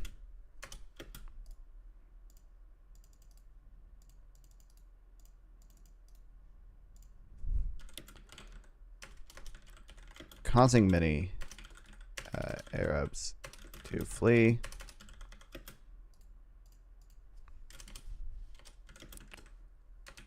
Although, I say Israeli attacks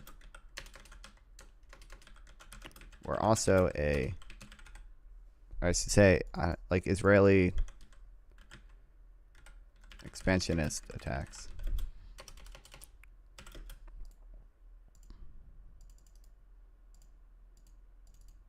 Were also a reason many Arabs were forced to flee.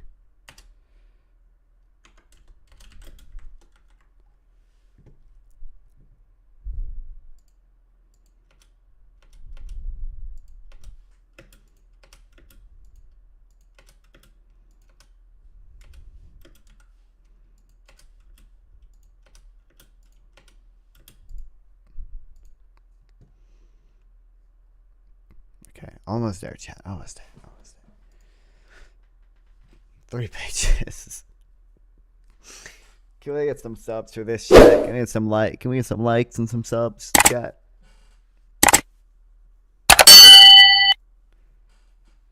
All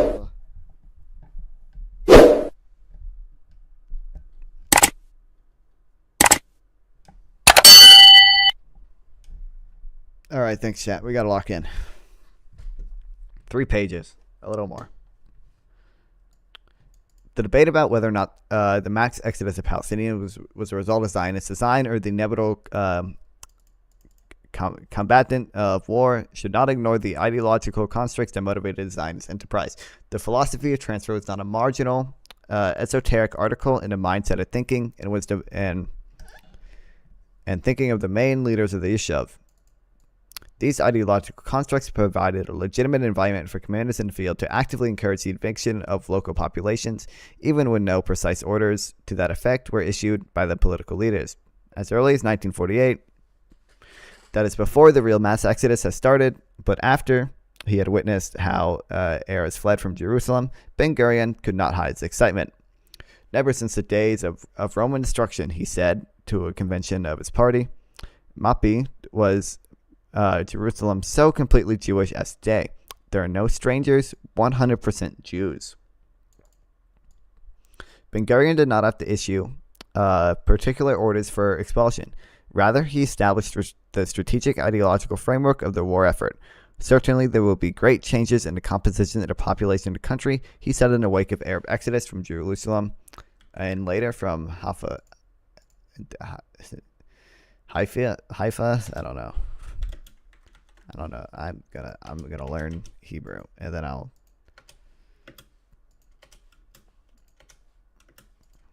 be able to pronounce this shit. To Ben-Gurion, the war was not just about the physical survival of a small Jewish state. It's about the conquest, the possession, and the settlement of land. Plan D was about enlarging borders of the partition and creating Jewish continuity. And operators Yovav and Hiram were conducted in the winter of 1948. For when all practical purposes, Israel had won the war for survival, and it now needed new lands and greater strategic depth. The Jews did not have to buy land anymore, but conquer it, as Ben-Gurion said to an official of the Jewish National Fund in February 1948. He also instructed that abandoned Arab villages needed to be settled by Jews even before the end of hostilities. Settling the land in a way that created Jewish continuity and demographic superiority was not to be an enterprise to be executed after the victory. Rather, it was part of the war itself. Villages were destroyed, their populations evicted or fled, and their lands were settled by immigrants or cultivated by kibbutzim in the course of the war itself. This is how Ben-Gurion put it in 1948. We are not able to win the war if we do not, during the war, populate the upper and lower eastern in the Western Galilee, the Negev, and the Jerusalem area. And this, he understood, would be facilitated by the great changes in the distribution of the Arab population, a euphemism Ben Gurion frequently preferred to more blunt expressions.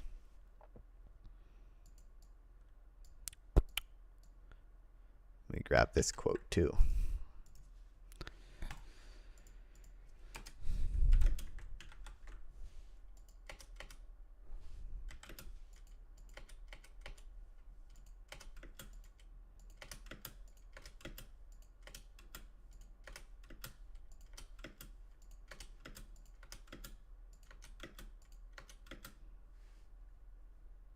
What's it? April 1948.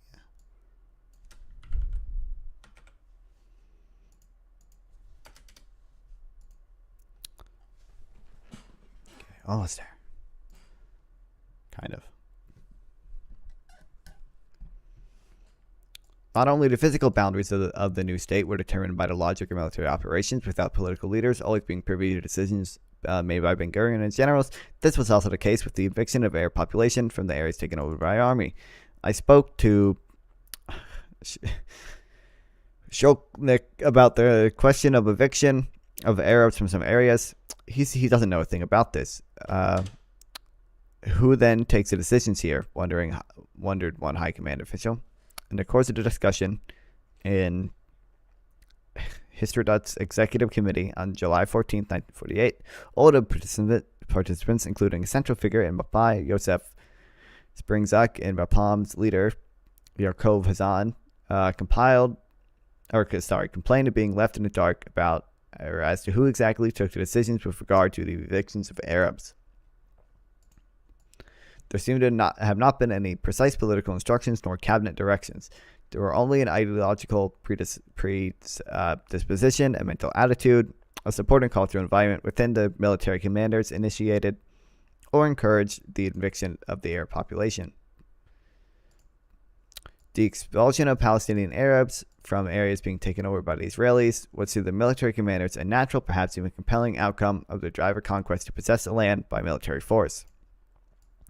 Yugav Allen, at times with Ben Gurion's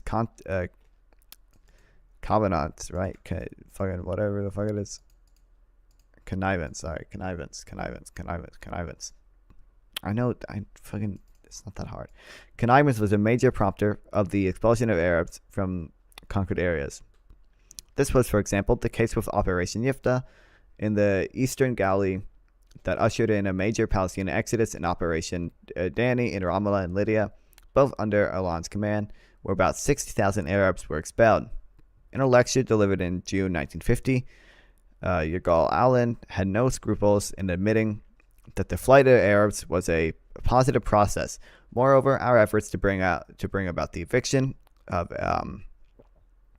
military importance from the hostile Arab population was not only unavoidable but also justified. Allen definitely saw the 1948 war as a historic opportunity to change the demographic balance in Palestine, and he had complained that the opportunity was not fully exploited. He had defended the case for the occupation of the West Bank, a move that he knew would have entailed a massive transfer of Palestinians to the East Bank. But he was overruled by Ben Gurion, mostly because of demographic concerns. The prime minister preferred now to divert the thrust of Israel's offensive into the strategically vital but sparsely populated Negev desert. The army, however, played a major role in not only defining the borders of the Jewish state and in the expulsion of refugees, but also in preventing them their return after the end of hostilities. It was only after the practice had been established by the army that in July 21st, 1948, a special division of the cabinet made this into ex post facto official policy.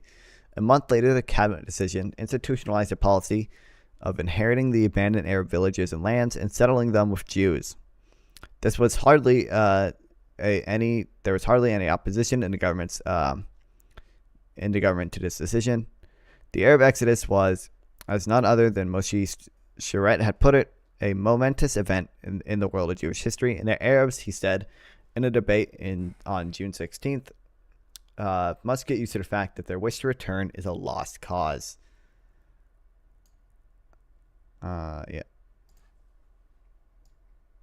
I want this quote. I'm just grabbing a lot of quotes right now. I might take more notes later, and go through this and sort of like formalize.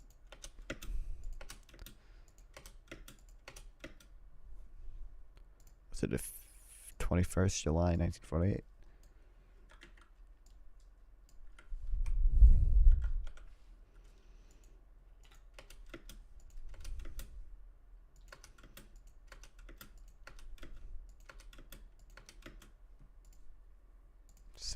June. Stupid fucking spelling.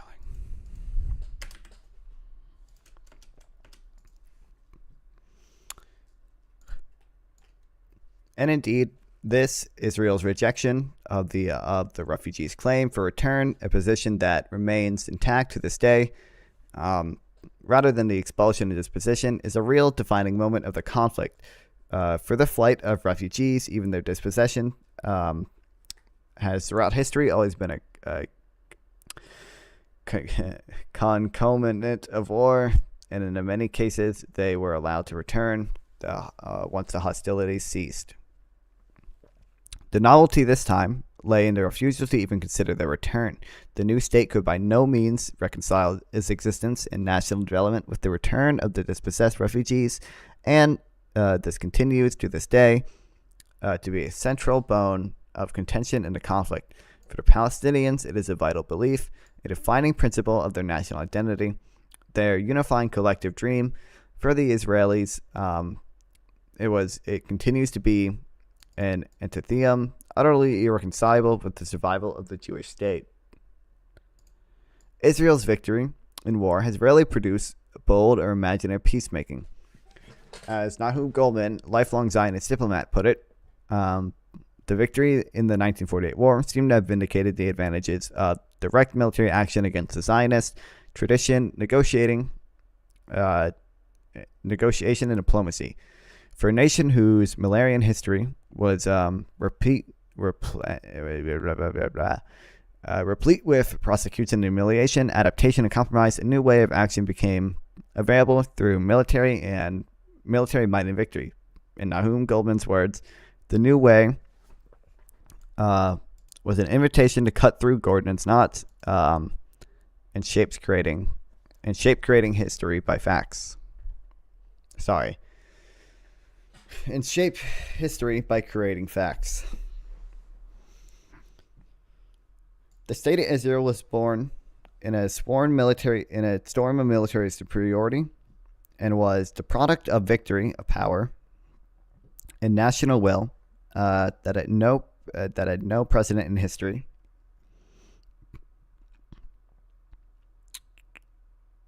That had no precedent in history of the struggle of other nations for independence. Jewish independence was born out of the defeat of a Western superpower, Great Britain, the crushing capitulation of the defeat of a Western superpower. The crushing of the indigenous Arab population in the most unconditional route of invading Arab armies. As in Israel's future war, nothing could stop the Israelis' military exploits and their territorial expansion but the outside pressure of superpowers.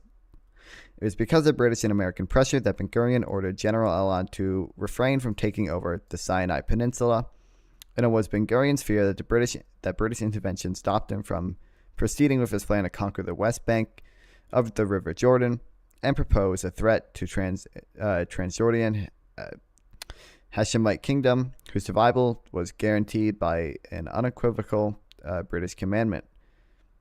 The 1948 war did not only usher in the birth of a state, it resulted in the emergence of a regional superpower. It was therefore hardly a prelude to peacemaking in the aftermath of the war. But in the hubris victory, the hubris of the victory was not exactly the predominant feeling when the war ended. This was to be the paradox of Israel's existence over the years. A sense of power combined with no less genuine, ever-present, almost apocalyptic fear of annihilation. There was a genuine sense of fatalism as to the prospects of ever-reaching settlement with the Arabs. That Israel became a state in a storm of war amidst its total and unconditional rejection by the entire Arab world indicated to its leaders the road for national survival in the future, to live by the sword, not even in its military victories, diminished Israel's mistrust in the willingness of Arabs to ever come to terms with a robust Zionist presence in the midst. Even if we conquered the whole of the land, down to the Jordan River, wrote Ben Gurion in his diary in the last days of the war, the Arabs will not accept us, for fear will only increase and the war will continue.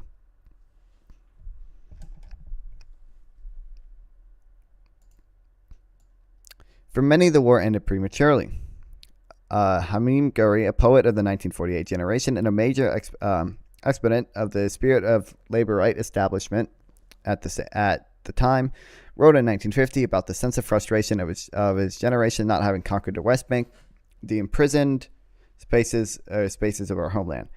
The border, he wrote, was bisected our souls.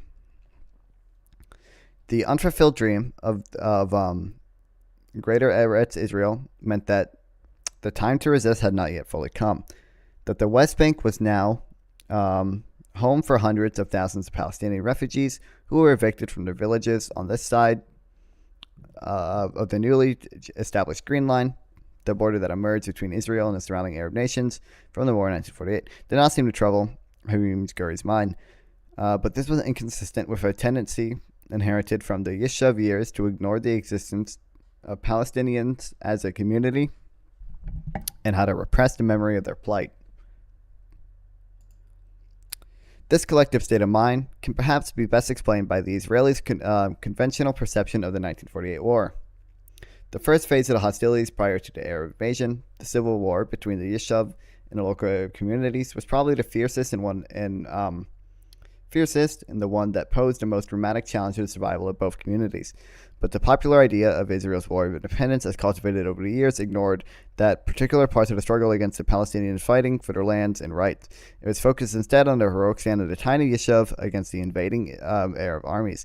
The Israelis chose to repress the memory of their war against the dispossessed Palestinian community, claiming national rights, and preferred the ethos of the struggle against foreign and supposedly superior invading Arab armies.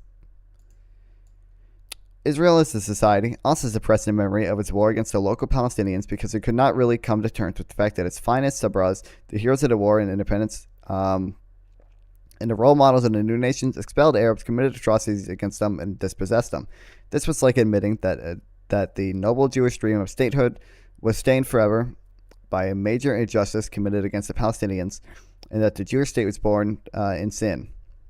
When the war was over, the Palestinian problem practically disappeared from the Israeli public discourse. It was conveniently defined as one of the refugees or infiltrators. There was no Israeli-Palestinian conflict, hardly a Palestinian plight. This submerged into a single issue, the Arab-Israeli conflict. We did it, chat. Woohoo. It didn't take, I don't think it took as long because we watched that Destiny video, which was an hour long in and of itself. And then we read for, I think, like 3 hours about. But it had to be a little less than 3 hours, right? Give me a second.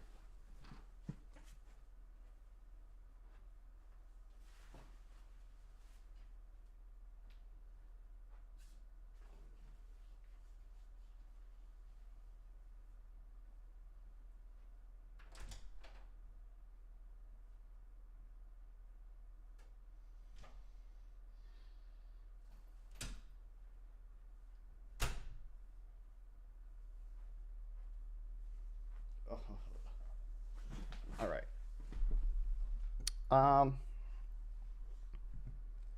Yeah, so we're gonna take a quick break.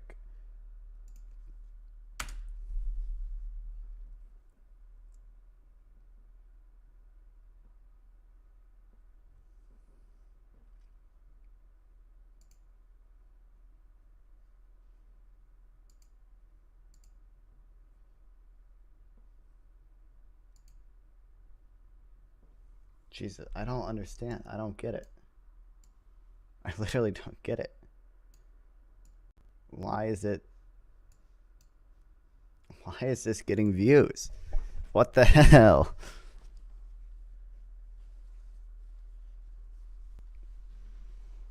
It literally doesn't make sense.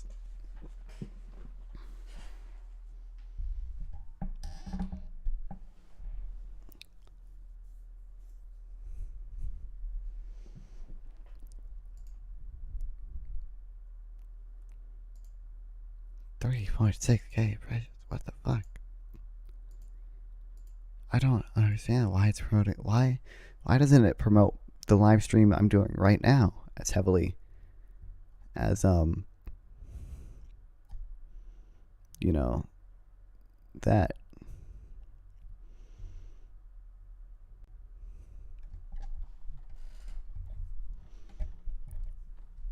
Okay.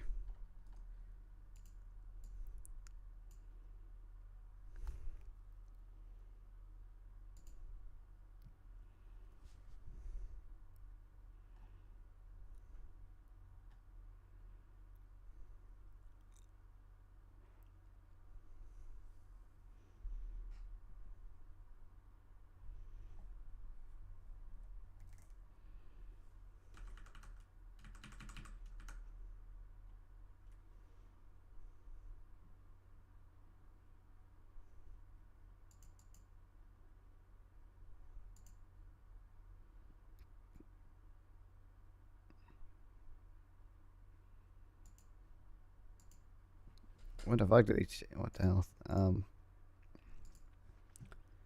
Okay. I don't know if I want to watch this. There's another thing.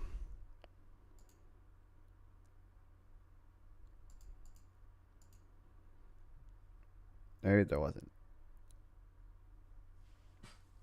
Because I'm seeing. No, we're good. We're good on this front. How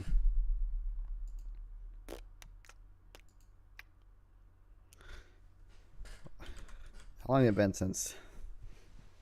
How long till the Finkelstein comes out? Oh my god, are you kidding me? He uploaded another video that isn't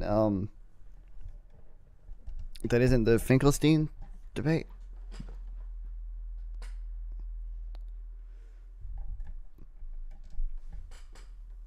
That means it's gonna be like at least 3 more days until the goddamn Finkelstein debate.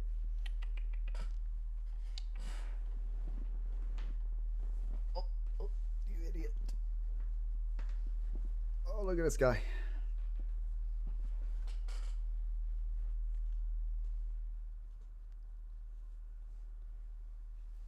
Chat, can we get some W's in the chat for this? Oh, he does not like that. I'm holding him up like that.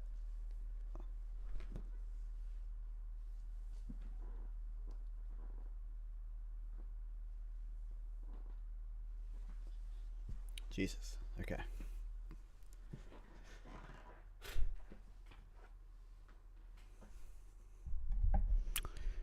I'm probably gonna end stream, and then I'll probably stream more later. Yeah.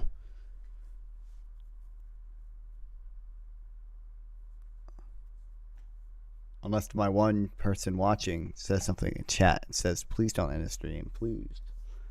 I love you so much, Donfon. I'm the biggest Donfon fan ever. And then, how long is this? So, 64 to...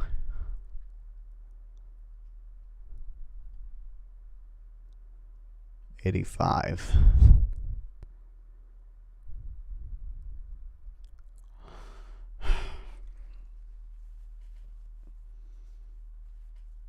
That's 20 pages. Well, 21 or whatever. We'll read that later. You're my one viewer still? Don't look up the time in Israel. Probably, okay. Chapter 3 is only 20 pages. Yeah. Alright. Fuck, I have to read this too.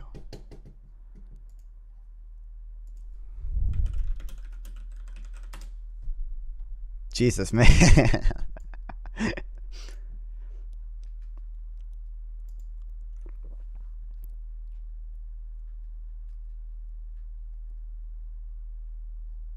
Okay. I'm trying to think. Yeah.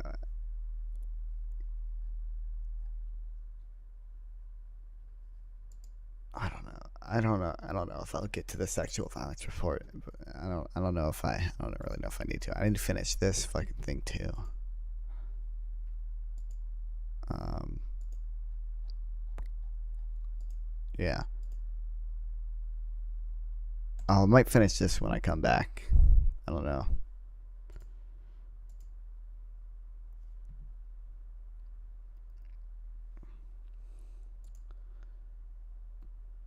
I can play Fortnite. I can take a Fortnite break.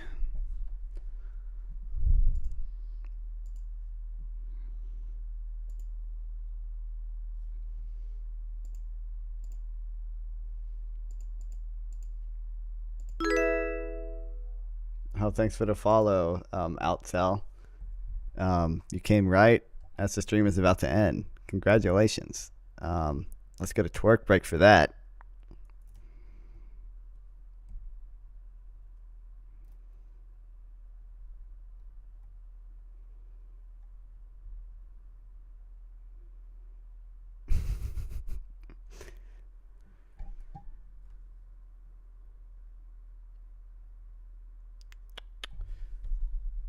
All right. I'm gonna read chapter 3 when I come back, and that'll probably be in like I don't know 2 or 3 hours or something. Fuck. I need Vyvanse just like Destiny, and then I could be a god. I could be a god. All right. Good night, chat.